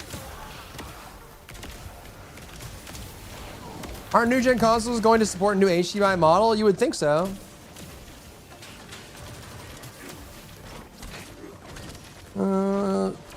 N was praising it. I didn't see N's review. Did he post the video already? Yeah, the Blair rework looks good. It does.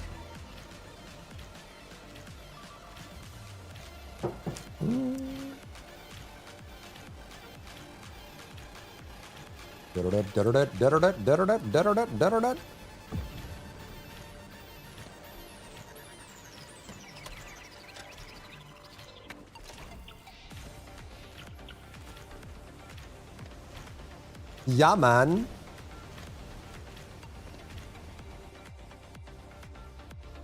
Blair, go kaboom.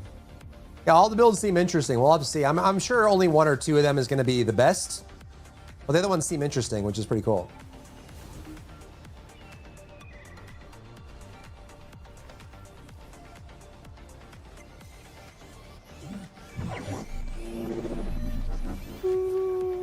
Probably tries to respond too quickly. What? Respond too quickly. Who? What? The what now? What did he say? What did he say?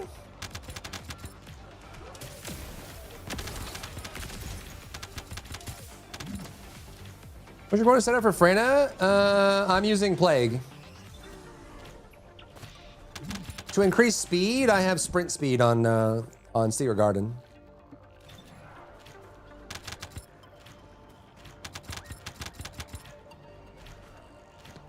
Mission Weekend to hop on ZZZ. It's almost time for Ingrid, huh?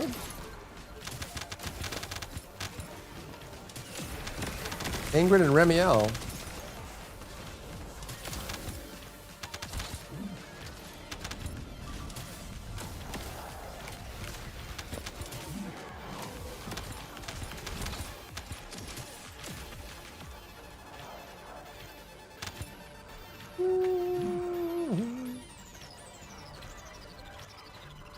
Yeah, the Uma girl, yep. Indubitably.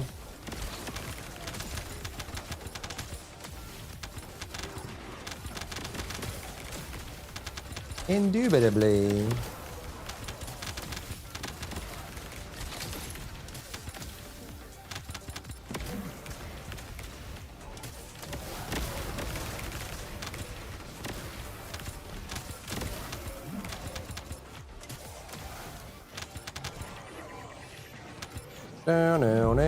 Now.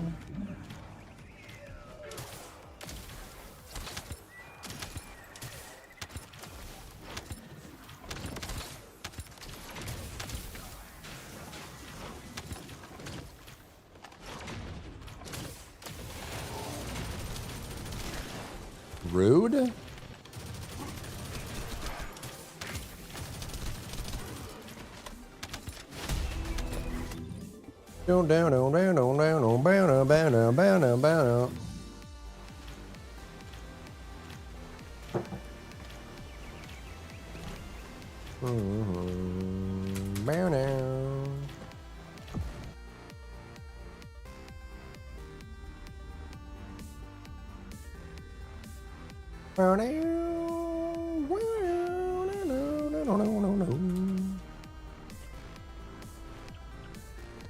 The pirate skins looked good.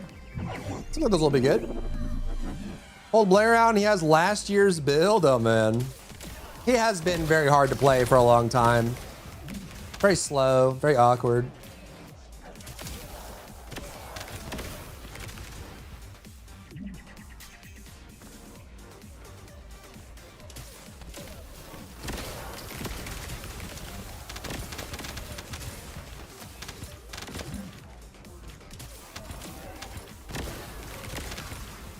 Can you check my build? If you can find a way to post it, we can look at it maybe.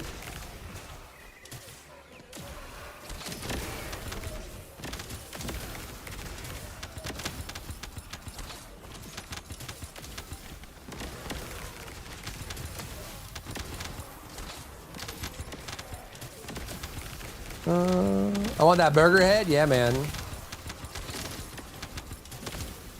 Will the pirate skins be accessible to free-to-play? No. They will 99.99% be purchased. You must give them money. Open your wallet.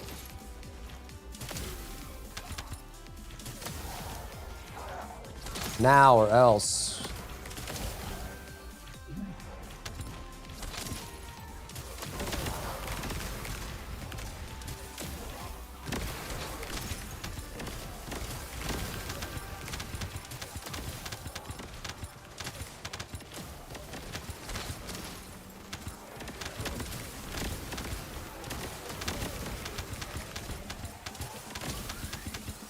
What do you think the Blair changes? Overall good. Hopefully they're all viable, like the damage numbers line up and everything, but looks good. Seems pretty cool, champ. If you ask me.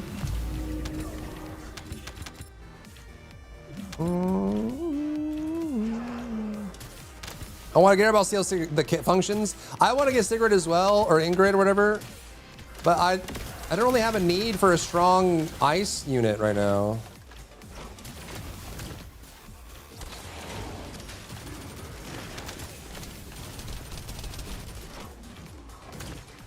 Yidhari is still plenty strong for me. You know what I'm saying? Will they give us the option to buy individually? Probably.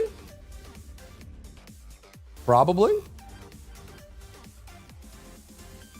But for the pirate skins, I would reckon. I would reckon, yeah. Boom, boom, boom, boom, boom, boom, boom, boom, boom, boom, boom, boom, boom, boom, boom, boom, boom, boom. I played these when Suna banner was ending. Gotcha. Yeah, if you don't have anything, it looks like she's gonna be really good. Quite strong. Quite strong. Dun dun dun dun dun dun dun dun dun. No no no no no. Da da da da.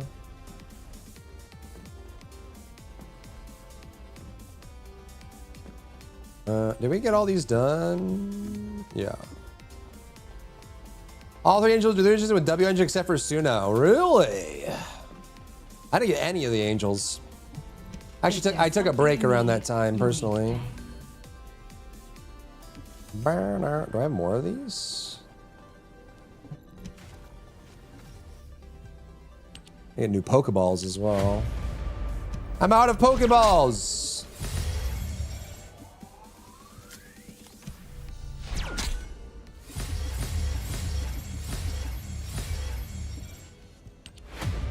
You played 999 Nights in NTE yet? No, I haven't. I've actually been falling way behind on NTE. NTE and Arc Knights. Yeah, I open them all.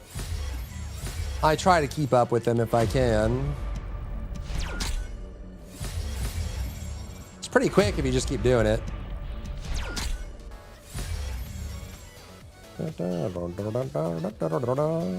Does...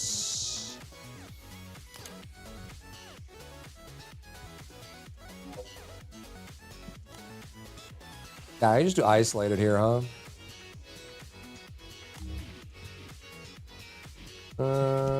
Yeah. Elisa proved how powerful a crit Freyna can be a while back. Oh, yeah? Next generation 3.0, but synergy with other characters buffs their performance insanely. Yeah, they're still very, very good. All three of them are still insanely strong. Build defining, especially Suna, or Sana, however you say her name. Insane support character. And then the anomaly one as well.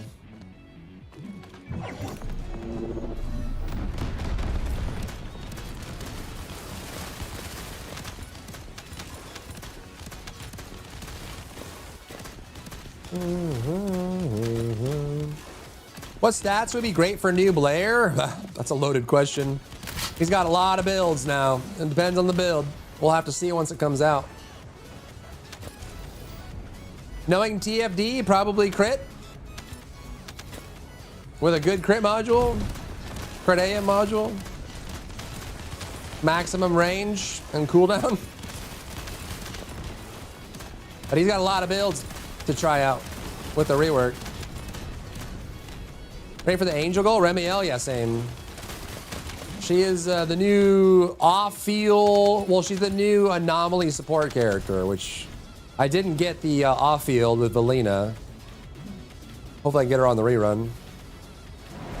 Exclamation point creator, delicious.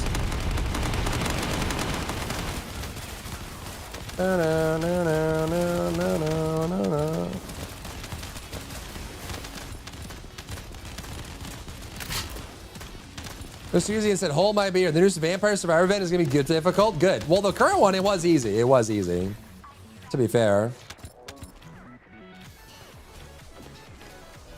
Bum, bum, bum, ba-dum, bum.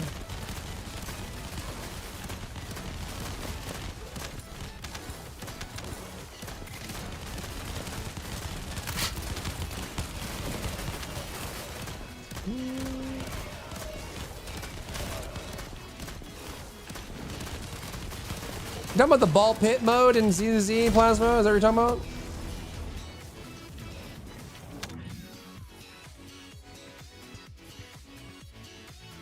I don't need that. I don't need that. I don't need that.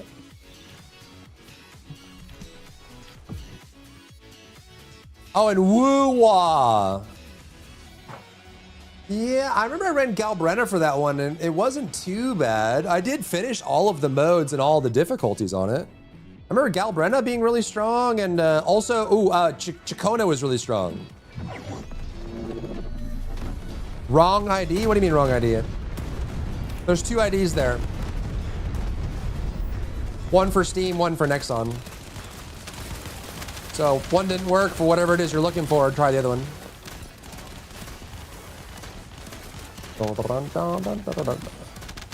The IGN?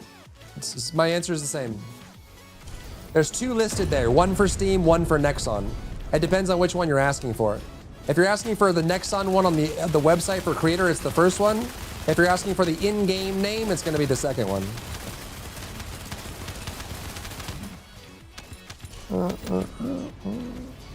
Can you change the Doom-Man guy because of DBD? I just did it to be kind of anonymous on Steam.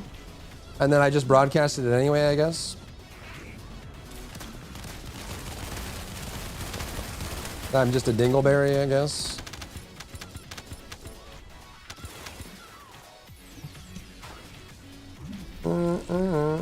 Check Blair, am I just linked? What's your name and number?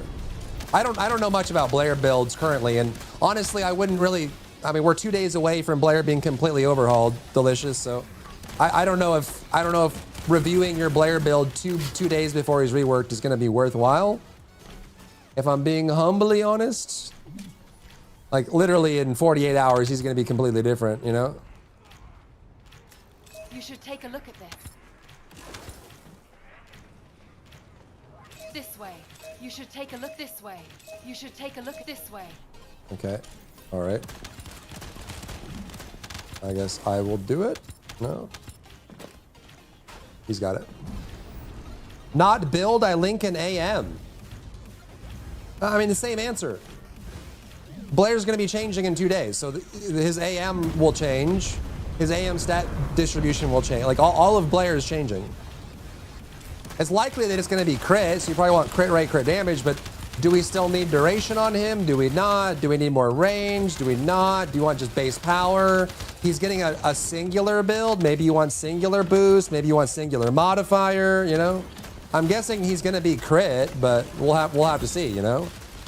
He's going to have a singular build. He's going to have a dimension build. Maybe the stat weights are different. Maybe they shift up his build and he ends up being more modifier than boost.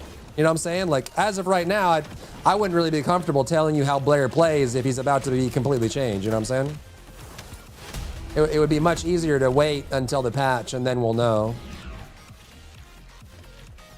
Number 9 is easy. Oh. Because of stream sniping stuff? I do remember that. Yeah, I do remember that. I do.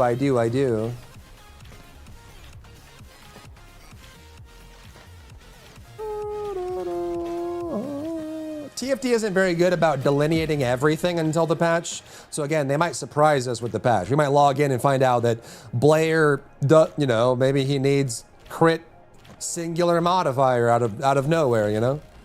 We don't really know until the patch drops. That's all I'm saying. You know what I'm saying? You know what I'm saying? Do you know what I am saying, bro?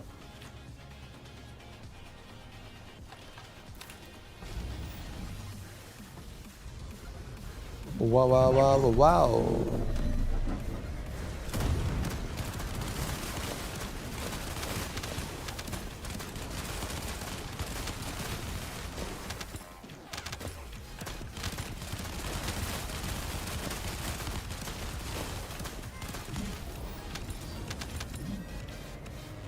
You know what I'm saying, man?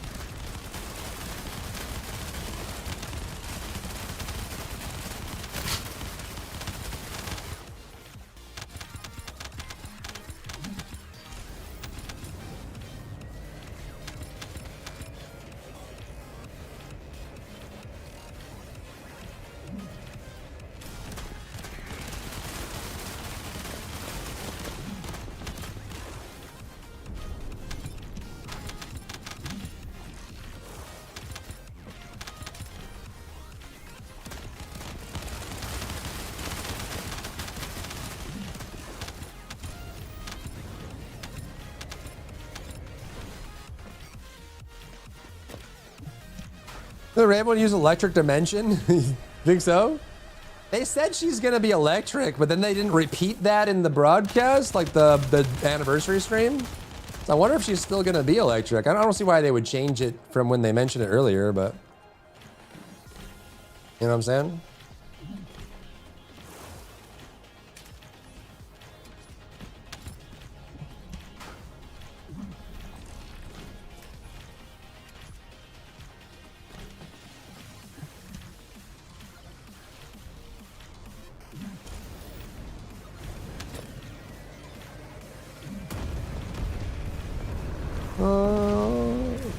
Notice I use electric dimension? Hopefully they recognize that.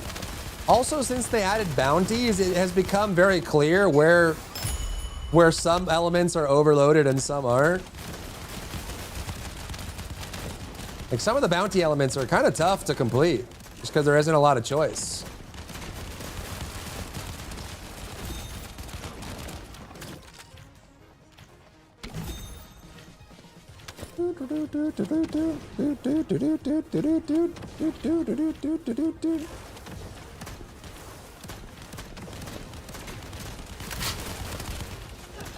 Do they do events like the anniversary one often? Yep, every year in July. Every year in July.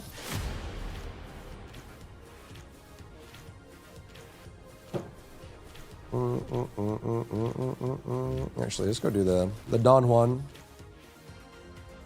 Use Bunny, call it a day, kick everything to oblivion. Yeah, it's crazy that they're talking about Inez, but not talking about Bunny. Because I would argue, at least in my opinion, that Bunny is just as problematic as Inez. The new Bunny anyways. But maybe they're just kind of time lagged on it.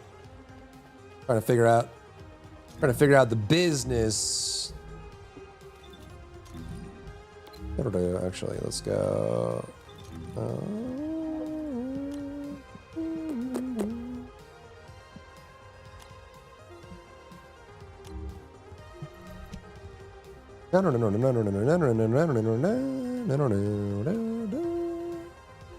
Actually, that gives the same, right?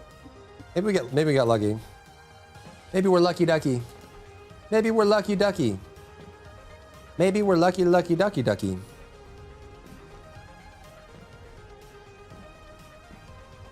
No.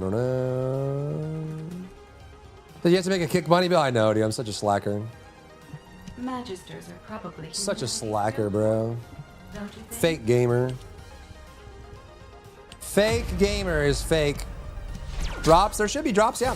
If you don't have them yet. Most people probably have them now, but.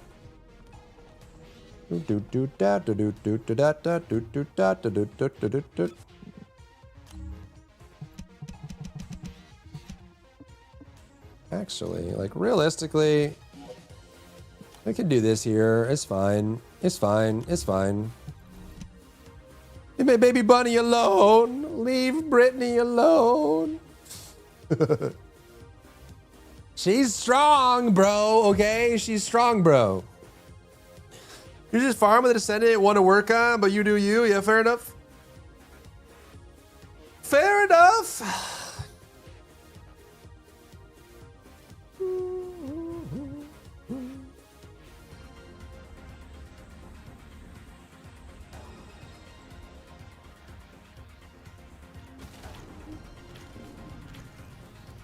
Leave Bunny alone. You just can't stand a strong, independent Bunny. Leave Bunny alone. She's one-shotting giant beasts of the underworld with her foot. She's like just as strong as Inez is now. And if they're gonna nerf Inez, if they're setting a precedent, I'm just saying they should be consistent. Am I so wrong for that? Am I so wrong for wanting consistency in their application? The law is a precise endeavor and thus should be applied equally to all people, all bunnies, all big busty ladies should be treated equally.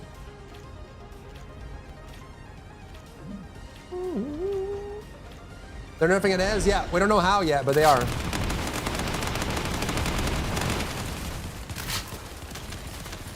They should nerf Balbi? Oh, God.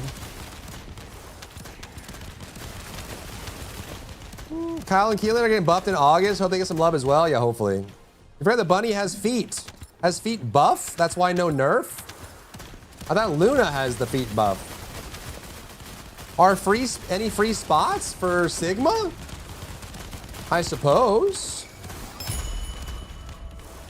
You jonesing to do some Sigma sector? The glorious Sigma? Sure. If they buff my waifu, they should buff your waifu. Exactly, man. Equal waifu rights. I agree. I agree. All right, if anyone wants to Sigma, we're gonna do some Sigma. It's crazy because we have not been in Sigma sector all that much over the last 2 years. So I'm eager to get back in there and experience more Sigma sector. You know what I'm saying? Do I have you already? Are you Virgil?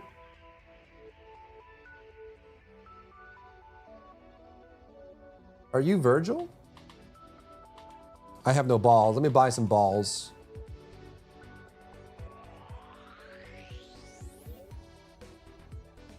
Oh no. I just rolled red crit damage of 74.3 on one of Serena's AM. Let's go. That's huge mungus. Well, let me buy some balls. I have no ultra balls. This is crazy. How did this happen? Where are my ultra balls? You're Virgil? Okay. Hey, where are the ultra balls? I don't. Oh, shop. I'm dumb and stupid and dumb. I don't know why you can only buy 100 at a time. Kind of weird.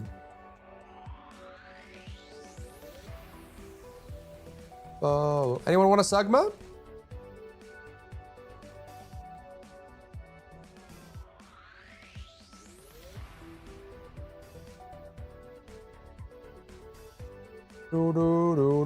How is Power Looks popping? It's good. It's good. It's good.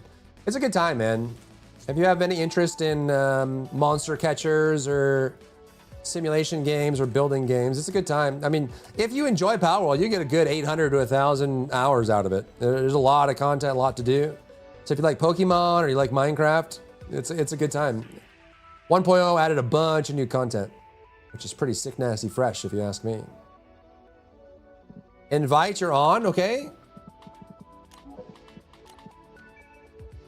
Enjoying Dragon Wilds? It does look cool. I want to play some Dragon Wilds. Wall Crasher in 5, thank you. I always forget. Sick do Sigma sector. Woo! Yeah, Sigma, yeah. I need to make, you know what? Maybe I'll just wait for the Serena thing and then make a new Serena Wall Crasher. I'm such a slacker, bro. I wish I was cool like Sen and made lots of builds. Do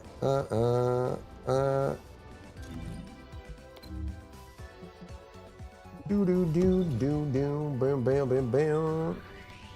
You must suffer through echoes of Aincrad. I'm down. I'm down. I'm down. You guys know I'll play any game. Any game. Any game ever made.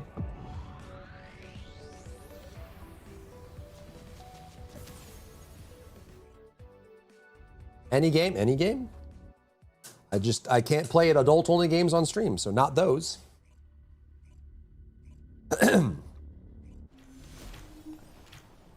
Just not on stream any game. That's not my choice. If I had my choice, it would be any game on stream. You ever play Grand Blue Fantasy? I have it, and I would love to play it. The DLC looks really, really good. And I love the games that it's based on, like Star Ocean and stuff. It is really, really good. The core game is like 15 hours. I think DLC is even longer, and it's got some cool end game as well. So if you like the Star Ocean style combat, which is like a fixed arena with a party that you can choose the character you control, but you have AI party members, it's good. It's good. It's good. Grand Blue is really good. I have it. I just haven't played it. Only heard good things about it. Yeah, it's a good time, man. If you like that Star Ocean style combat, it's a good time, and the DLC has been received really well. And supposedly the end game of Ragnarok, like the really hardcore end game, is really hard and super satisfying. Play Poop Killer 6? I would. The Poop Killer series is actually not bad. You played Relink? Just not, no, I didn't. I have it. I haven't played it. I was going to when it came out, but second game of boss was hard, like Savage Mechanics hard. Good. Yeah, I heard it was tough. The end game for Ragnarok is supposed to be really, really hard. I'm down. I like being hard. This one you did? No, I didn't. Had to be a Relink streamer. Yeah. Yeah. Yeah.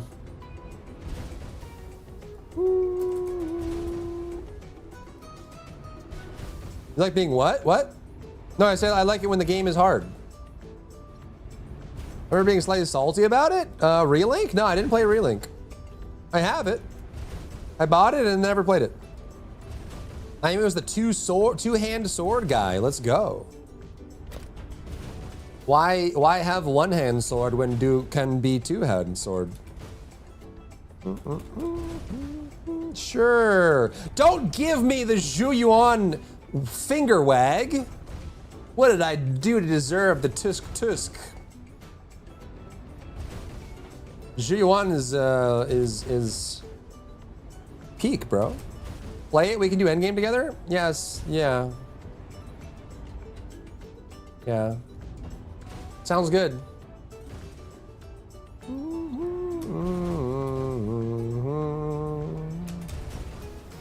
Bear says no. I mean, I'm down. I'm down.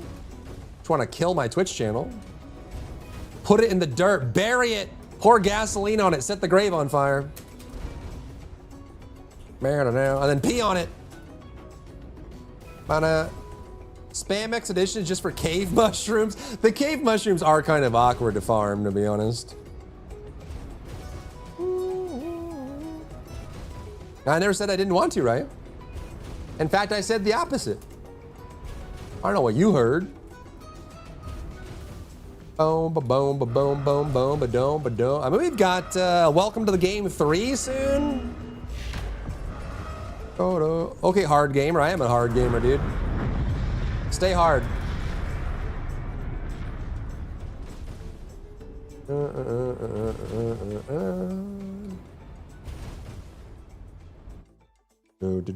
I wish JP played with Jenny and she'd be dying a lot all the time and know how you do it. Jenny, like Lost Ark Jenny? And it me JP?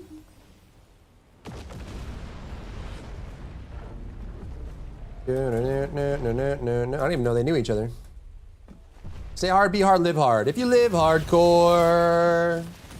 Cause if you live hardcore. Another Jenny? I'm sure there's a lot of people in the world named Jenny. Seems Azur Lane is gonna collab with Nier. Nier just collabs with everyone. Nier is like the slut of the collab world. They will collab everywhere. They don't care. What hair don't care?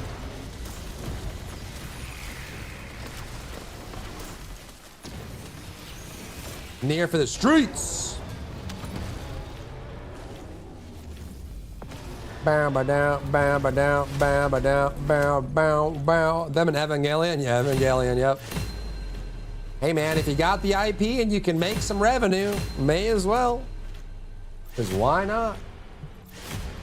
Everyone loves some mailbox money.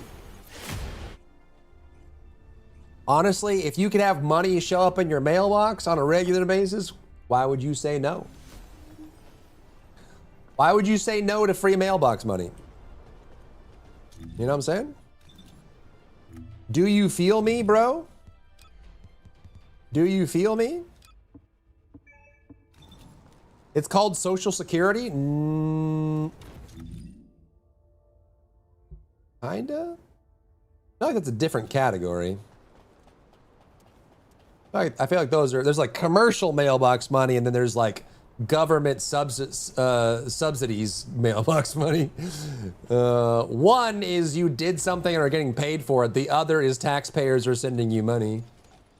It's not there's anything wrong with either one. It's just different. You know what I'm saying? It's just different. Just a different kind of life. 1.3 bill on 22nd Wally. Let's go.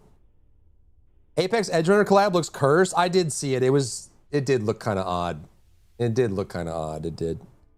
Not sure if TFT Evangelion collab went well. Barely seeing players in those skins. Their skins didn't come out as good as I thought they would. They actually look better when you paint them. It feels like it's like a texture material problem with them. I feel like they tried to make the Evangelion skins look more anime, but I feel like they kind of didn't end up looking all that great in my opinion. Also, I feel like TFD Gooners would have wished that the plug suits had high heels, and the fact that they're wearing flats probably wasn't goony enough for some.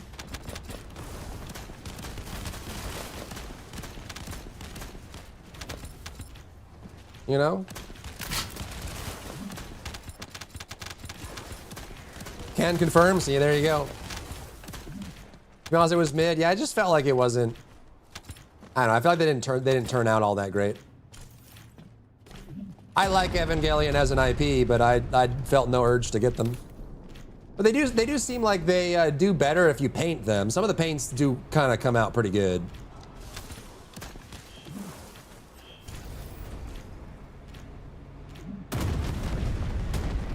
It does seem to be that way. Well and truly.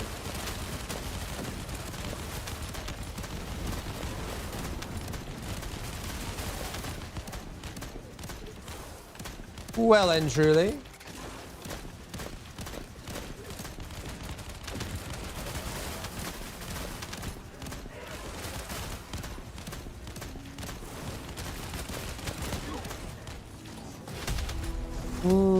Plug screws being flats is accurate though. Yeah, I mean, it's lore accurate. I just feel like if you're playing the first Descendant, it's more likely than not that you have an appreciation for the female figure. High heels is something that has been, is very clearly a representation of that, both logistically and also aesthetically. High heels force the chest out, they arch the back, they pull the gluteus maximus in an angle and lengthen the legs. And so for the people that appreciate that sort of thing, having a flat versus a heel is gonna have a very different aesthetic result. So, you know, it's very possible that the people that appreciate that did not want flats. But in high heels, her knees are gone. Oh, running in them? Hey man, it's like that, like the girl in Jurassic World that ran all over a dinosaur park in high heels just fine. It's a talent, man. Bro, have you seen how good some women or people, like, there's men that wear heels, I guess, but some of them get crazy. Like there's a woman on TikTok, she does backflips and like cartwheels and stuff in high heels. Like full on aerial backflips and lands on the heel. Like, ma'am, are you okay? What? Who would want a Shinzi skin? Ew, men. People don't like men in TFD. Ew, men, am I right? The assets are very nice. I see.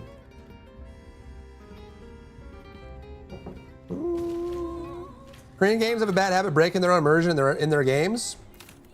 All for the money, dude. It's all for the payday. It's all for the payday. All Shinji did was piss me off. He had some redeeming qualities. Except for that one scene. We don't talk about that one scene.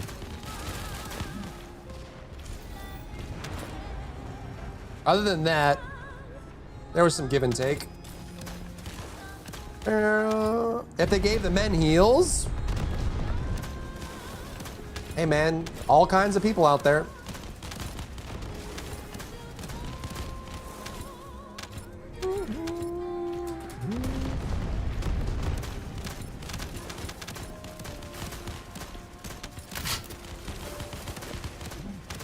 I came to you because Ajax stayed for the maid costume. Where's maid Ajax? Where's medical nurse Isimo? Where's nipple pasties Lepic? I don't know. Ginger Clear is nearly one of the most pathetic characters in anime, only because we've had 20 minutes and more worthless characters. There are a lot worse characters than Shinji, but he is definitely up there. I mean, the Rent-A-Girlfriend guy is one of the worst in my opinion.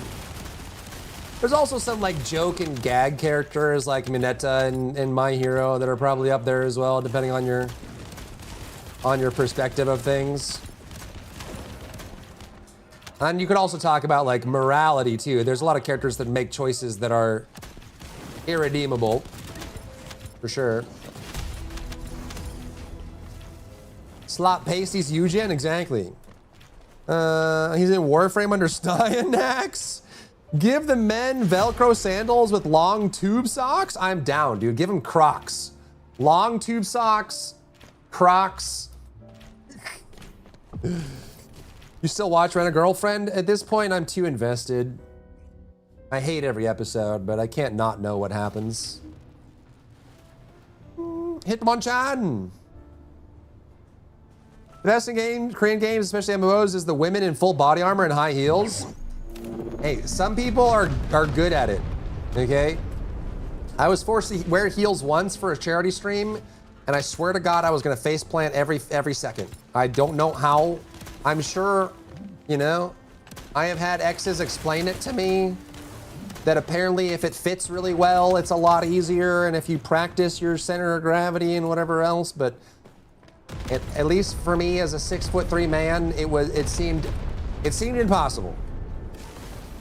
It seemed impossible. Thank you for the daily, welcome in. How are you?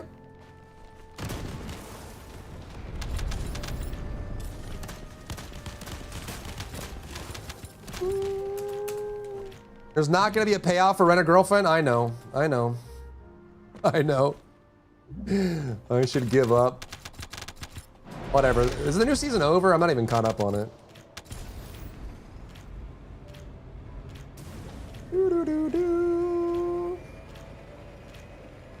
You rock the nerd fit. I just can't stand characters that don't do something when they have the ability to fight because they have some reason that won't matter, because if the heroes lose, they're all gonna die anyway. Context matters, right? Sometimes it's a plot device, sometimes it's character development, sometimes it is a revealing of something, you know? Sometimes they're an anti-villain or an anti-hero and they're walking that line, you know? Sometimes it matters later for story progression, and sometimes not. Sometimes it's just a huge waste of time. Deku? I would say Deku is not a whiny bad character like Shinji or Kazuya or whatever. Deku, like Midoriya, has a lot of character development, and when push comes to shove, Midoriya delivers. Homie breaks his body to extreme degrees while experiencing the height of all pain a human can experience, and still does what needs to be done. And I think that's a very redeeming quality. Same thing for like Asta and Black Clover. Same thing. Asta may scream and whine constantly, but when push comes to shove, Asta shows up. And I think that's a redeeming quality. Same thing for Natsuki Subaru and ReZero. Same thing. Whiny, annoying, but when push comes to shove, gets the job done. Danmachi season, I don't know, is it confirmed? Is there a new one? And Natsu, yeah, Natsu also is very whiny. I think Natsu's biggest problem is that he's kind of dumb. He's just kind of an idiot. But he's got a heart of gold, and he tries hard. You know? My college graduation, I wore heels, we had to go up a hill. I walked back to my car barefoot. I believe it, yes. The amount of exes I've had to carry because of their heels is excessive. Like, the amount of piggyback rides and fireman carry and bridal carries because the feet hurt. Off the charts. Frankenstein character of the anime Noblesse. Which anime would you say had a disappointing ending? There's a lot of them. Endings are hard to do. I would argue that My Hero had kind of a disappointing ending. I was hoping they were going to do more with the fights and the whatever. It just felt like it was kind of like a foregone conclusion as it was happening. Endings are hard. This game will ever feel like season 1 again? No. Hopefully not.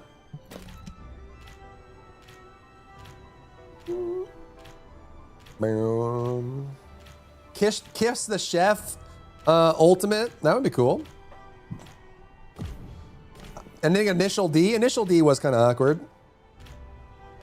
I don't know. There's a bunch of stuff that really whatever. Deku and Asta put in the work, they really did. And that's what I'm saying. Like, they can be an annoying character. And sometimes they're an annoying character for plot device, or sometimes they're an annoying character for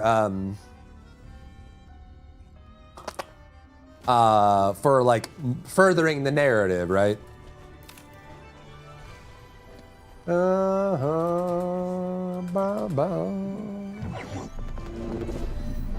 That's why context matters. There are some very unlikable characters. Like Griffith in Berserk is a very unlikable character. One of the most vile people you'll ever meet. But, you know, Berserk is Berserk, partly because of the stuff that Griffith does. Same thing for, who's the scientist guy in Made in Abyss? With the purple line on his face? That character's pretty fricked up. But that's Made in Abyss for you, you know? Watching Haikyuu right now, Shoyo is annoying. You don't like Hinata? Hey, where am I? Oh, right here.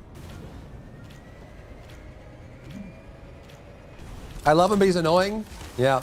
Well, you have to remember, some of these shows are made for kids or made for, like, you know, young teens. And so oftentimes it's, you know, it's kind of very early in the developmental cycle for them. And it's kind of how they're figuring out their emotions and connecting with the world and developing mentally. So some of that ends up being, you know, if you try to remember the person you were when you were 12, I bet you were a little shit. I was.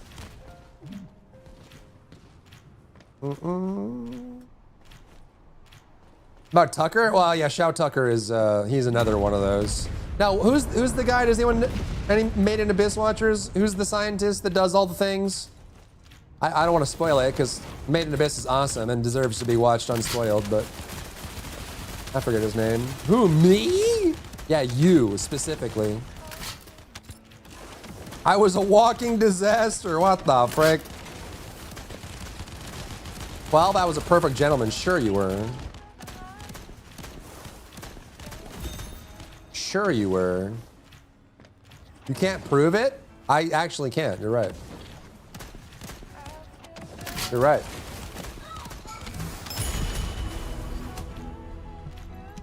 Give it to me, baby.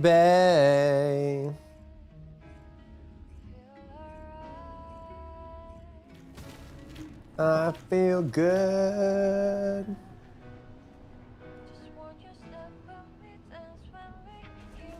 Griffith is vile, but a very interesting character. Yep. Yep. There's a lot of characters that are like that. Just, what the frick is wrong with you, man? But again, it's all part of the, you know, it's part of the world, part of the plot. Some people are just nasty villains, bro.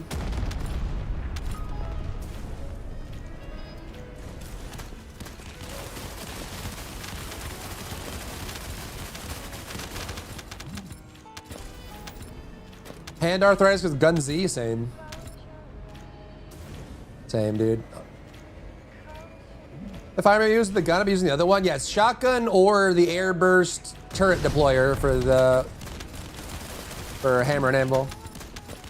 Goku is insufferable sometimes?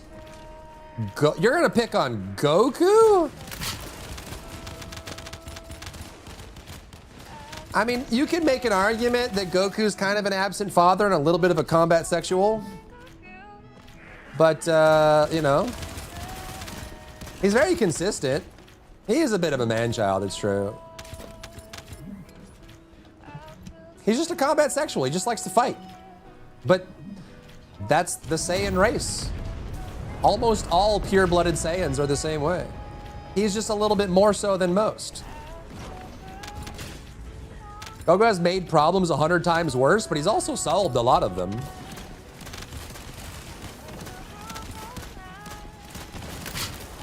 The Carmen of anime literally creates his own problems and villains. He kind of does. He kind of does.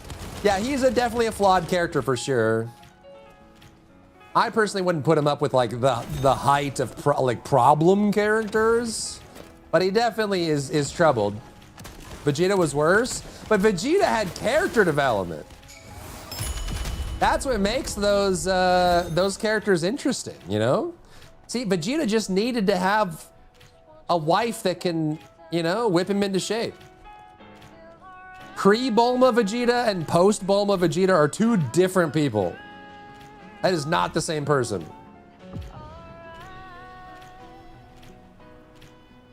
Vegeta, my favorite anime character when I was a kid. He's cool, man. I believe when all is said and done and there are no more villains to fight, he'll become a villain to force Vegeta to fight him to save Earth. That is something Goku would do. Gohan is fantastic until adult Gohan. Gohan is potential, man. Until, yeah, like, I feel like Mystic Gohan and the Great Saiyan Man was just a... Mystic Gohan was just a huge wasted potential. And then the Great Saiyan Man was just, I don't know, he was going through something. He wanted to go to college, get a girlfriend, do some theater. I don't know, dude. The Great Saiyan Man. But then when we got Beast Gohan, you know, Super Saiyan 2 Gohan Cell Saga, even like you know, like young Piccolo Gohan was pretty sick. He's just potential, man. Vidal ruined Gohan. It definitely brought out a side of him that was a little different. What's up, Seth? How are you, Emily? What is a good entry point into Dragon Ball? I would say you probably just want to watch like DBZ Abridged and then Dragon Ball Super. I don't think you need to watch all of Dragon Ball Core or any of the spin-offs. I feel like that's a good solid. Like, just do Dragon Ball Z Abridged and then watch Dragon Ball Super. And then decide if you want to watch more. Like, you can do GT, which isn't canon. You can do original Dragon Ball, and you can do like the movies and spin-offs and stuff, but there's a lot of content to watch there. Makoto from School Days. Oh, Zellman's here. Where's Zellman? School Days mentioned. Gohan easily had the potential to be the best character in the entire series. Yeah, Gohan is potential, man. Literally, if Gohan had the combat drive that Goku had, he would be the most powerful character, like more than Broly.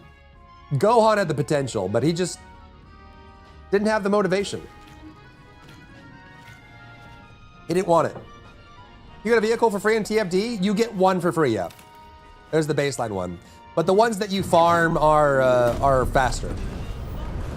But you don't have to pay for them, you can just earn them.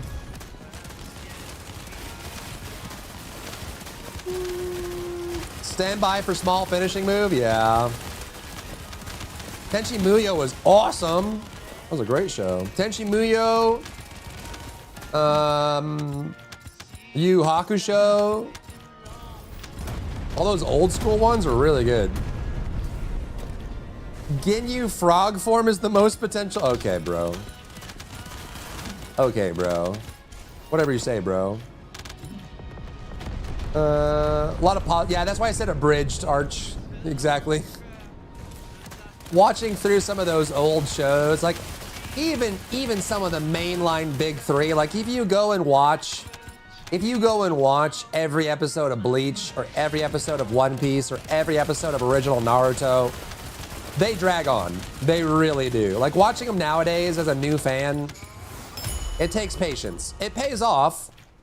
It's worth it, but it does drag on quite a lot.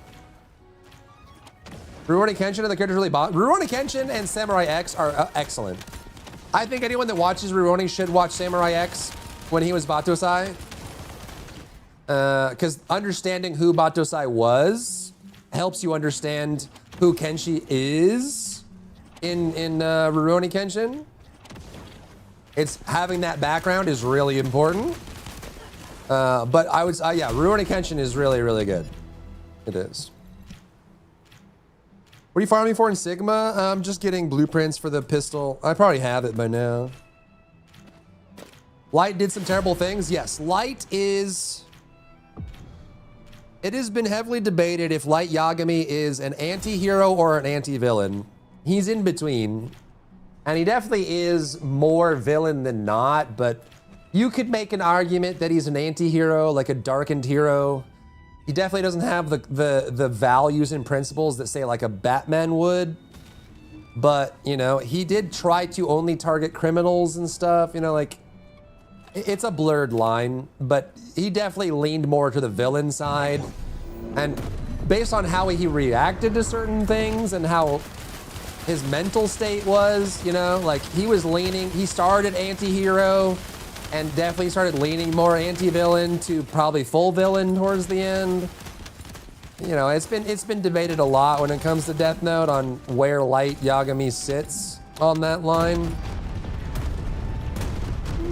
Is Rurouni Kenshin the samurai who was so good he used to flat the sword? Yeah, so what happened was, if you watch Samurai X, that's Kenshin. Batosai was his name. He was what was it called manslayers. So there were manslayers that were just gods with swords, and they would slaughter anyone. Like they were called manslayers for a reason. They would slaughter swaths of people, killing mass amounts of life. And so Samurai X is the backstory of Kenshin, of who he was when he was a manslayer. All the awful things that he did and the things that he went through and how good he got as a manslayer. However, Rurouni Kenshin is the story of Batosai, who decided he was not gonna kill again. He had enough, he wasn't gonna be a manslayer anymore. And so he used the blunt end of his sword to fight people with the intention of never killing again.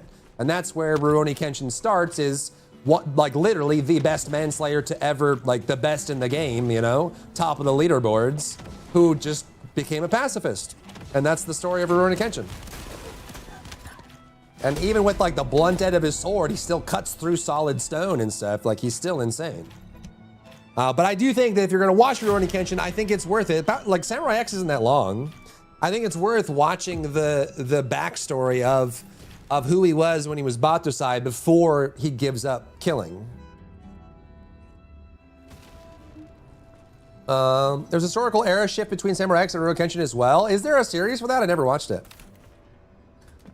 What about the MC of Redo Healer, Diabolical but Reserve? Redo Healer gets memed on so much.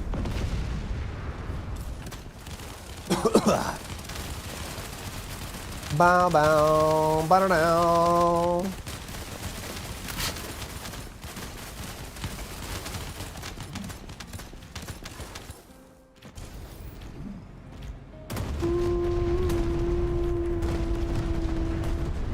Dry Bear Anime? Do I need to make an anime channel? I should, huh? Dry Bear Gamers, Dry Bear Plays, Dry Bear Anime, Dry Bear TV.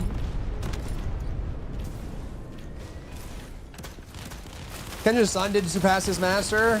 Oh, that's a big plot point. Is when he runs into the people that are just as cool as he is, or cooler.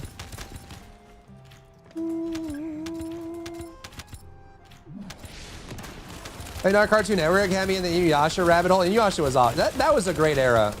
The Cartoon Network Tom era. That was a good era.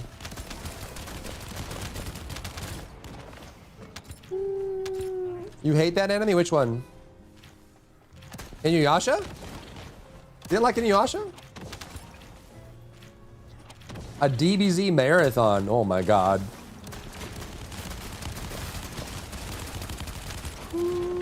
Toonami after school. Toonami, dude. Let's go. Sesshomaru. Sesshomaru is definitely one of the better characters for sure. There's a shift in the Japanese era. X was during the end of the Edo period. Rurouni Kenshin was during the beginning of the... Oh, you're talking about like historical era in Japan? I don't really know Japanese history that well.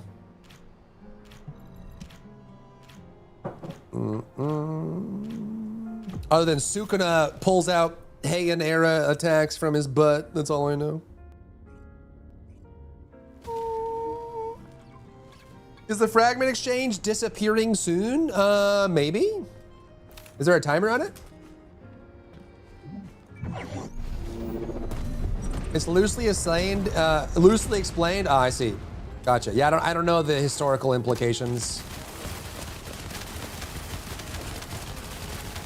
Older sister was heavily into it. Its romance bit makes me strangle a mofo. Yeah, there's definitely been a lot of dialogue around Inuyasha and how inappropriate some of the connections and interactions could be. I mean, I think the difference there is, you know, the crux of that argument is obviously there was consent, but then, you know, you make an argument over power dynamics and, you know, fantastical elements and things like that, you know? I would say Inuyasha definitely has some inappropriate elements to it. It's definitely not the worst that I've seen about those, but it says 1 day, 5 hours. Okay, so the event that you looked at that has a timer on it, and the timer is ending. I see. One would surmise that the event is indeed ending then. Unless they're gonna start a new timer.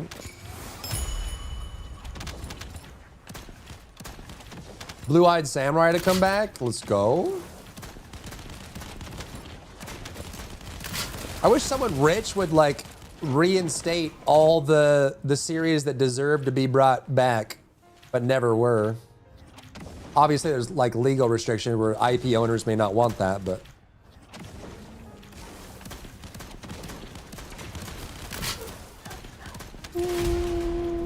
Completing the orb thing, it just got shattered again. Yeah. Like Noblesse? Yup.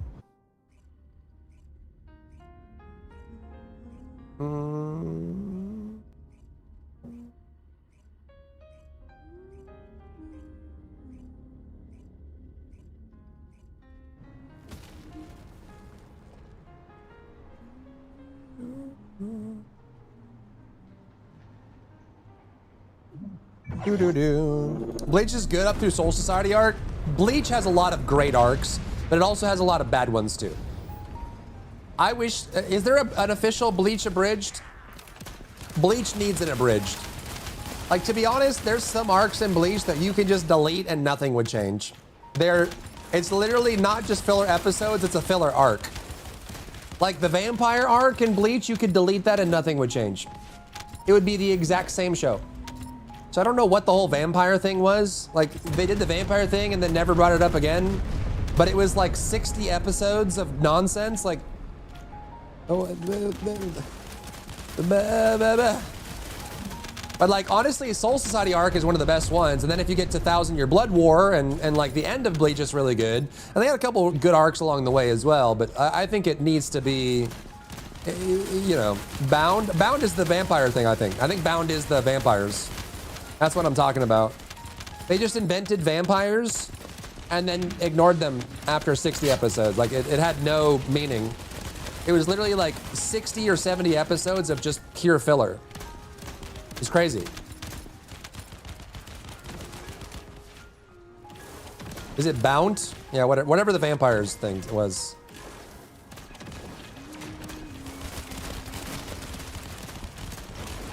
Thousand-Year Blood War, 10 to 10 animation, 2 to 10 fights. Some of them are pretty epic. Bonkai.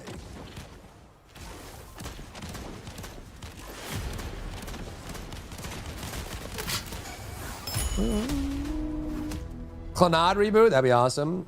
Grimgar reboot. Noblesse reboot. The Bounce were anime-only storyline. It's why it was never referenced again. Kubo had nothing to do with it directly. Then why did they do it? I guess they were just waiting for source material, or they were trying to discuss how to do it, so they just invented nonsense. But like, I can understand if it was like a 12 episode arc, but the Bound arc was like, it was like 80 episodes or something. Like, that wasn't a in and out 15-minute adventure. They had caught up to Kubo? Then why did they do it? They just wanted to do it? Just for fun? I don't think Fist of the North Star could survive today. It might need some adaptation. I mean, some of those shows, they had some antiquated ideals that probably wouldn't fit in today's world.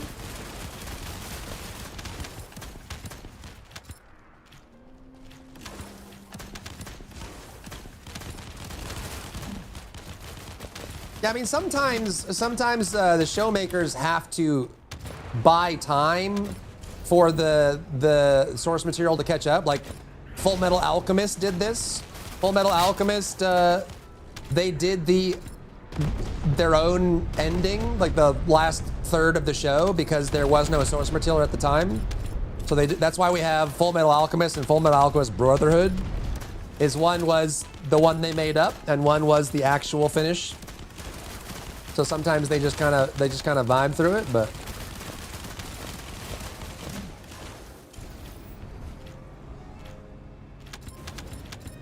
Zeppelins and Germany and Nazis. Oh, okay. All right, okay. Sounds good. Kind of weird, but suddenly Nazis. Oh, right. Thought this was about alchemy. Nope, it's not. Not anymore.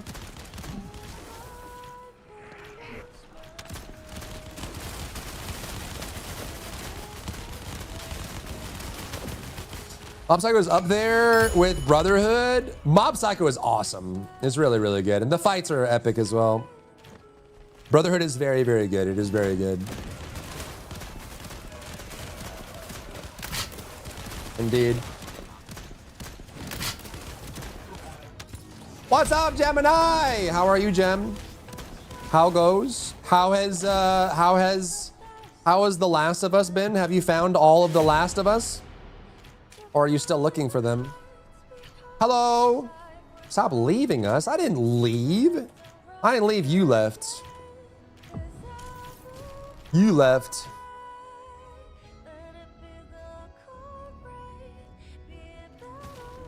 I finished both 1 and 2. You got 2 done already? I saw I was lurking in 2 of them. How did you finish it so fast? You're insane. What did you think? Did you like it? Abby was draining? Yeah. Abby is definitely a point of contention for a lot of people. For sure. I'm better. I am better. I am. I liked Brotherhood over the original. A lot of people did. Most people like Brotherhood more. Counter-Strike? Oh, that's right. You gave up on Valorant. You're never playing it again. You quit it. Not a bad thing. So they said they make part 3. They probably will eventually. What did you think of the gameplay and combat? It always amazes me that how realistic they went with the combat. You shoot someone in the neck and they gurgle. And you kill someone and they call out to them. They're like, Sharon! Sharon, no! Last of Us 2 was such garbage, it basically killed the series? I disagree entirely. I thought Last of Us 2 was awesome. The Rat King, holy moly, spooky dooky. Climbing on the high rise. The dogs react too, dude, and the way they yelp and stuff, oh, they went so realistic with it. It was so brutal. And most companies are not willing to be that realistic about that stuff. I thought it was really good. My favorite part? What was your favorite part? Was it sexy time with Abby? It was, wasn't it? I bet it was. The combat and the realism of it, yeah, it's brutal. Freaking brutal. Infamous Second Son sequel win. Isn't Infamous being rebooted? Or no, it's Prototype, right? He knows! Wait, was it really? Oh my god. Oh my god. Oh my god. Hey man, I'm just glad that people were able to be intimate and connect in the apocalypse, you know? Everyone has needs and urges. I'm just glad that they got to find some togetherness. What's up, Sizzle? Abby was kind of hot. Yeah?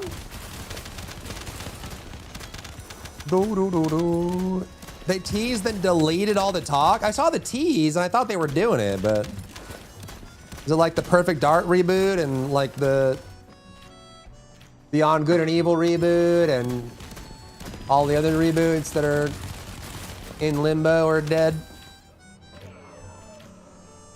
First 3 had rumors about it being made by Xbox. Bounce on it crazy style.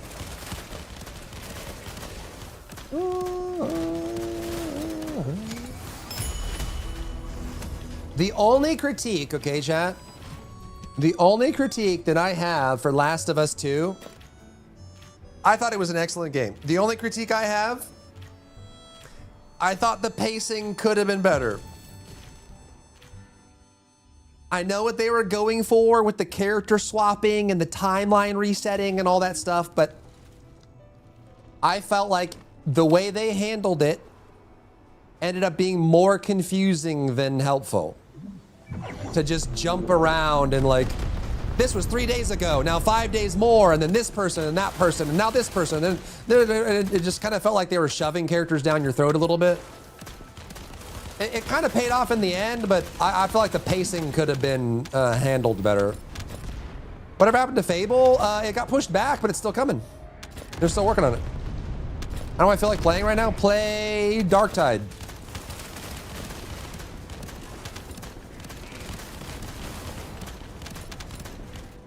What else says Beyond Good and Evil 2 is still in the works? Yeah, we'll all be dead by the time it comes out. You were satisfied with Ellie walking away? So I don't want to spoil anything, but I think, again, Last of Us has always been a series about loss and grim realities. And I also think there was a little bit of character development, but also some trauma, PTSD, and things that kind of led into it. So, you know, I know some people didn't like the ending and didn't feel like it was apropos, but I don't know. I feel like it was in the spirit of Last of Us, of just, you know, grimdark future. Just things never working out the way you think it is. You know, horribleness abounds in all directions and all that.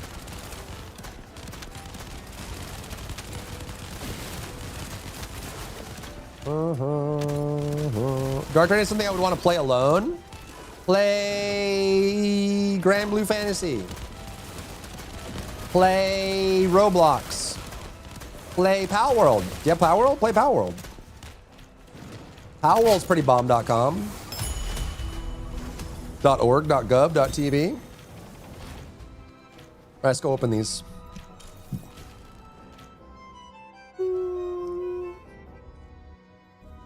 Yeah, and just try to be careful. I mean, I know the game has been out for a while, but let's try to Try to be careful about spoilers in chat. I maintain that everyone should have the chance to experience something for the first time, so I don't want to get into the specifics of the story in things. But yeah. Good gameplay, terrible story. What, Last of Us? I would say a lot of people have that opinion. Waiting mode for Aeon 2. I was thinking about playing Aeon 2. Would you guys want to watch it? I would move to Taiwan real quick and play Aeon 2 on stream and then return home after living in Taiwan. Magisters That's are how I probably would humanity's that's how I would play it. Don't you think?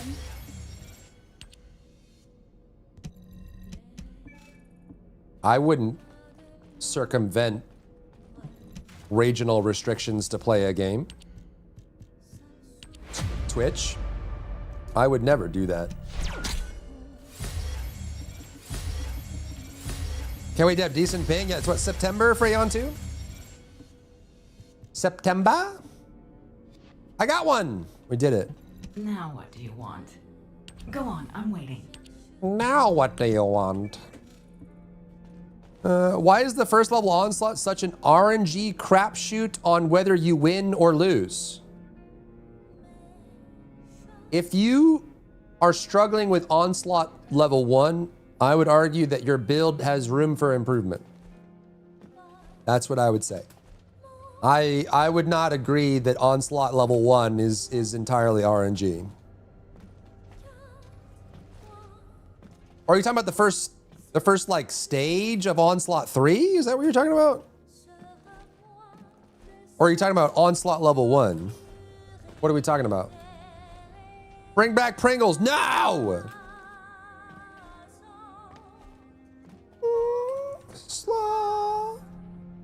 La Luli. Kulon. Yeah, Kulon is, I mean, sometimes the power is there. Yeah, the first level, the first stage is harder to get through than some of the others. Stage 1 and stage 3 are definitely the hardest.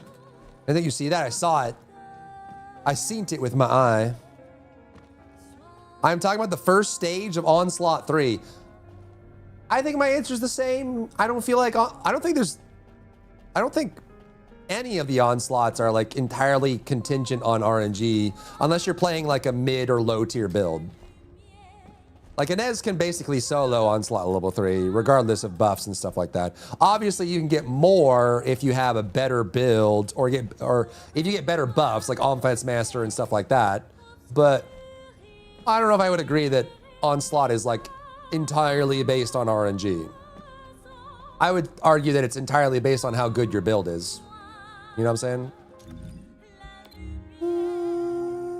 The funnest, yeah, F-U-N. F is for friends who do stuff together. U is for you and me. N is for anywhere, anytime at all.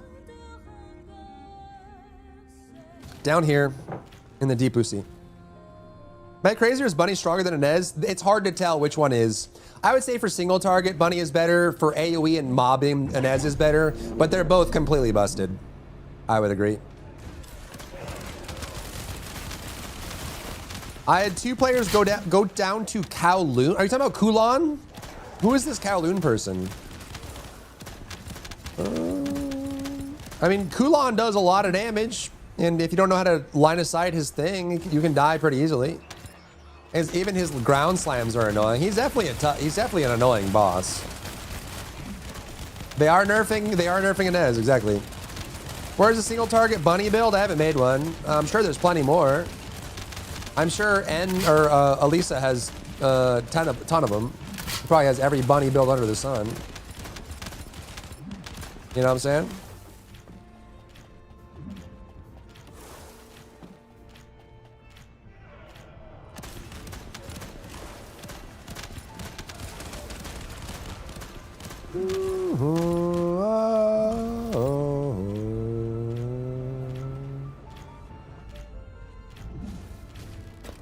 The Got Anybody's my favorite build in TFT at the moment. Can you use hammer and anvil with it? I could try. I just don't like the gun builds where I have to hit a specific target. I prefer like the Eye of the Typhoon and hammer and anvil and restored relic and stuff like that. I can't be bothered to aim at targets while playing this game. Unless it's a single target, like a boss.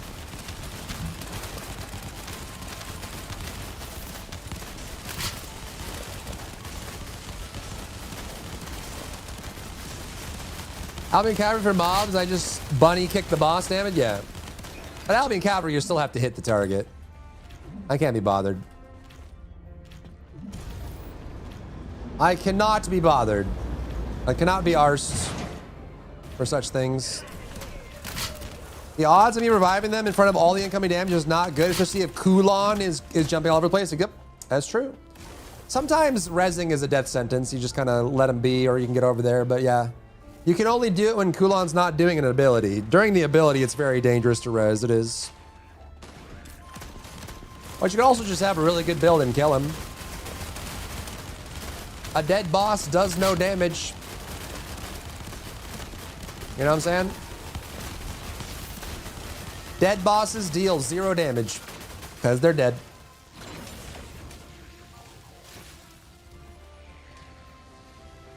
You know?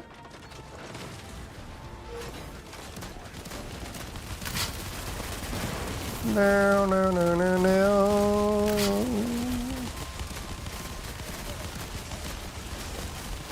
30 bunny ams rolled 7 times. She's not one as a god roll. Oh my god, bro. Hold on 1 second.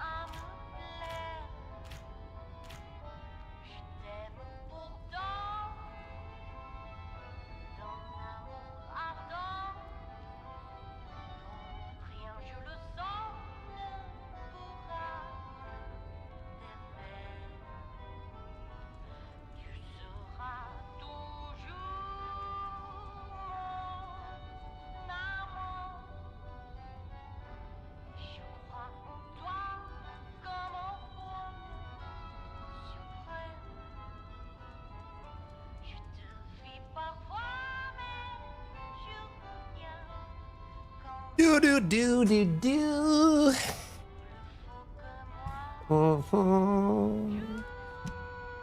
Oh, 2 seconds. Nailed it. Nailed it. Heckin' nailed it, bro.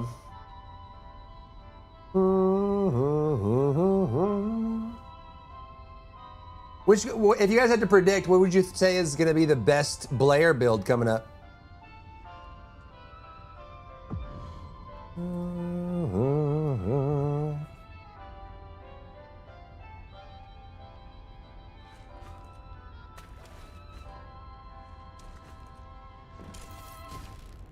The one with the fire? The safe bet. That is a safe bet. I ain't never gonna play a male descendant. Why not? Wait, did you guys not get? Oh, it's just didn't. Okay. Probably the battlefield one.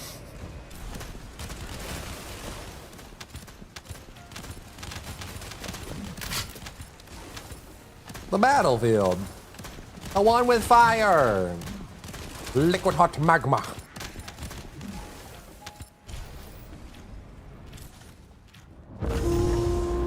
Hey man, you like what you like, Crymora, it's all good. That's why I'm saying, dude, I'm just saying,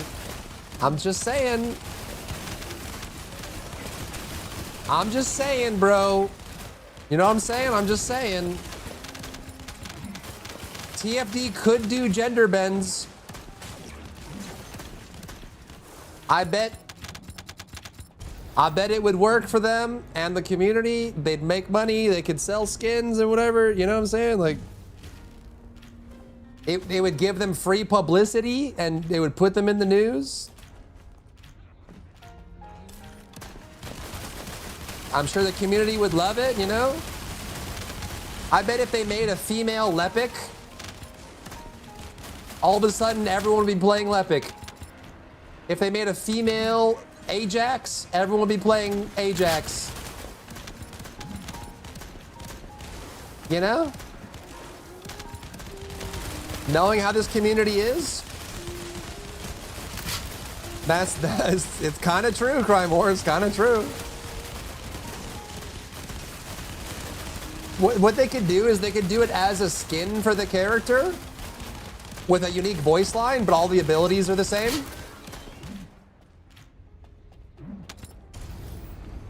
It would probably work. And honestly, sadly, it would probably raise the play rate of any character they did it on. And then they could sell, like, honestly, like, okay, so here's the thing, right? If they decided to do as a skin, what would you guys be willing to pay for that? Like, would you pay like the collab prices? Would you pay more? What if they did multiple skins? $20 tops?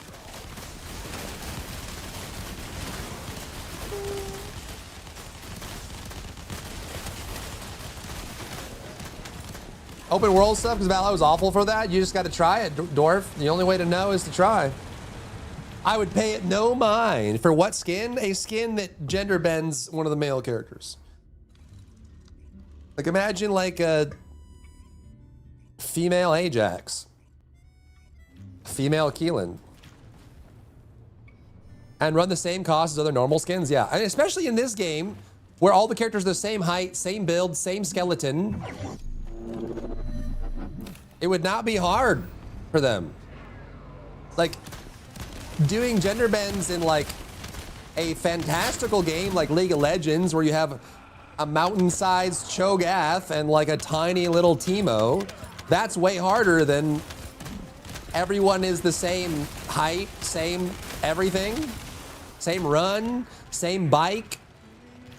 The skills are changing. The skill animations are probably, the idol is the same. It really wouldn't be very hard at all.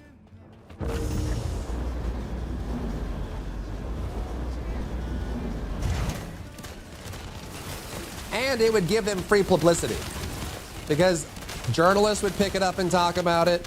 Everyone would be buzzing about it, whether they hated it or liked it, they would buzz about it. You know, the TFD community that wants more males will be like, oh my God, I can't believe they're reducing the number of males. And then the journalists will be like, Gooner game adds more goon. And then there would be like conversations about that. And I'm just saying.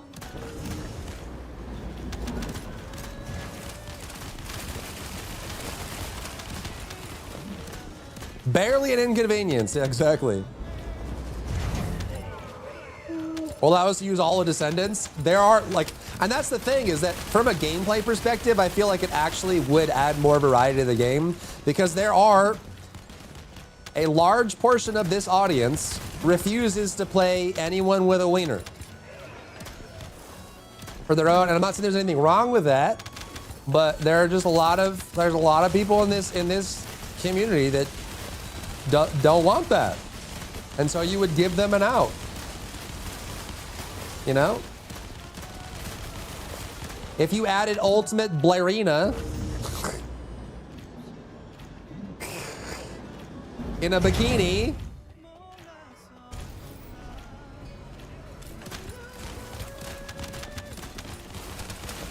I'm the target audience. There you go.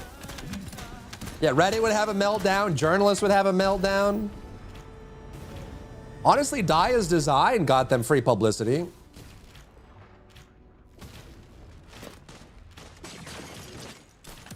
I would say not to meme on it because Switch might like it. I'm not memeing on it. Nothing about what I'm saying is a meme.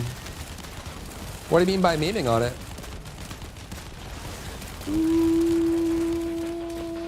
I'm quite serious. Oh, to someone in chat, I see. Common use skin for all the males, Just Heights generic voice lines.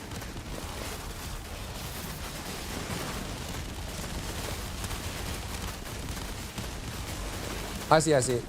What wiener? Have you seen the male character models? They're all Kens.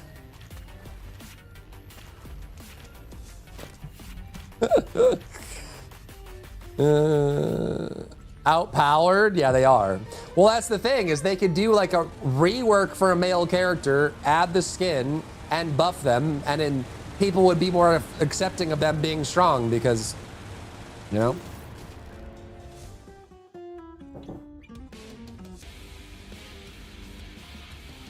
Stellar Blade crossover? Dude, they need to do it. There's no reason not for them to do it. All right, we can probably finish this in time. It will go fast. We can get to Wall Crusher. If I came for the waifu, doesn't make sense. I'd fold for a male character. Right, but it would be another waifu for you if that's your value structure. It would be another one.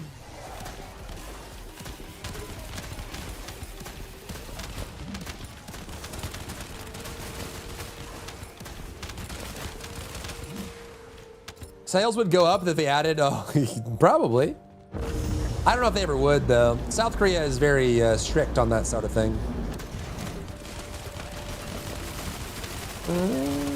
Wall Pringles! I'm gonna Pringle. I'm gonna Pringle.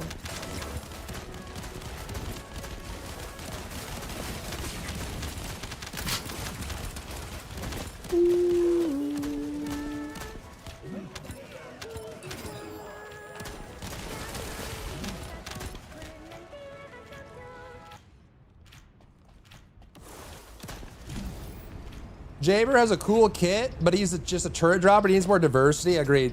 More diversity would be great. Which Pringles is the best, and why should it come back into chat? No. A redeem to use Pringles one time. I don't know if I could do that because it's a 7TV emote. Unfortunately.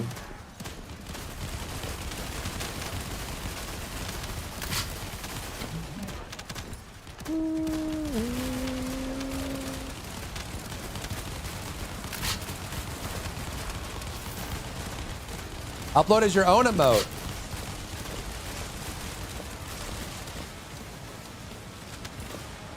No, no, no.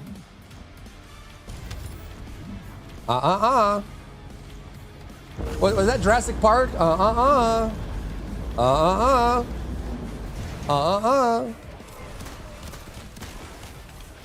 Twitch adding GIF into chat, how does that work? The same way 7TV does it? Or you mean like copy pasting into chat?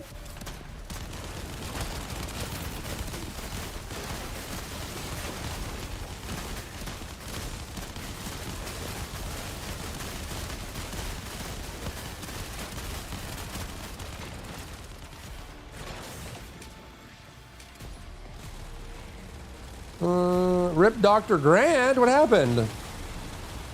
Oh, I'm an idiot. I'm an idiot. Ignore me. The requirement, I think I saw, it has to be tier 2 and above sub to use it. But oh yeah, they are doing that. Yeah, you can paste GIFs into chat and stuff. I do remember that. True and real. True and real. So true and real.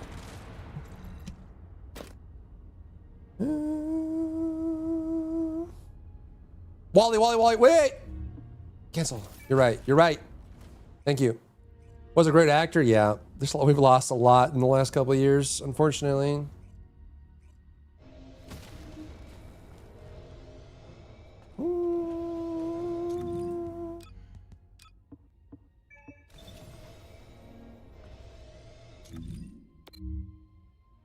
Everybody ready? Do your switches. Do your switches.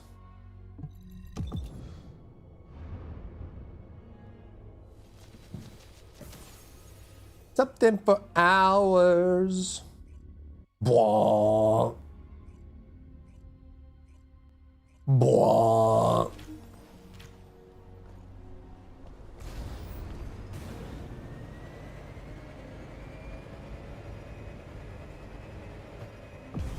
Get that the bluebirds.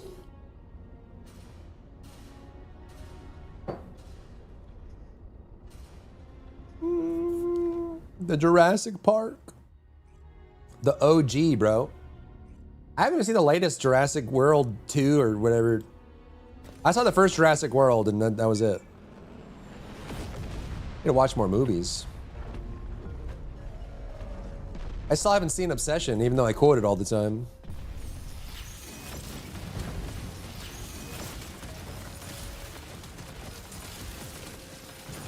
Still blows my mind that Obsession cost like $700,000 and they've grossed like 400 million. That's nuts. They're basically entirely revenue. Like it's nuts. Majority of the adult cast of Harry Potter is dead, and the films came out in the first second of the 2000s. Rest in peace. Rest in peace. Got Dotson over here. Yeah, just that 3-second wall crasher. We can go faster. How many Raylins is that? A lot. A lot of Raylins. So many Raylins, you would never believe it. You would never believe the Raylins. You would never believe it. Never, ever.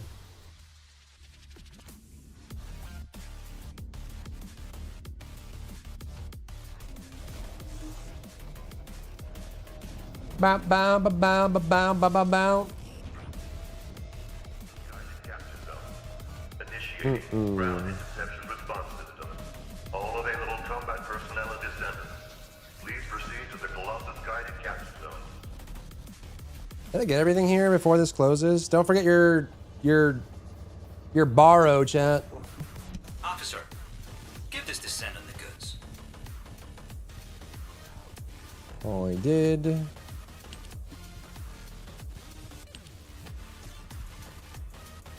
Oh. My paints. Wait, if I know what mastery XP I am missing, you should be able to. Well, I mean, first of all, you can see by the color. So if a character, like if you go descendant, if it's orange or blue on the level, then you have it. If it's white, you don't. Wanna feel a chill? Right? Unless it's a deleted character that you reacquired like I did. And then for the weapons, I think, can't you go to the weapon list and see it? Yeah, same thing. If the proficiency is orange or blue, you have it. If it's white, you don't. They're just, I thought there was an icon, but maybe I'm crazy. But you see how these all have orange or blue? That's what you want. That's what you want. If it's white on the proficiency, that means you don't have the mastery yet. Easy peasy.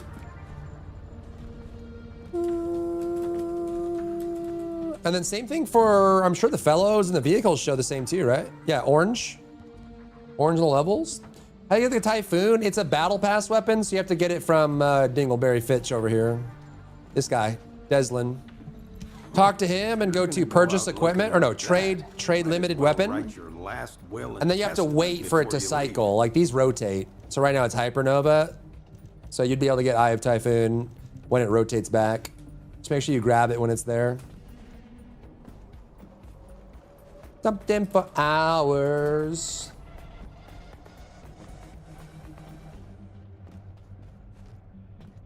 And that the bluebirds.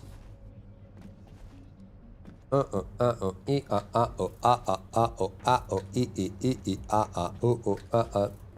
figure out how to get to MR34? Same thing. Just check your proficiencies and see what you're missing. How often do they rotate? I think it's by major patch. I don't even remember. Like every major patch, I think it changes. And sometimes they have multiple in here. You need something for battle, you won't find anyone better. Yeah, is it seasonal? So like every new season, every new battle pass that starts, they rotate, right? So you have to wait until the season is over and then a new season starts. But season has kind of lost its meaning because they extended season 3 until the cows came home. So who knows what seasonal means anymore? Is Auditory Amber an able part enough to sell? To sell to who? Or maybe you just look at stat page, list all the sources of mastery, missions. Oh, nice. Yeah, that's useful. Yeah, you can still do like missions on the overworld and stuff that give you mastery too. You know? Oh, at the vendor? I would say at the vendor, just sell whatever you don't need. If you don't, once a character's maxed, once you have a character, once a weapon's maxed out, just sell it. You don't need it. When will you visit again? You know, sometimes people like to hold on to weapons so they can get duplicates of them. But in general, you don't really need that kind of stuff, you know. Seasons are per year now. That's become pretty clear already. I don't think anything's ever clear when it comes to TFD. Everything can change on an instant. We'll never nerf. Now we're nerfing. No, we're not. Yes, we are. Valby is the point of balance. No Inez is the point of balance. No Bunny is the point of balance. No Freyna is the point of balance. No Serena is the point of balance. No, Serena is the gun descendant. Wait, no, we're giving her a skill build. No, Inez is the skill descendant. Wait, no, we're giving her a gun build. Wait, no, wait, yes, wait, no, yes, no, wait, no. Ultimate weapons are the best weapons of the game. No. Transcendent weapons are the best in the game. No. Yes, no, yes, no, no, yes, no, yes, no. Nothing is set in stone when it comes to TFD. Anything can change. You're the point of balance? Thank you. Yo, it's Zero Suit Samus. Look. Look with your special eyes. Look. Oh. Da ba da bluebird. I'm a raider in my own channel, bro. They do care about balance. They're just so bad at it. Yeah, I think that's fair. I would say TFD devs are not lacking in intent or effort. It's just sometimes they don't really know how to do it. You know? They try to catch the ball. It's just someone lathered their fingers up with Vaseline, and so it slips out. It's not because they weren't trying to catch the ball. They just, their hands were slippery. So an Alpha will be point of balance. Alpha's dead. He's dead. Given we started 3 months season 3 with 3 month seasons, they're at 12 months. Maybe season 4 will 16 months. Who knows? Predicting the TFD devs is practically impossible. You never know what you're gonna get. It's like a box of chocolates. You know? It's like a box of chocolates.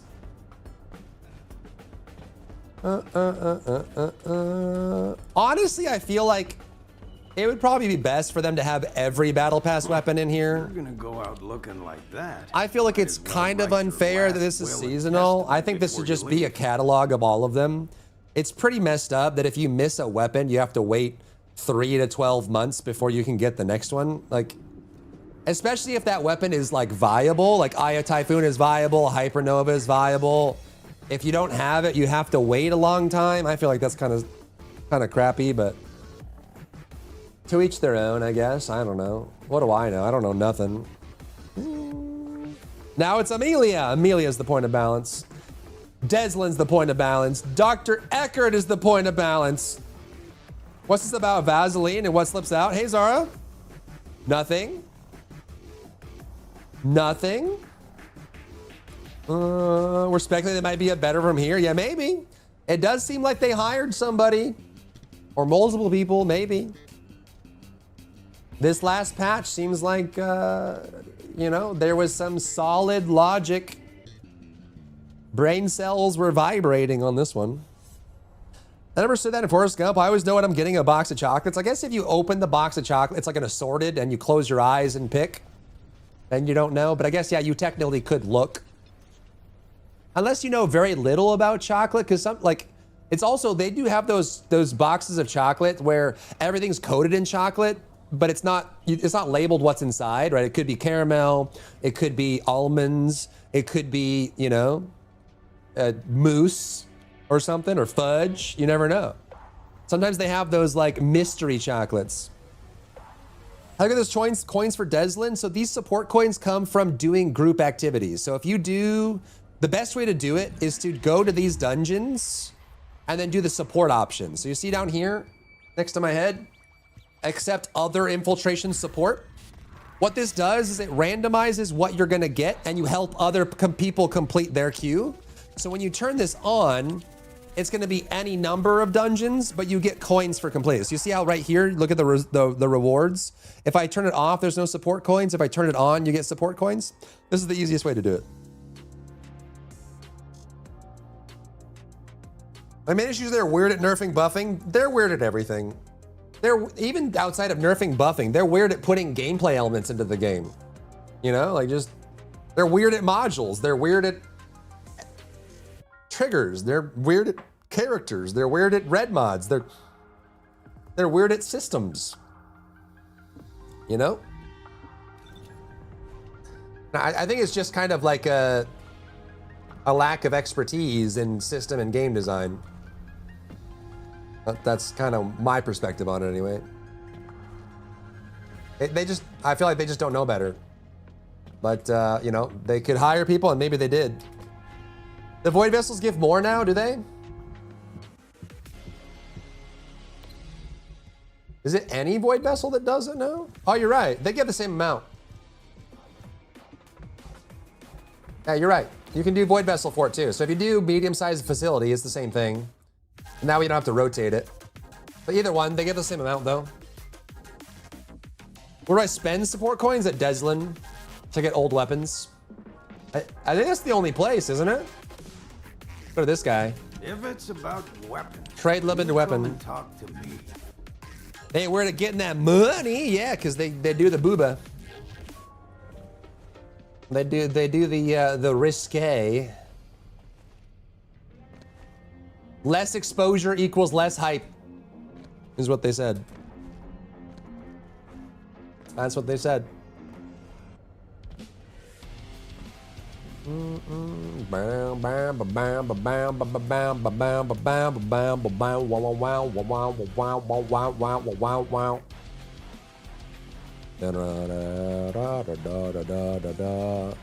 and I? What's B and I? B and I?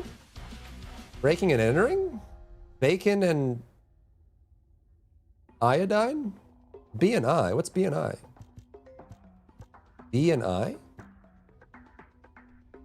Prime and Pundit? No. That's I'm not gonna say it. B and I? I think it's a module, I don't know. Baked in ice?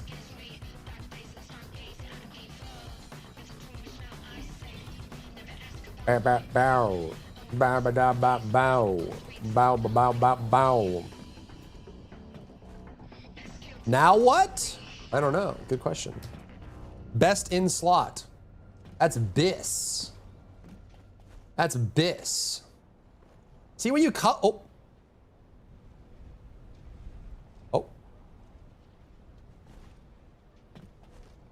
When you paint the Evangelion, it does look better, which makes me think it's just like a material texture issue.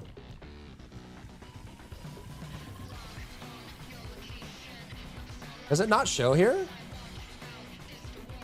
Wait, you can't. Oh, it is here. I'm dumb. Just the Ray one.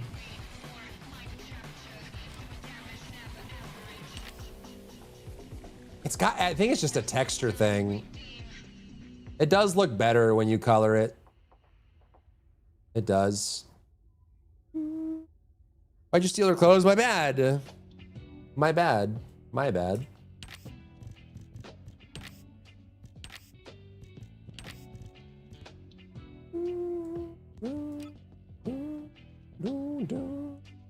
Gotta be a texture thing, bro. This isn't even on the highest settings either. Use clear white? Clear white? Clear white. Why am I using clear white? That is clear and white. It's true.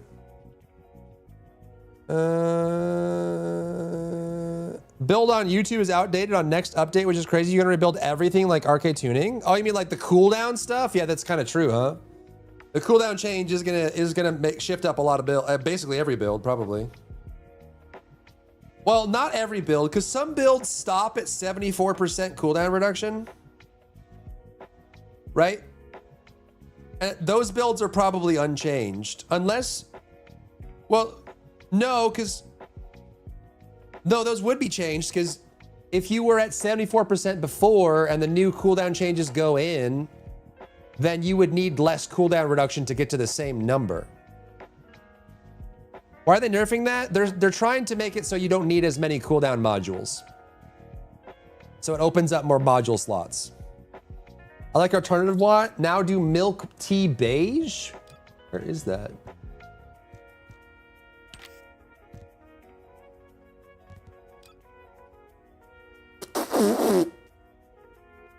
Oh my God! Oh! Where's milk tea beige? Milk, mud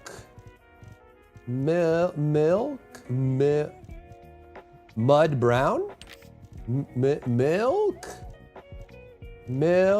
Milk. How do you get an elephant in the fridge? Open the door and throw it in. Got him. Actual Jello? Yeah, a little bit. A little bit, bro. Yeah, it's to increase the diversity. Oh my God. What the frick? Oh, shiny and chrome. They get rid of those weird mod categories with the restrictions, yeah.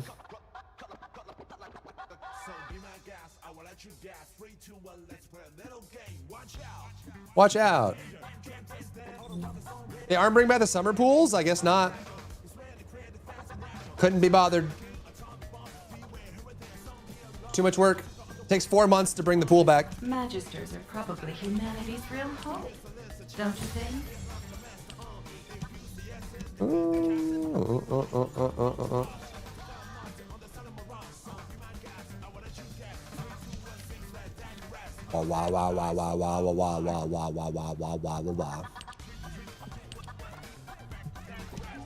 You did a thing in Pokemon? What did you do? What did you do? Oh, you made one of the flower ones.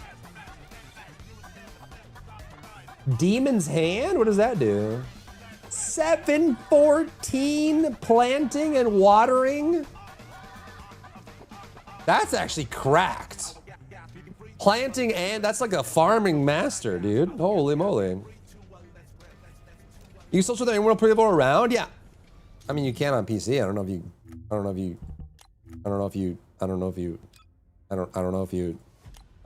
You can just use the mouse. Just use the mouse, you know, just use the mouse, you know what I'm saying? Do you know what I'm saying?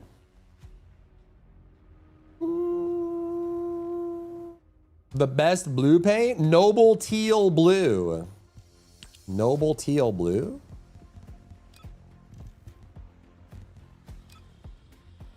What? Noble Teal Blue?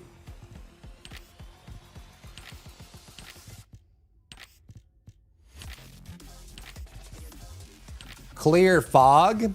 Fog you. Pistachio. Noble Teal Blue?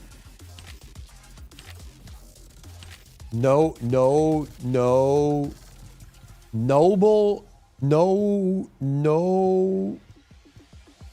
Teal Blue. That is a nice color. It's very shiny.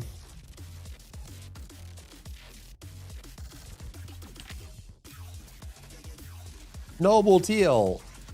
So shiny, holy crap. Start retiring, pals. That's awesome. And well, we also, like with 1.0, we got higher base which means you can have more PALs too. So not only are the PALs stronger, but we have more PAL capacity, which is crazy. Absolutely crazy. They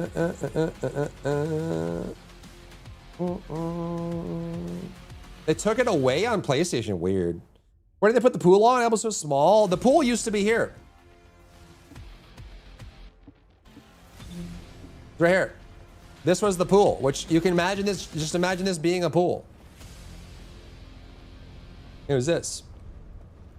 This was a pool. I feel like they could just. They already did it, right? Like they could just do it again. I don't know. Maybe they just couldn't. They just couldn't be arsed. They just couldn't be. They couldn't be arsed. I had got 2 uses of the paint because of PlayStation Plus, but now I wish I had more of it. What, the teal blue? Level 19 got Kitsune. Let's go. Progressing. Bam, ba-da-bam, bam, ba-da-bam, bam, bam, ba-da-bam, bam.